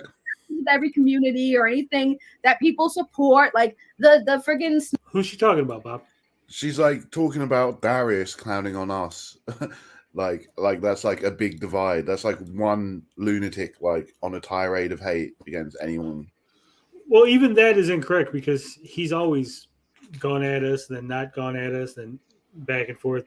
So, I mean, again, we were never, united in this single purpose. We didn't have an Amico, anti-Amico after dark, or a fucking Amico for never. Right? Yeah. I just did my thing, and some people showed up, and that was it. Really. Snyder cut stuff, we saw how that worked. Everyone came together. Now everyone's fighting again. So it's like that is what it's come down to. That is what it's come down to. And I just say I wrote on my rant, so I missed some comments. So let me we got some. Ninja Kitty says we never had Amico No Access. No, there was never a show called Amico No Access. That was just me clowning around because Pete had the Amico All Access show. People can't have fun, Ninja Kitty. We can't do things that are silly and just entertaining for ourselves. I thought it was funny, kind of, and that's what I like about your style of journalism. You've got a little bit of that muckraker, but not so much that you're head in the clouds about the possible outcomes. You're very measured, and I like that. I like that in your style. It's very good. It's very good. You're very measured, but you still manage to push people's buttons. Yeah, I know. Yeah. It's a unique talent that I possess. I could be the calmest person in the room and still somehow piss everybody off. This is going to get back to Saggy and probably cause some dramas. It's not going to cause any drama. I said I liked her. Yeah. No, I like her. I promoted her OnlyFans earlier. Yeah. I'm going to buy her OnlyFans. You'll be her OnlyFan. I'm happy with that, Tony. So a big props to Memes of Destruction for sending the super chat in. Memes of Destruction donated $4.99 through Super Chat. Now let's be fair, Ms. Mellons. Did you disclose that you organized the Boston event? But emo, load of folks picked a side and went man, piece of heart. Oh, lost for words. For a moment. Yes, it was disclosed that I organized the Boston event. It was disclosed. It was very public that I organized it. That's why. No, he meant, did you disclose it here now in the here and now in this conversation? That's why there was a long pause because she needed to think about her response, how she's going to twist it. Saggy never pauses. She just speaks. So whenever there is a pause like that, it's very telling.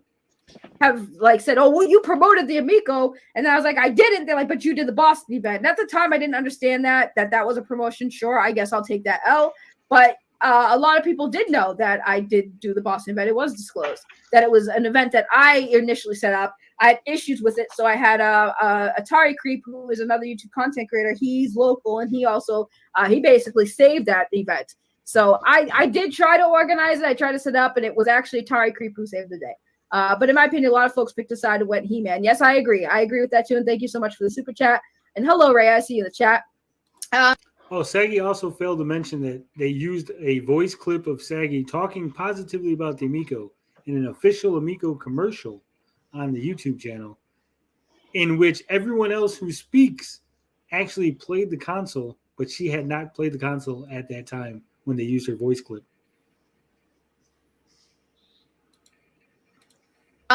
Speaking of the Boston event, I will talk about the Boston event because there's a lot of people spreading some bullshit about that event. And a lot of people, meaning one person. Is it me? It's going to be Ben. His name is Ben Pong Show or whatever. He came to the event, and here's the thing. He's going on YouTube channels, especially my friends now, YouTube's channels, saying shit that just wasn't true, right? So what he tells you is he was there, and he was. But he basically made it seem like that we, as in myself, another content creator, DJC, and another content creator, Panda Sub, were like not nice to him or anything like that. It's like we first of all, I didn't know who he was. So I mean, no offense, but like if I don't know you, I have no obligation to be nice to you like that. Like I was cordial. Wow. That's fucked up. You should be nice to everybody. You should have an obligation to be nice to everybody at all times. And as far as I know, Ben didn't say you guys weren't nice to him. He said you guys were dismissive. His first video after the event, he was really positive about it, about meeting them all. I don't know if we remember. Do you remember it? I don't know if he still got it up. I know he had a lot of his videos. He unlisted a lot of them. I did, right. But he said afterward, eventually he said that, when he went there, that he was kind of overwhelmed by, being there in the group and playing. And then, so his initial reaction was, then when he started thinking about it and the way that they were treating him afterward, he was like, wait a minute, It's but like even sorry, Tony, even then he didn't go off on them right after that. He was slightly critical. Yeah. Then they turned on him. And he was ostracized at that point. I think he was caught up in it, and I think, like a person who's not used to getting compliments, then he goes to a Hooters restaurant, and the nice, pretty Hooters lady's nice to you, and he's like, oh, that lady likes me. And then he realizes later on, no. That Hooters lady's nice to everybody that comes in and puts money on the table. Pong was very bitter when they wouldn't include him in the cult. Well, when they wouldn't include him, that's when his eyes opened up. I don't think he even wanted that. Don't think that's what it was about for Ben. Don't know. I think he was. What he is just a retro gamer, and he wanted a retro gaming console. He tried it, and it wasn't what he wanted. He said something slightly critical about it, and then they rounded on him. Yeah, I think when he showed up on our show, I think they gave him shit about that too, probably. Because we were like, "Whoa, well, you were there. You tried it. Might as well if you want to hop on." Yeah, that's right. Yeah, he spoke about it on here, and he was honest. Yeah, and he was positive. He still was like, "I like it," but he's like, "Here's a little problem with this. There was a little problem with that." He did want to be in the cult, though. I do think that he wanted to be included. Because he said that he watched DJC a lot and he gave him gifts. I think he thought I'd show up, we'd all hang out, and they'd include me in this whole thing. He wanted to be on Amico Forever or whatever the hell it was at the time, Amico After Dark or something. So he did have aspirations of being included in the group atmosphere, but I guess they weren't as welcoming as he had hoped. You may be right, but I think it may have came. I believe it came from a place of innocence on Ben's part. Sorry, I don't think it was. He at that point they had all been coached in what to say. The promotion they were giving it. Yeah. I don't think it was like that for Ben. I think Ben wanted. It was about the console, not about being in the club. That's the impression I got. Only from what he'd said in the video after the Boston event. I can accept that. Like, it kind of sounds like Ben was enthusiastic for the console. He sees his other group of people who are enthusiastic and promoting the console and wants to, like, engage with them a little bit. But he was about the console, and yeah. They were about Tommy. Yeah. With him, but I didn't have any obligation to talk to him more than like casual conversations. I had no obligation to get to know him or be around him, right? And to be fair, Ben is an older gentleman, and he probably doesn't understand the whole YouTuber dynamic, right? So he's like, we're all equals. I just go there, I'm talking to these guys, and you know, he's probably thinking we're both YouTubers, or you know, I talk about the console, you talk about it, and then when they're kind of like, yeah, hi, and just walked away from him, you know, again, in retrospect, he was probably like, wait a minute, they were kind of assholes to me, right? Yeah, and maybe like even extrapolating that out further, and this is just speculating, like maybe Ben takes his YouTube a bit more casually than some of these people who seem to be, who are very serious about it. So maybe he was under the impression that these guys weren't maybe as serious as they were. Well, he does take it casually because he films his videos in portrait. So yeah, Tommy was like grooming these. That's his thing. In I was just laughing. Tommy was like grooming these small YouTube channels. I think that was part of the thing too, because he talked to Tommy. You know how Tommy is. He probably, you know, gassed him up with a bunch of things, and then never fucking followed through with anything, and didn't talk to him afterward. See, Wench Bicep says I really did feel bad because it seemed like he was getting the cold shoulder. Yeah, he did kind of get the cold shoulder. I think they gassed him up, or at least Tommy gassed him up. He saw how everybody else, as soon as they started talking positive, you know, they were invited to shows, they were invited to be, you know, guests on the panel, they were hanging out, talking. And then when by the time Ben came around, they were already closing ranks and not really letting anybody in. Saggy's outright admitting it here. She just said it. She said, I have no obligation, or something. What's to that effect? I have no obligation to make you feel welcome. I can't remember what she said. I've been awake for 27 hours now. But so, yeah, something like that. So he took Papa Pete. Yeah, Papa Pete is on this too. Poor Papa Pete. Hey guys, I'm back. Yeah. Hey. The Italian way. But he also said like he gave. Oh, what's that? The Italian way of saying "fuck you" is this.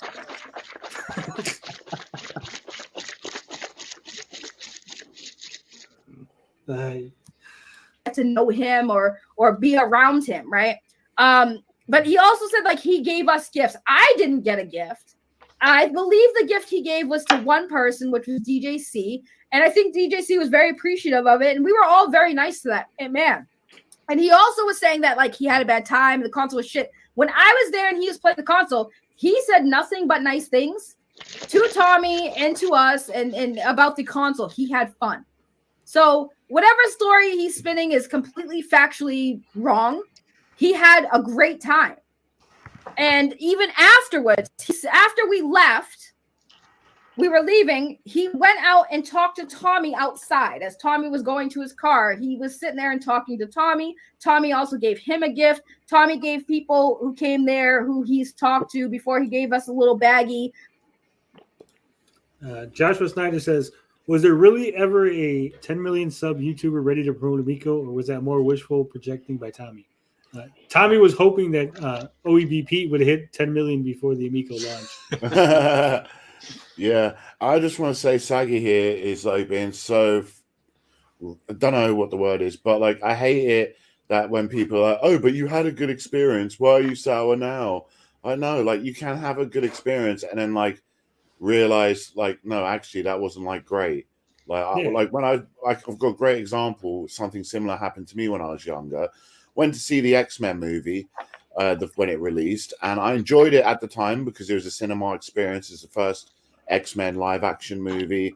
And then like after like a week or two, I was thinking about it and I was like criticizing it to my friend I went to the cinema with, and he was like, oh, but at the time you loved it, like you can't be critical now. And it's like, bullshit, shut up. I love when you tell a story like that, Bob, and then you just rush it. Bullshit. Yeah. Well, I don't want to bore people going on too much about Oh, it. yeah. This is the Amico. This is the Gabbing with Geeks. That's all we do, Bob, is bore people with our boring stories. Have you not heard us? Do you not listen to the show you're on? No, I'm just here to hear the sound of my own voice. OEB Pete was sure to trying to buy up that many subs. Yeah.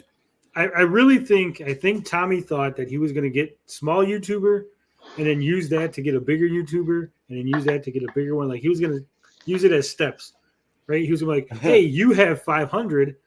You see that guy with 300 likes us. And then, hey, you have 1,000. Well, that guy with 500 likes us, you know. It's such a boomer mentality. That's not how YouTube works at all. But I really think that because remember, he would point out things. He'd be like, well, look it. So-and-so started talking about it, and they got 300 more subs, or their sub count went up by 50. He would say stuff like that, basically signaling, look, guys, if you talk about the Amico and you get in the community, your subs start going up, start getting more. Who was the biggest one that ever, not so much spoke to him, but spoke about it positively? Was it Rich, Review Tech? Was he the biggest? He would be the biggest who ever spoke about it positively, yeah. But Rich didn't speak about it positively even that often. Like when he started going against Tommy, he talked about it like 10 times more than he ever talked about it. Yeah, when he was positive. And he spammed the applause button a lot more as well. Yeah. Whatever happened to the Crow Continuum? The Crow I know Continuum? he spoke about it. He was like a YouTuber that had a bunch of. He has like 12,000. He talked about it positively for a little while, and then he just like fucked off. And he has like 12,000 subs right now. But everyone else was like, I think Retro Bro, no, probably Smash JG. Smash was probably the biggest one who regularly promoted the Amico. Well, Smash had to at one point. Yeah. I mean, he did. He had money in it. It was. Yeah. Well, I think that's a conflict of interest at the least. It was, yeah. And I don't know. That could come back and bite him in the ass, but we'll see. Yeah, Joshua Snyder says he was going to MLM that bitch. Yeah, that's exactly what he was trying to do. Multi-level market the Amico. Yeah, one interesting saying John Riggs. How many's John Riggs got? Because John Riggs spoke positively about it. Few 100,000 maybe. I'll check right after this comment. It says, let's keep it real. Saggy's just always trying to move up the YouTube ladder. I watched her beg for subs on Retro Bros channel when she had less than 1,000. I don't remember that, but I'm not thinking that it's untrue. Does that make sense? Like I could see that happening. John Riggs has 143,000 right now. No, so Rich is. Uh-oh. Saggy Melons is here. Really? Oh, I begged for subs. When was that? I don't know. I didn't. That's what they said. I said that. Oh no, I love it. I love it when people always say shit that's just factually untrue. Because I've never once in my entire YouTube journey ever begged anyone for subs. If anything, I literally encourage people to unsubscribe. Like I've done the opposite, but you tried. I've witnessed that. I can vouch for that. I've seen Saggy being like, "No, if you're not here for the content and stuff, fuck off." Yeah, I don't beg for subs. I've actually in the beginning when I first started doing YouTube, when people asked me, "Hey, where can we find you?" I was like, "Nah, nobody wants to watch me. Don't show for me." I literally told people not to actually promote me on their channel, and so you're wrong. Okay. No, I never did. Never did. I don't know who Eating Pace says, you talk some shit. Look who's here. Balling Bob Ross says, Retro Bro. Yes, you did. Retro Bro. No, I've never begged for subs. You tried, though. We're going to get that problem. Hold up. If we find the clip, what happens, Saggy? The only clip you would find is be like, what, Sag? Hey, where can we find you, Saggy? Oh, you can find me here when it's asked. I don't beg. Oh, when you did first. But if we find a clip of you begging for subs. No, we're not gonna find a clip of me begging for subs. I never begged. Saggy, to be fair, you do say stuff and then you don't remember you said it. Come on. Don't you remember the whole? Tommy told me they paid for the license for that incident. Don't you remember that? Yeah, and I asked again, and I misunderstood. Anyways, my point being, like, I was streaming when I was at 900 subs, and I was streaming when I hit 1,000. I've never begged, so that's not, again. If you can find it, feel free, knock yourself out. But I guarantee you, I did not. All right, somebody get on that. Somebody contact the Retro Bro to look through his archives. Hopefully, everything's got a transcript, so it'll be real quick to find it or not. So, how long have you been listening, Saggy? Oh no, I was watching Max's stream, and Sweet and Tender was like, "Hey, they're EFAPing your stream early." And I was like, "All right, cool, I'm down." So cool. We're going to get that problem where you press play and we don't know whether it's video Saggy or live Saggy that's talking. That's also true. That would be very confusing. Don't worry, we can tell the difference. Video Saggy is probably a lot less angry. She'll be at a higher pitch. So somebody was saying that you're not going to be our friend after this, Saggy. This is why. When have I ever been mad at you for going over my videos? You do it all the time. I don't know. That's what I said. Make her say Carl knows how to turn me on. In a seductive voice. I have OnlyFans now. You got to pay for it. We did. I'm going to pay for it. We're going to pay for Carl to get an OnlyFans subscription. Okay. He's mad. He said he wants nudes, not lewds. Bro, I'm not doing it. I'm not doing it. You can I think you can set up additional tiers if you want. Oh, sorry, Sweet Tender. I'm bad. No, my bad. I know it was a secret. Feet pics, yes or no? It's just feet. I don't care. Sure. Cool. Mm-hmm. Definitely subbing. Who came up with the idea? Who came up with the idea of the collectible coin covering our nipples? That was a good idea. That was me. I said that. Yeah. A coin would not cover my nipples. Trust me. You're not covering them. That's even better. You're saying that the big coin that comes with the Amico box is not big enough for your nipples. We're not talking the areola. We're just talking the nipple, Saggy. Well, the lenticular card then. Oh, are we gonna react to my shitty stream about the Amico? Did you? Because you skipped it because I went over the other first topic. You skipped it, right? Yeah, we skipped the Keffels stuff. Also, you put smoke screen. I knew this. I just noticed. Oh my god, I hate myself. I was typing fast. I'll fix that. Go ahead. Yeah. With one of the buttons of the discs from one of the Mikos, right? I'm actually pretty pissed at Ben because he said he was going to send me his disc and he never did. He's not gonna. Again, every was that you or was that the video? Yeah, you see. That was a video. I stayed quiet. I stayed quiet. I promise. Confused. I literally was like, "Oh shit, is she talking again?" I was like, "Oh fuck!" Raise your hand or something, or say, "Hey," or say my name. Say Tony, because I'm sure. I've got a better one. Say Carl. Yeah, say Carl, and then I'll know. Oh, that's. I got one, and Hans Ben got one. donated $2 through Super Chat. How dare you not say hi to Lola or Shadow? Shame. Who the hell is Lola and Shadow? I'm so sorry. Well, you didn't have to pay for that. But hello, Shadow and Lola. I love you guys. I did have a question here before I continue. So Sweet Tender Hooligan, who's the one who wanted me to do this, says, Saggy, do you think Tommy Tellerico used you, DJC, the Forever Crew, and the rest of the Pro Amico folks? No, because here's the thing, right? And I'll address that because that's important because that's been said a lot. I don't think he used us because we all fucking offered. We all offered. It doesn't matter. I mean, with all due respect, my friend. Yeah, it really doesn't matter. If you offered, you could still be used. Yeah. At some point, you could have said no, and you could have still kept pushing. I don't feel like anyone is being used if they offer. It's not like I offered and then somebody was like there's a difference between somebody using so for example, if I was if Tony was in a rut and was needed a few bucks, yeah, hey Tony, I'll help you out, cool. But now if Tony keeps coming back to me, constantly asking me for a few bucks, yeah, I would be like, yeah, now that you're taking advantage of my kindness. That's not what happened with Tommy. We offered to do something. Tommy was down, but Tommy never came back. Was like, hey, you know how you set that that event up? You want to do another one? That wasn't the case. So that's why I don't feel like I was used, because I've been used before by people, and I definitely know the difference and can tell when somebody's taking advantage of your kindness and then just you offering to be like, hey, I want to do this. And if you play the rest of it, you'll get the rest of the explanation. What about when like another example would be like, could you imagine if Tommy was like, hey, let's have a phone meeting about some SEC documents that are going to come out, and then I'm going to let you guys know ahead of time, so in case that the other YouTubers see them, you'll be able to counter their talking points. Like something like that, I would feel used if that happened to me personally. Yeah, Would something like that happen to you?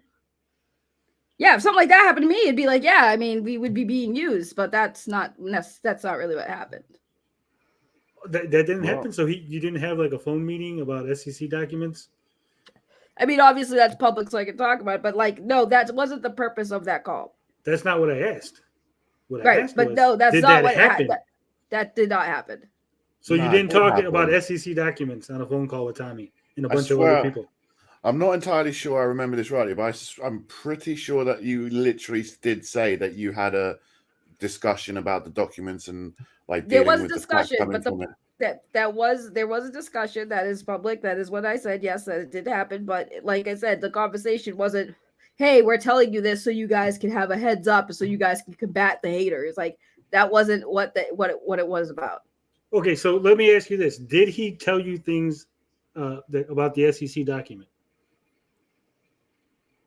Yes, that has been Okay. public. That's to say. Did he say if anyone says X, you can say Y?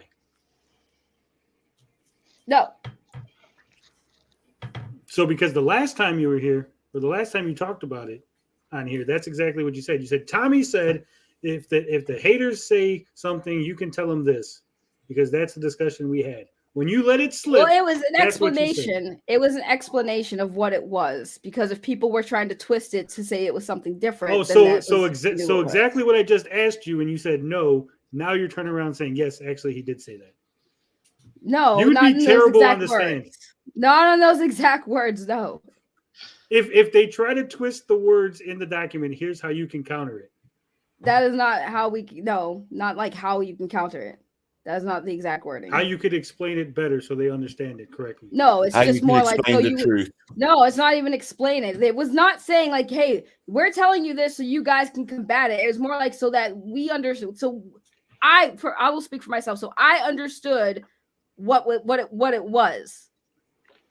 But why would you need to understand what it was? I don't fucking know.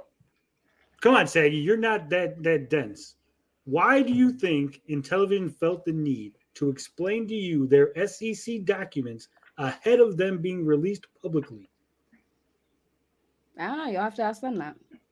Damage control. That's how I'm not asking them. I don't have them here. I'm asking you why you felt. But I'm not they them. would You're do that. asking me why other people You're do the deflecting. things they do. Can I treat her as a that hostile witness, Your Honor? Yes, you can. Treat me as a hostile witness. Let's go, baby. Look, the fact of the matter is, the reason they had you guys on the phone call with SEC documents was exactly what I just said. So you can counter the things with talking points that they handpicked and gave to you, right? They could have been lying to you about what the things in the documents meant, and you would have no idea because you didn't read the documents ahead of time, and you had no understanding of what the documents actually meant. Because, sorry, you guys are not financial lawyers. They were coaching your response. Give her the gavel. Give me the gavel. I'm down. No, you're supposed to give me the you That was can't not a handle the gavel. truth. You can't handle the truth, Tony. Were you out Can't there handle the in truth, in your home, in your bed, all warm and tender? I was out there defending the Amico. Say, Carl, you're so big. Oh no, please no. We're not doing that. Joshua says you went to the Telerico School of Doublespeak and Wordplay. Yeah, and you went to the school of having a small penis. Next question. Why is that your go-to, Saggy? Yeah, man. Because men seem to get triggered by it, and it's funny. Okay, you have a flappy vagina then. Fucking hell, Bob. I guess you'll have to pay to find out if I do. Nah. I'm just kidding. I was just kidding. Look, You're gonna go and show Saggy me for wasn't free, called then. the Grand Canyon in high school for no reason, right? I might have a saggy vagina. Huh? I said you weren't called the Grand Canyon in high school for no reason, right? Yeah, exactly. It's like a shotgun. Tony, do you wound. pee sitting down? Hell no. I would piss all over everything if I tried to pee sitting down. If I was to piss sitting down, my dick would touch the water. That's nasty. You don't want that. It's dirty water. And I don't want to put my dick sitting on the toilet either, because That's kind of dirty too. $20 is enough to get her to send Carl bikini pics. I mean, here's the thing. I'm here now. Do you still want to play this, or you can just ask me questions? Well, I don't know what you said, so both. Okay, that's fair. So we'll do both. Asking us to do it would be like, yeah, he used us, but Tommy never asked us to do any of the events. Tommy, Did Tommy ever ask you to use your voice clip in a video? You still are on that. You're still on that. We talked about this before. So was that a yes? Because he asked you that he wanted to put your voice. He was really adamant and insistent that he wanted you to be included in a video, right? But you had not played the Amico prior to the video's publication. Right, but in that clip, I didn't say I did.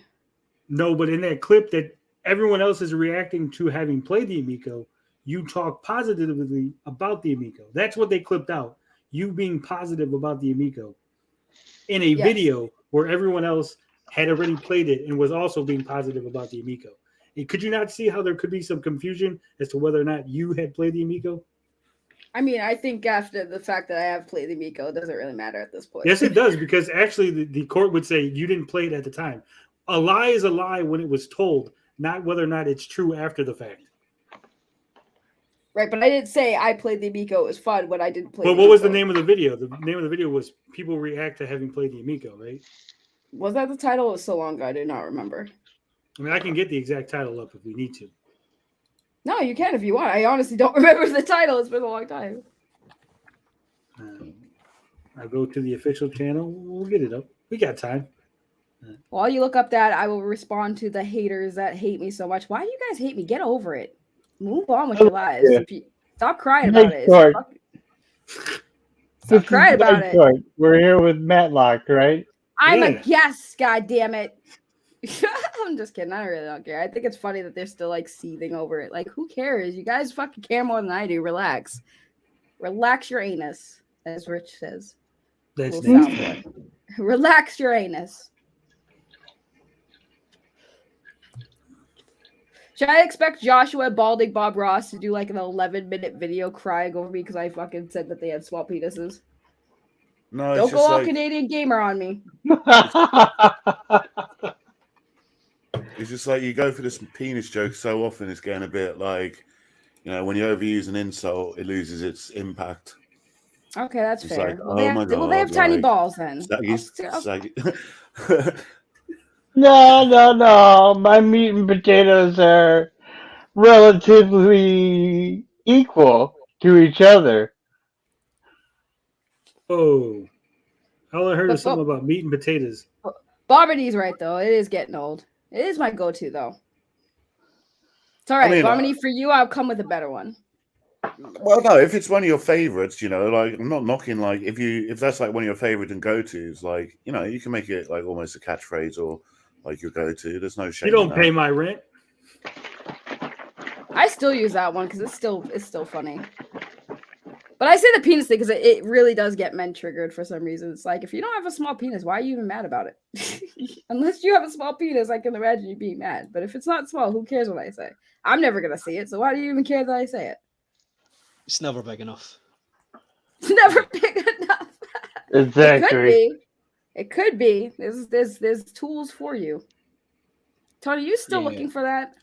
Well, I think the video is in Television Amico Reactions, episode 5, playing for the first time. I believe that's the one, but I'm looking for the actual what you said. I thought it was the Texas event. I don't think it was a reaction, but I could be wrong. I've been known to be wrong. While we're on the subject of penises, I never had that small penis problem. I had the big penis problem because, like, in school, like when I was young, I was like, my dick's big, like it's gonna like hurt girls if I fuck them. And then like when I was like in high school and I'd pop a boner, I was like, oh shit, like fuck, like I don't want people seeing my massive dong. I was embarrassed about it because I was like young and naive and didn't realize having a big cock was a good thing. Did you smoke cigarettes and drink coffee and try and stump that growth a little, or what was your response there? You know what's really? Oh, sorry. Go ahead. No, I don't know. I was pretty nerdy. Like, it wasn't until like I got to like near the end of high school when I fell in with the weed smokers that like I started getting like fun. Yeah, I get it. Me too. Tony, I found it. You're so slow. What is it? Hold on. Is this the one? Hold on. I'm seeing if this is the one that I'm in. A Television Miko Reactions, Episode 2, Physical Media. Television Reactions, Episode 3, Finnegan Fox Gameplay Footage. No, that's not it. Damn, which one is it? It's hard to find because there's so many freaking anti-videos out there. It's hard to even find when you freaking type in a Television Miko, but the freaking hating videos. Well, Jesus. if it's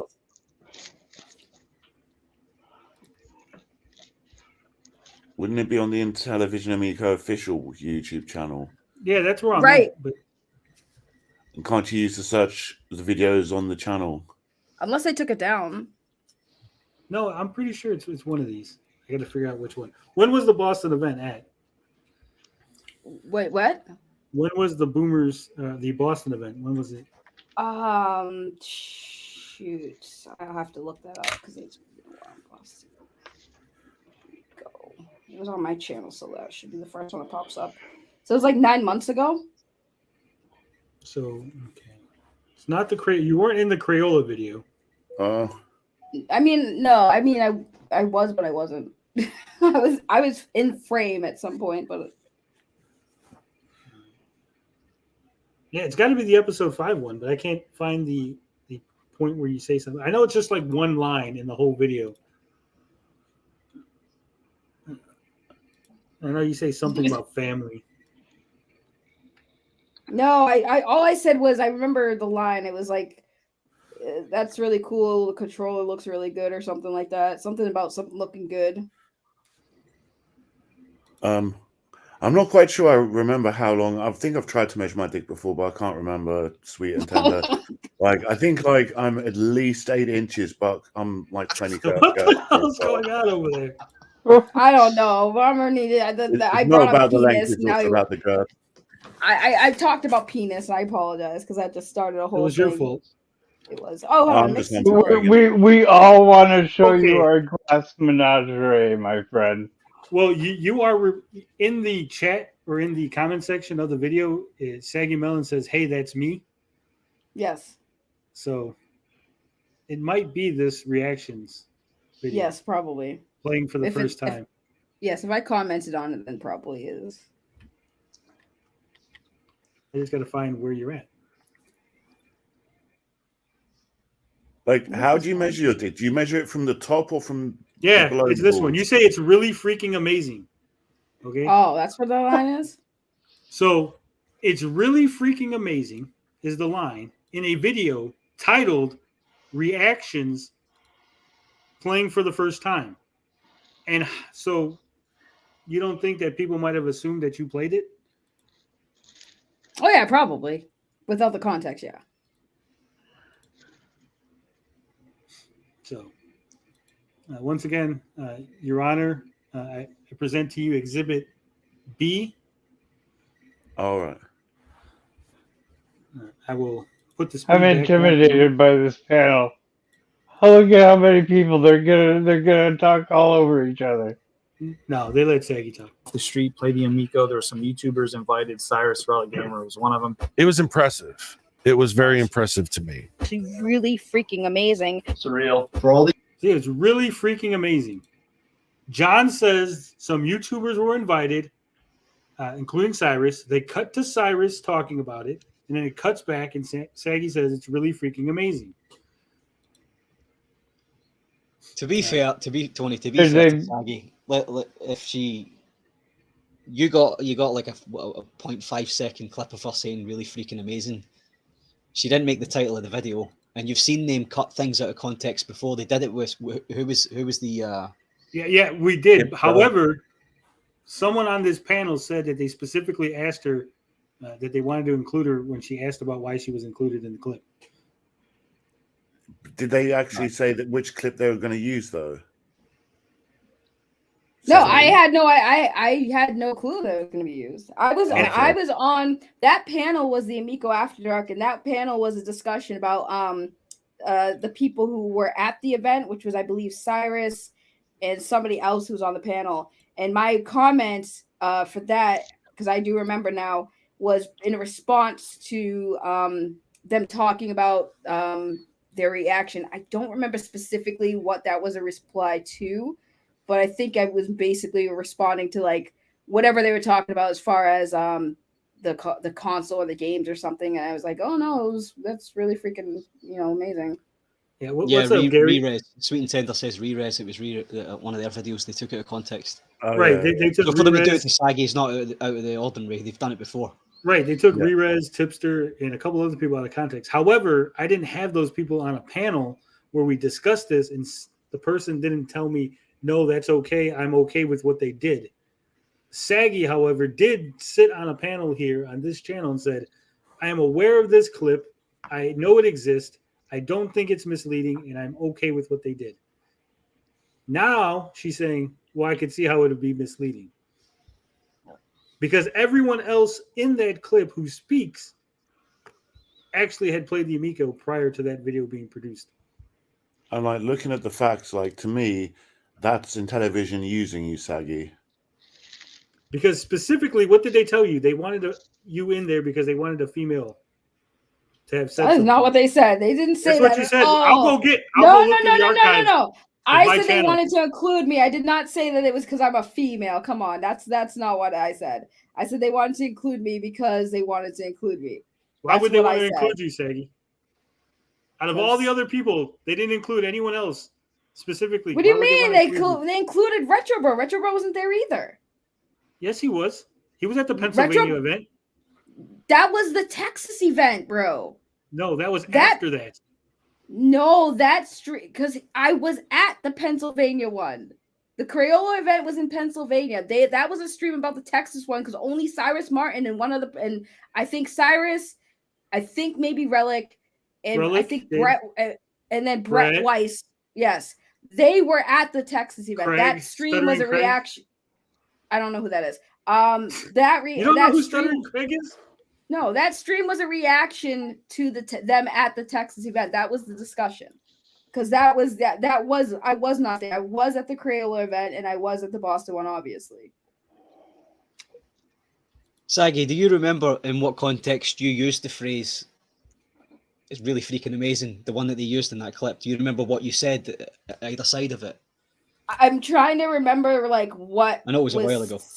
I think it was talking. It was Cyrus. I think was talking about his experience, and I think I don't remember the context. I'd have to go back to that stream to find it, but that's such a long time ago. From just listening to that though, and I'm on Saggy's side slightly with this. Sorry, Tony, but just listening to that, the way they've cut that so close to the bone either side of the words she's using can't be about them her playing it. It's not her. She hasn't said that. She hasn't said I've played it and it's really freaking amazing. Or they would have included that. Yeah, I'm not saying that Saggy has any control over that or is responsible for that. In fact, I'm saying like, yeah, it is totally like in television, basically just clipping Saggy out of context and using it for their own reasons. RJ wants to know why you're up. I don't have to work. She says she don't got to work, RJ. They're watching you right now, by the way. They're now EFAPing you. Are they EFAPing as Why well? is everyone? Is this EFAPception? Somebody's EFAPing you while you EFAP me. This is crazy. Guys, I gotta take my meds for my stomach. My carnet's sinus acting up a little bit. I'll be here though. Okay. Joshua said good night. Good night, Joshua. Even though you're mean to me, you have a good night though. Everyone's mean to me. No, I was not talking about Cyrus's drunk Alex Jones impression, even though it was a good impression. All you have to do is have a very deep, scruffy voice and yell, "They turned the frogs gay!" That wasn't that bad for a chick. Come on, give me some credit here. Ha, ha, ha. You guys are evil. Tough crowd,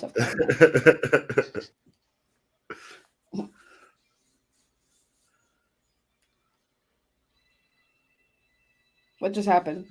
What's Tony? Tony, what are you doing? Oh, Is this my stream now? It is my stream now. No, I'm second in command in this pecking It's order. not your stream. I told you I popped over on Max's stream because you were running your mouth. I was like, let me go see what Max is up to. I didn't run my mouth. I did nothing wrong. So then I told Max and them, hey, Saggy's over on my channel. So they said, hey, we'll fucking EFAP Saggy on your channel. What, are they going to react to this video which we're reacting to? Ooh, Max says lots of people are going to be EFAPing from OnlyFans. Sounds about right. Sounds about right. Yep. We got you. Max actually was embarrassed that he said it. He's like, oh, I should have said that. It's too late. You got to set up some tiers for like requests. Like if people want to make a request. Yes, I love how Balding Bob Ross is still going. Like, bro, listen, if you had friends, I can't imagine you do because you don't understand how friendship works. And that's understandable. Not a lot of people have friends and they don't understand how friendship works. But to sit there and say, if I think somebody's my friend, I'm delusional, you don't know my relationships with people. So what was the last time you talked to Tommy? A couple weeks ago. And what was the conversation about? How he's doing, how I've been doing, you know, what normal people talk about. So how is he doing? He's all right. How are you doing? I'm all right. How you doing? I'm doing good. I'm trying to get some information out of you, and you're just, being very coy. What do you want me to do? Want me to sit there and tell you guys how our boring conversation went when we're just talking about our lives and how we're doing and how things have been and things like that? I wasn't gonna talk with him about it in television because I already stated that at this point I'm just gonna be like everybody else and wait for the news, just like everybody else. Saggy, do you speak to him about the Amico when you talk to him? No. Not one thing. Oh no! Back in the day where I used to. No, I mean now. Sorry, I mean now. Since he stepped away. Okay, let me ask you this: how often did you talk to Tommy prior to the whole passing of his father and all the unpleasantness that was going on? Not a lot. So when you I tend to first not started talk talking to him. I don't. When people usually deal with a passing, I tend to give them space. So obviously, I wasn't going to. That's not what I said. Well, what are you asking? Prior to his father passing. Oh, when prior. you were My talking bad. to him before, how often would you talk to him? Here and there, he was busy, so not like every single day, but here and there. Couple of times a week, 3 times a week. Yeah, once like, a week. Would you say that you talked to him more prior to the passing versus after the passing?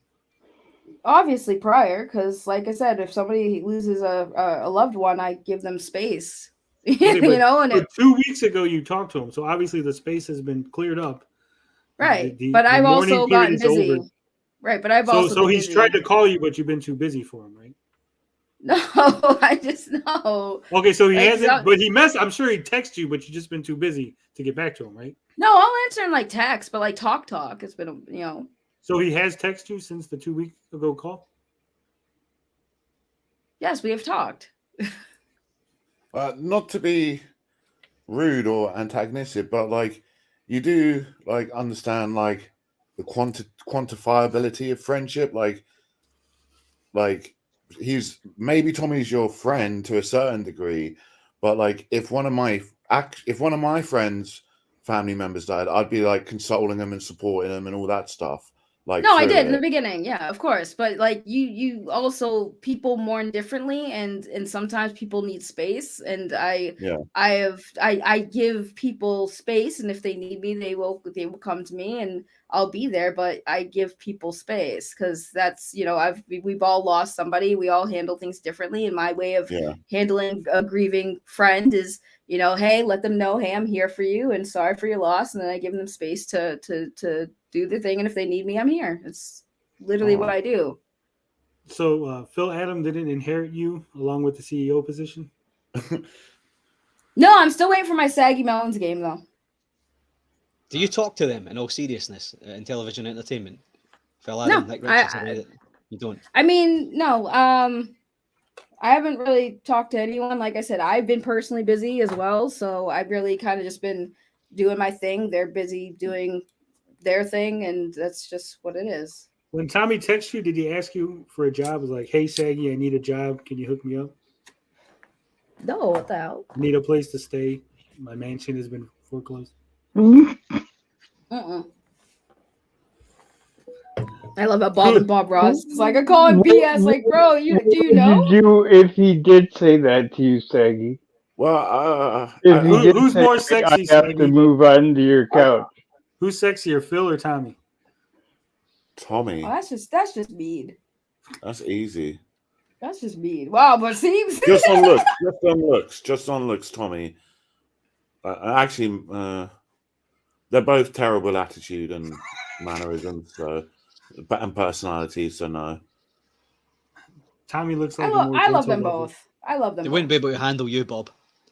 But the sounds of it. No, I tear love them a them new both. one. All right, let's get back to this video.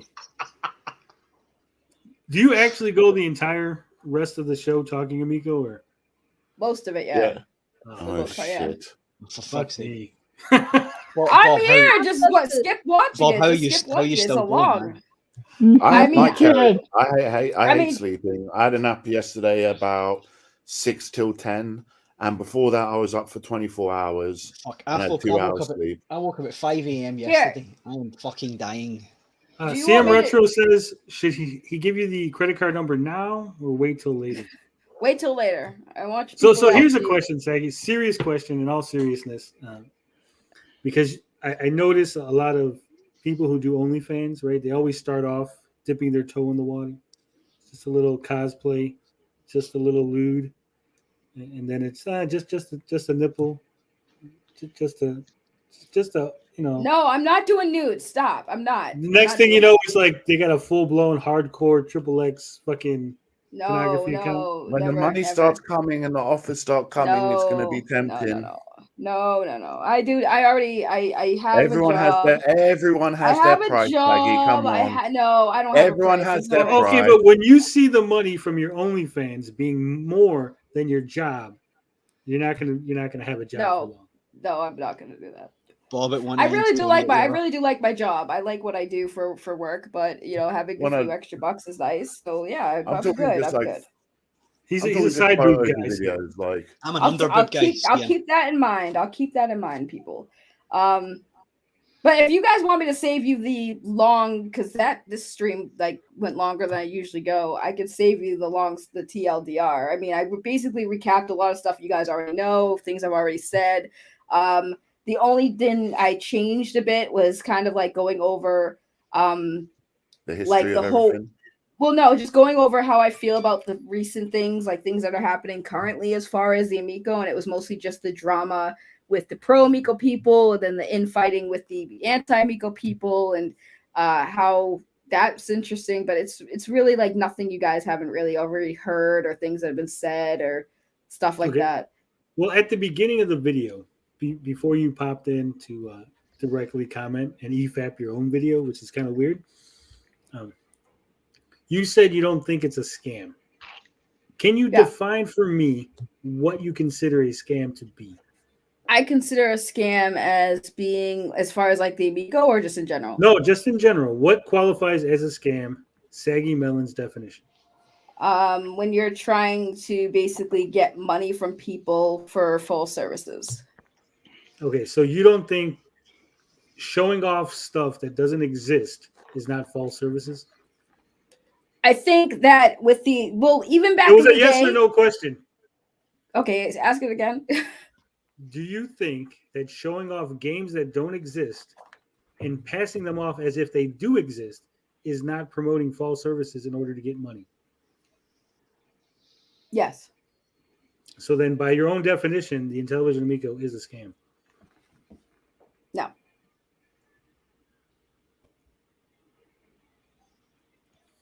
No. I will explain. Let me explain. I want to hear the reaction. So, like I explained in this part, which again we can skip it because I kind of went through this too. My theory. I won't say theory because I feel like it's kind of obvious that what had happened was there were games that were supposed to come, like the Earthworm Jim, which I use that as an example, which kind of was like a big thing that I feel like they were trying to get. And I feel like the issue was they announced games too soon before everything was finalized. I think they were told, yes, we can have this on the Amico. They got excited. Cool. We got let me this stop game. you right there. Let me stop you right there. Toe Jam and Earl was promoted as coming to the Amico, a brand new game. Toe Jam and Earl's team, developers said they were never making a brand new Amico game. They were porting the last game that they made, which was Back in the Groove, New Groove or something. Which would make sense, Back in the Groove, yeah. Okay. Then they said that they stopped being contacted from Intellivision like 3 months after the initial, talk, right? So that's it. They didn't hear nothing back from Intellivision. 9 months later, Tommy was still promoting the game as coming to the console. So for 9 months, they had not spoken with the Toe Jam and Earl team. So how could Tommy have thought that the game was still happening? Do you know for a fact they weren't talking to them? Yeah, I know for a fact. Because the developers talked to us. And the developers couldn't have been lying, but Tommy was. They showed us contracts and things. So no, I don't think the developer was lying. What would the developer have to gain from lying? Fuck if I know. What those people lie all the time. What do they have to gain from Let's lying? see. I don't Tommy fucking has know. to gain people pre-ordering. The developers have nothing to gain by saying it's not happening. It was never happening. Right, but CCM Retro's in the same boat as I am. Like that's exactly what I feel. Like I think they did go in it with the best intentions. No. I completely disagree because there's further evidence coming out. These documents coming out that are showing that their original intent was not to manufacture a console. Their original intent was to get the company sold was to build up the fan base, build up the hype, and then sell the company onto a bigger company to get them to. They're going to be like, look, we've got like 300,000 people wanting this console. Don't you want to buy the company and produce the console and make all this money? Okay, what about Catfighters? Catfighters was shown off as a game that was coming to the Amico, and the game doesn't exist. It never existed, and it never will exist. The company who produced the trailer that was used in a Facebook marketing campaign went out of business several years ago. Am I supposed to answer that? But so if that game doesn't exist, and it never did exist, and it never will exist, how could they? Like I said, I have no answer for that because I didn't ask these questions. These are not things. So that would again, we're back to they used something that was false to promote and make money off of customers. So that would be, by Saggy Melon's definition, a scam. Tommy's saying that he was a New York Yankee Hall of Famer as part of his promotional pitch to get investors, which is a false statement, would then be a scam, correct? If that was the case, if they had intentions of getting those games and those games fell through, I wouldn't think it's a scam. The game didn't exist, and it never will exist, and it never has existed. But again, I don't know. I don't know what. Here's the thing: you're asking me questions about things that I don't know. I don't know if there were conversations. Okay, is Tommy a Hall of Famer for the New York Yankees? Bro, I don't know. I'm not. I don't. You don't know if Tommy is a Hall of Famer for the New York Yankees? Asked. I've never asked. A name, I don't know. like an occupation, hold on, such as. Wisp, hold on. Do you know that there's an online database for Hall of Fame for the New York Obviously Yankees? not. I don't know these things. I'm not a sports fan like that. I'm not a sports fan either. Okay, but you clearly care about this stuff more than I do. So I'm telling you as a fact that Tommy is 100% not a New York Yankee Hall of Fame baseball player. Yet he used that as a promotional tool in an investor pitch. You do not think that's dishonest? There's a reason why he said that. I have no clue. I'm sure it's dishonest. I don't know. I have no clue. So if it's dishonest, you're throwing information at me that I've never heard before. Okay, what about the you will be making money this year Neil Patel video in which he says that Jay Allard, who was not part of the team at that point, was part of the team. We've had this. Kara Acker was also not part of the team at that point. I don't know who Karen Kaplan, the Nintendo lady, was also not part of the team. In fact, she was never part of the team. She was hired because she owns a PR firm that they used in order to make a press release, and they got a few consultations. Tony, I don't know these people and I don't know their involvement. you clearly know What, more what you're about it than saying I is, do. let me just clarify for you. Everything that I've said is true, and it falls under the definition that you laid out as a scam. However, you are not willing to actually say it's a scam because Tommy's your friend. Is that where we're at? No, that's not where we're at. You're bringing up information that I'm not privy to, and I don't know the explanation behind it because there's, like I said, anytime you guys have said something, and information would come out on the other side, it would just make sense to me. But again, this is all information I am not privy to. You're hitting me with things that I don't know, and taking your word for it doesn't mean a thing to me because I don't know.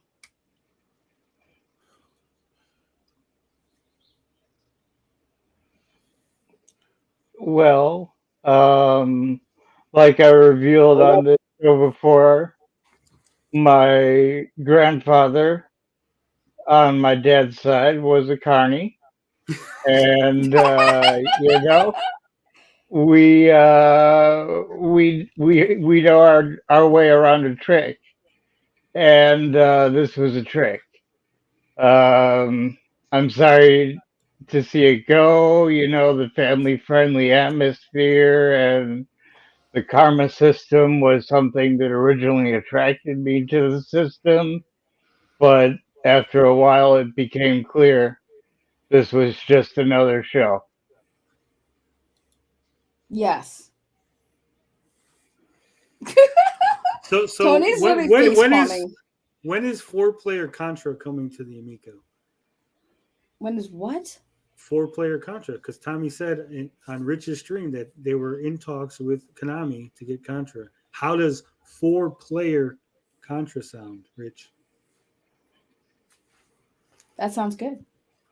Yeah, and it also Too sounds good like to be true. It's a lie. But you literally said it. They said they were in talks. Tommy said they were in talks with Konami, who does not make video games anymore. They make pachinko machines. If Right, but they still own the rights to the friggin' PlayStation, game. look, if Nintendo, Sony, and Microsoft cannot get Konami to make a fucking Contra game, why the hell would they make one for Amico? But Tony, them getting in talks of using the IP is not the same. They could have just said, "Hey, we want to make this game. Can we get the permission to make this game?" Yeah, because Sony, That's Microsoft, not and a good Nintendo, example. they never were like, "Hey, Konami, we want a new Contra game because that's a big seller." You think we could just buy the IP? Well, or maybe license the they IP? have, and Konami said no. But again, they said they were in talks. But they would say trying yes get to it. Tommy, right? Because that makes sense. But again, he just said, if you said it yourself, they were in talks. It's having a No, conversation Tommy is not said against they were it. in talks. Tommy Okay, but says a lot if of Tommy things. says, but if Tommy said they were in talks, that's not them. That's not Tommy saying we got the game.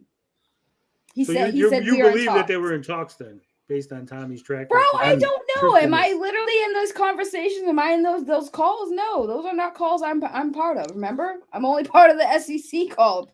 So I mean, I'm not part of that call with him talking and trying to get deals with other people. So if he says I was in talks, regardless if it's true or not, saying that he's in talks is completely different than saying we got the game.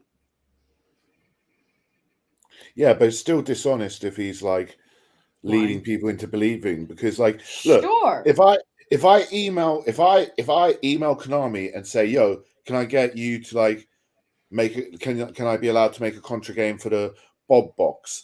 And like I can turn around and say I'm in talks with Konami for Contra for the Bob box.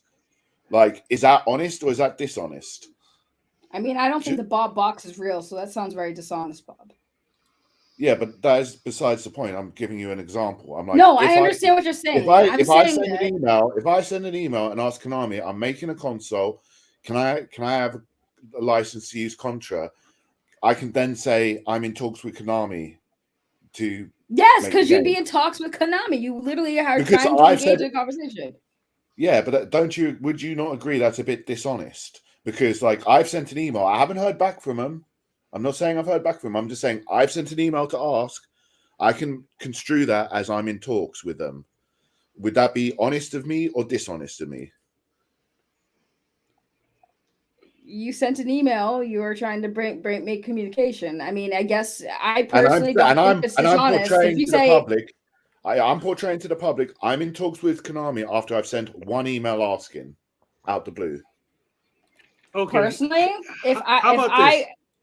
How about this? Because here's what I'm hearing. Tommy doesn't lie. Do you think Tommy lies? Does Tommy tell lies, Saggy?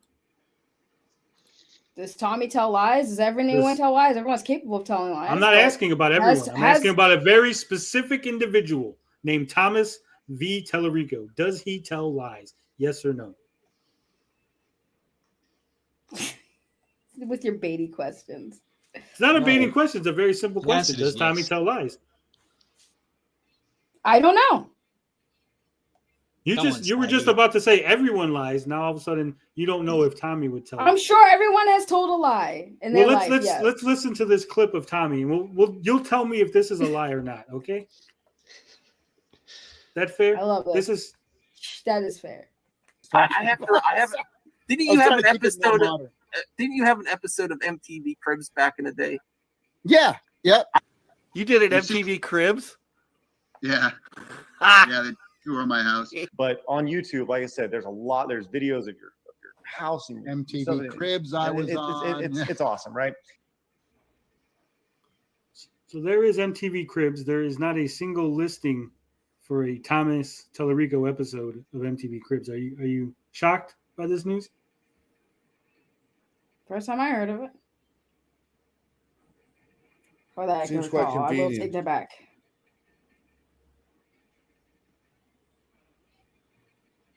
I'm looking it up myself. Oh, you're looking up if he was on MTV Cribs.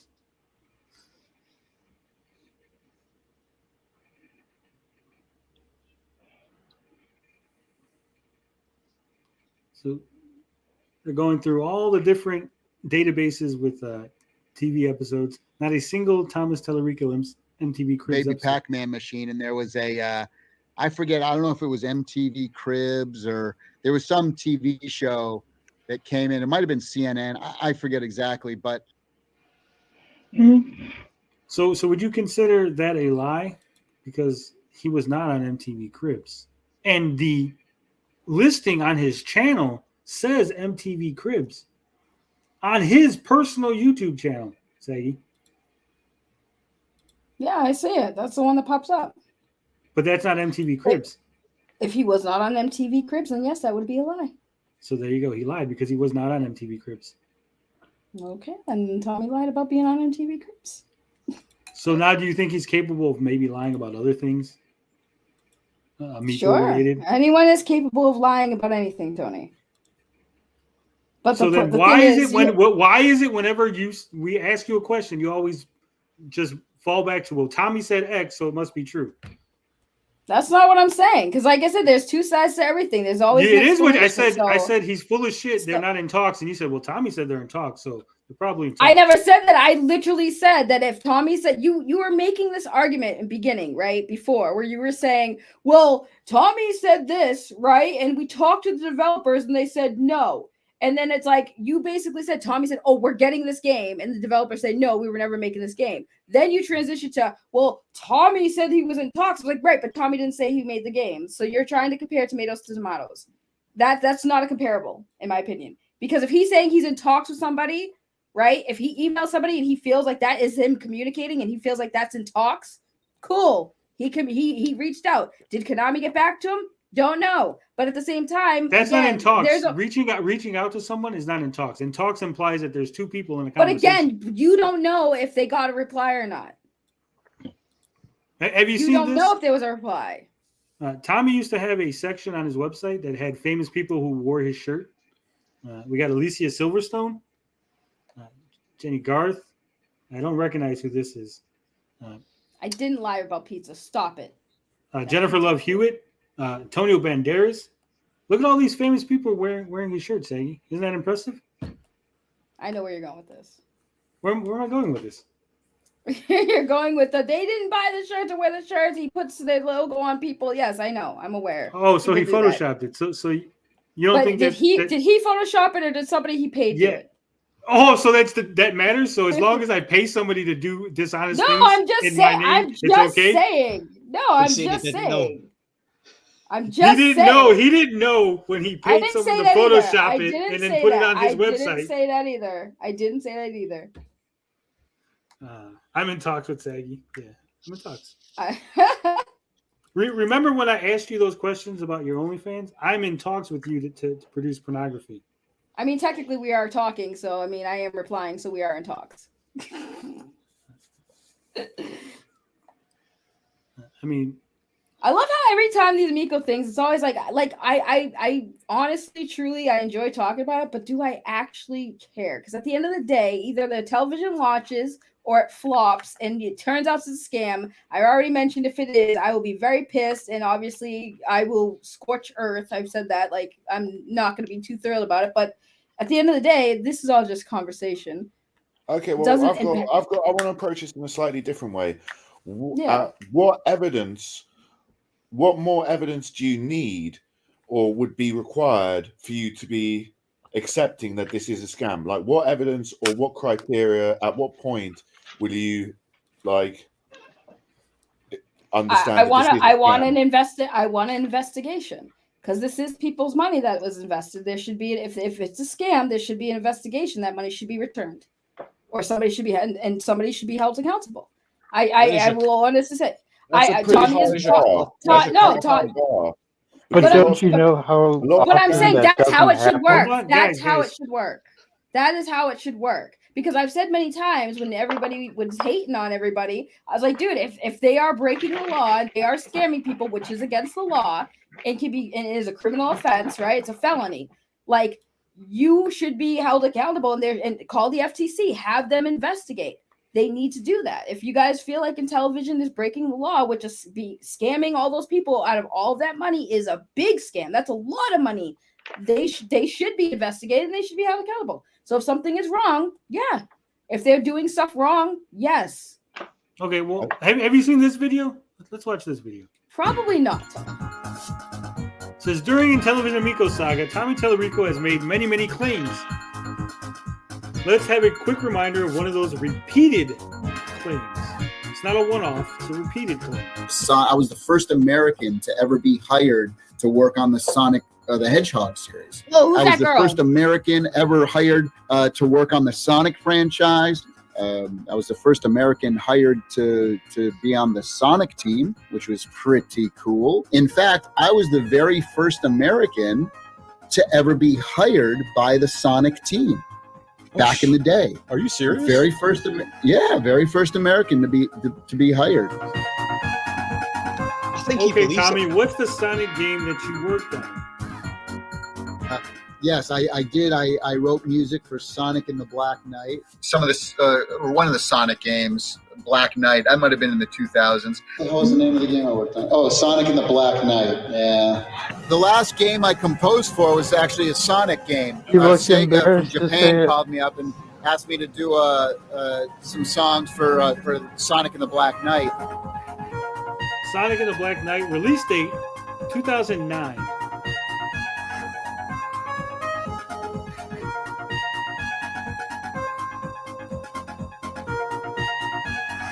Tommy claims he was the first American to work on the Sonic series, a game from 2009. Let's look at a few credits from some older Sonic games. Saggy. Bill Willis, Sonic the Hedgehog 2, assistant programmer, 1992. Tom Payne, Sonic the Hedgehog Spinball, did the art. Sonic the Hedgehog 2, zone artist. Brenda Ross, Sonic the Hedgehog 2, zone artist.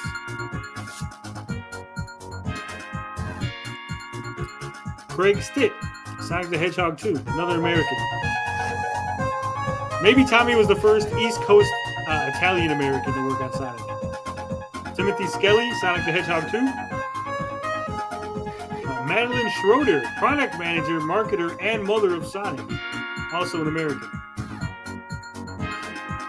Mark Cerny, Sonic the Hedgehog 2.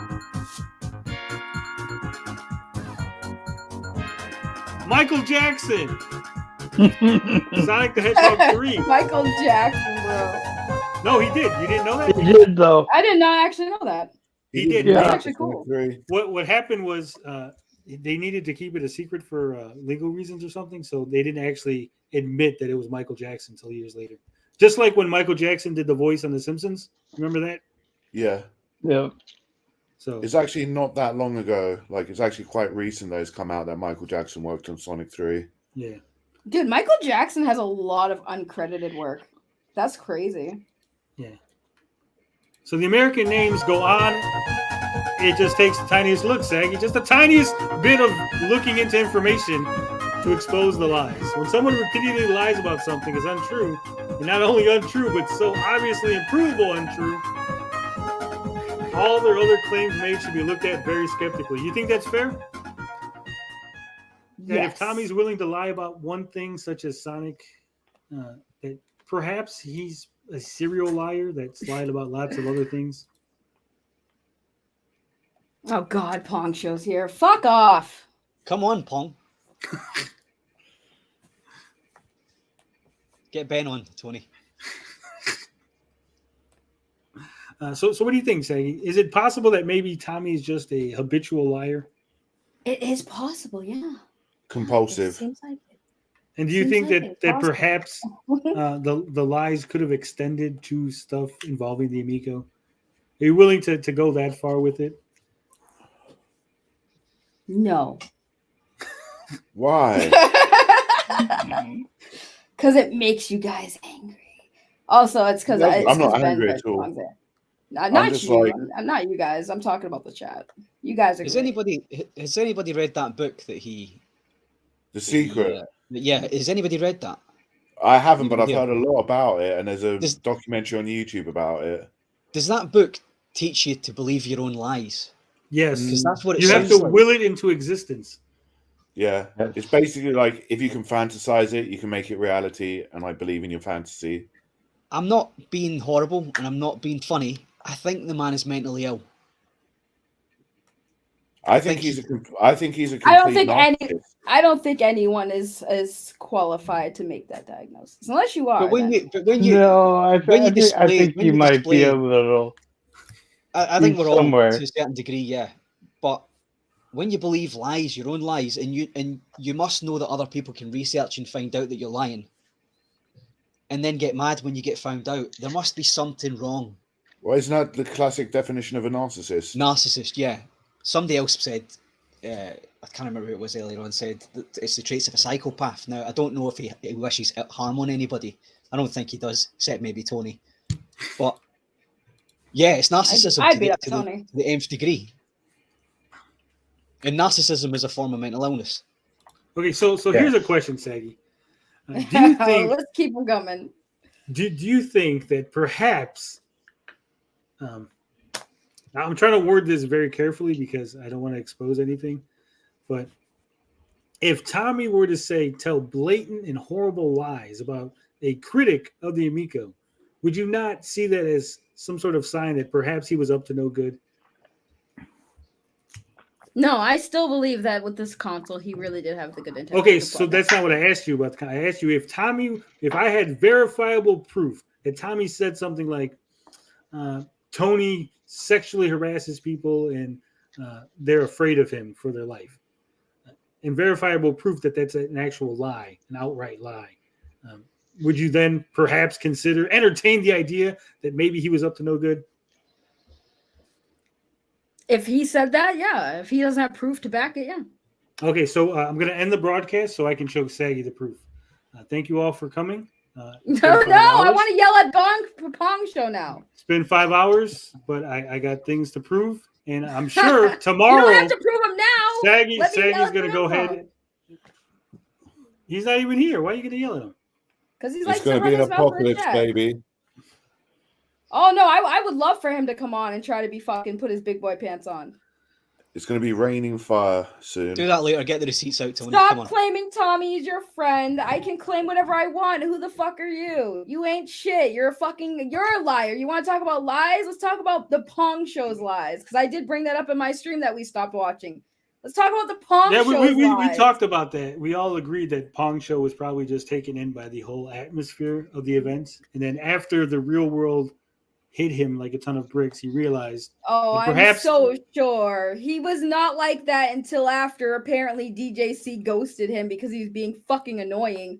And then he got all butthurt and he was like, oh, I'm not part of the cool kids club. I'm not part of the cool. Whoa. You guys were never cool kids. Let's not cool pretend. kids.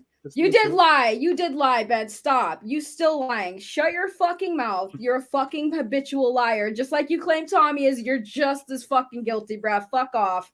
Fuck off. Don't worry, Pong. You In a couple literally of minutes- lied about everything that happened. And then you went back to that spot like a fucking creeper to like go back there and be like, hey guys, I'm back at the fucking scene of the crime where all these fucking Amico people were so fucking awful to me, even though we weren't. But it's okay. If you want the truth, dude, like you were all over us, which was weird for a grown-ass man your age, being all over people you don't know, being all up in our business, trying to be part of the fucking conversation that you weren't invited.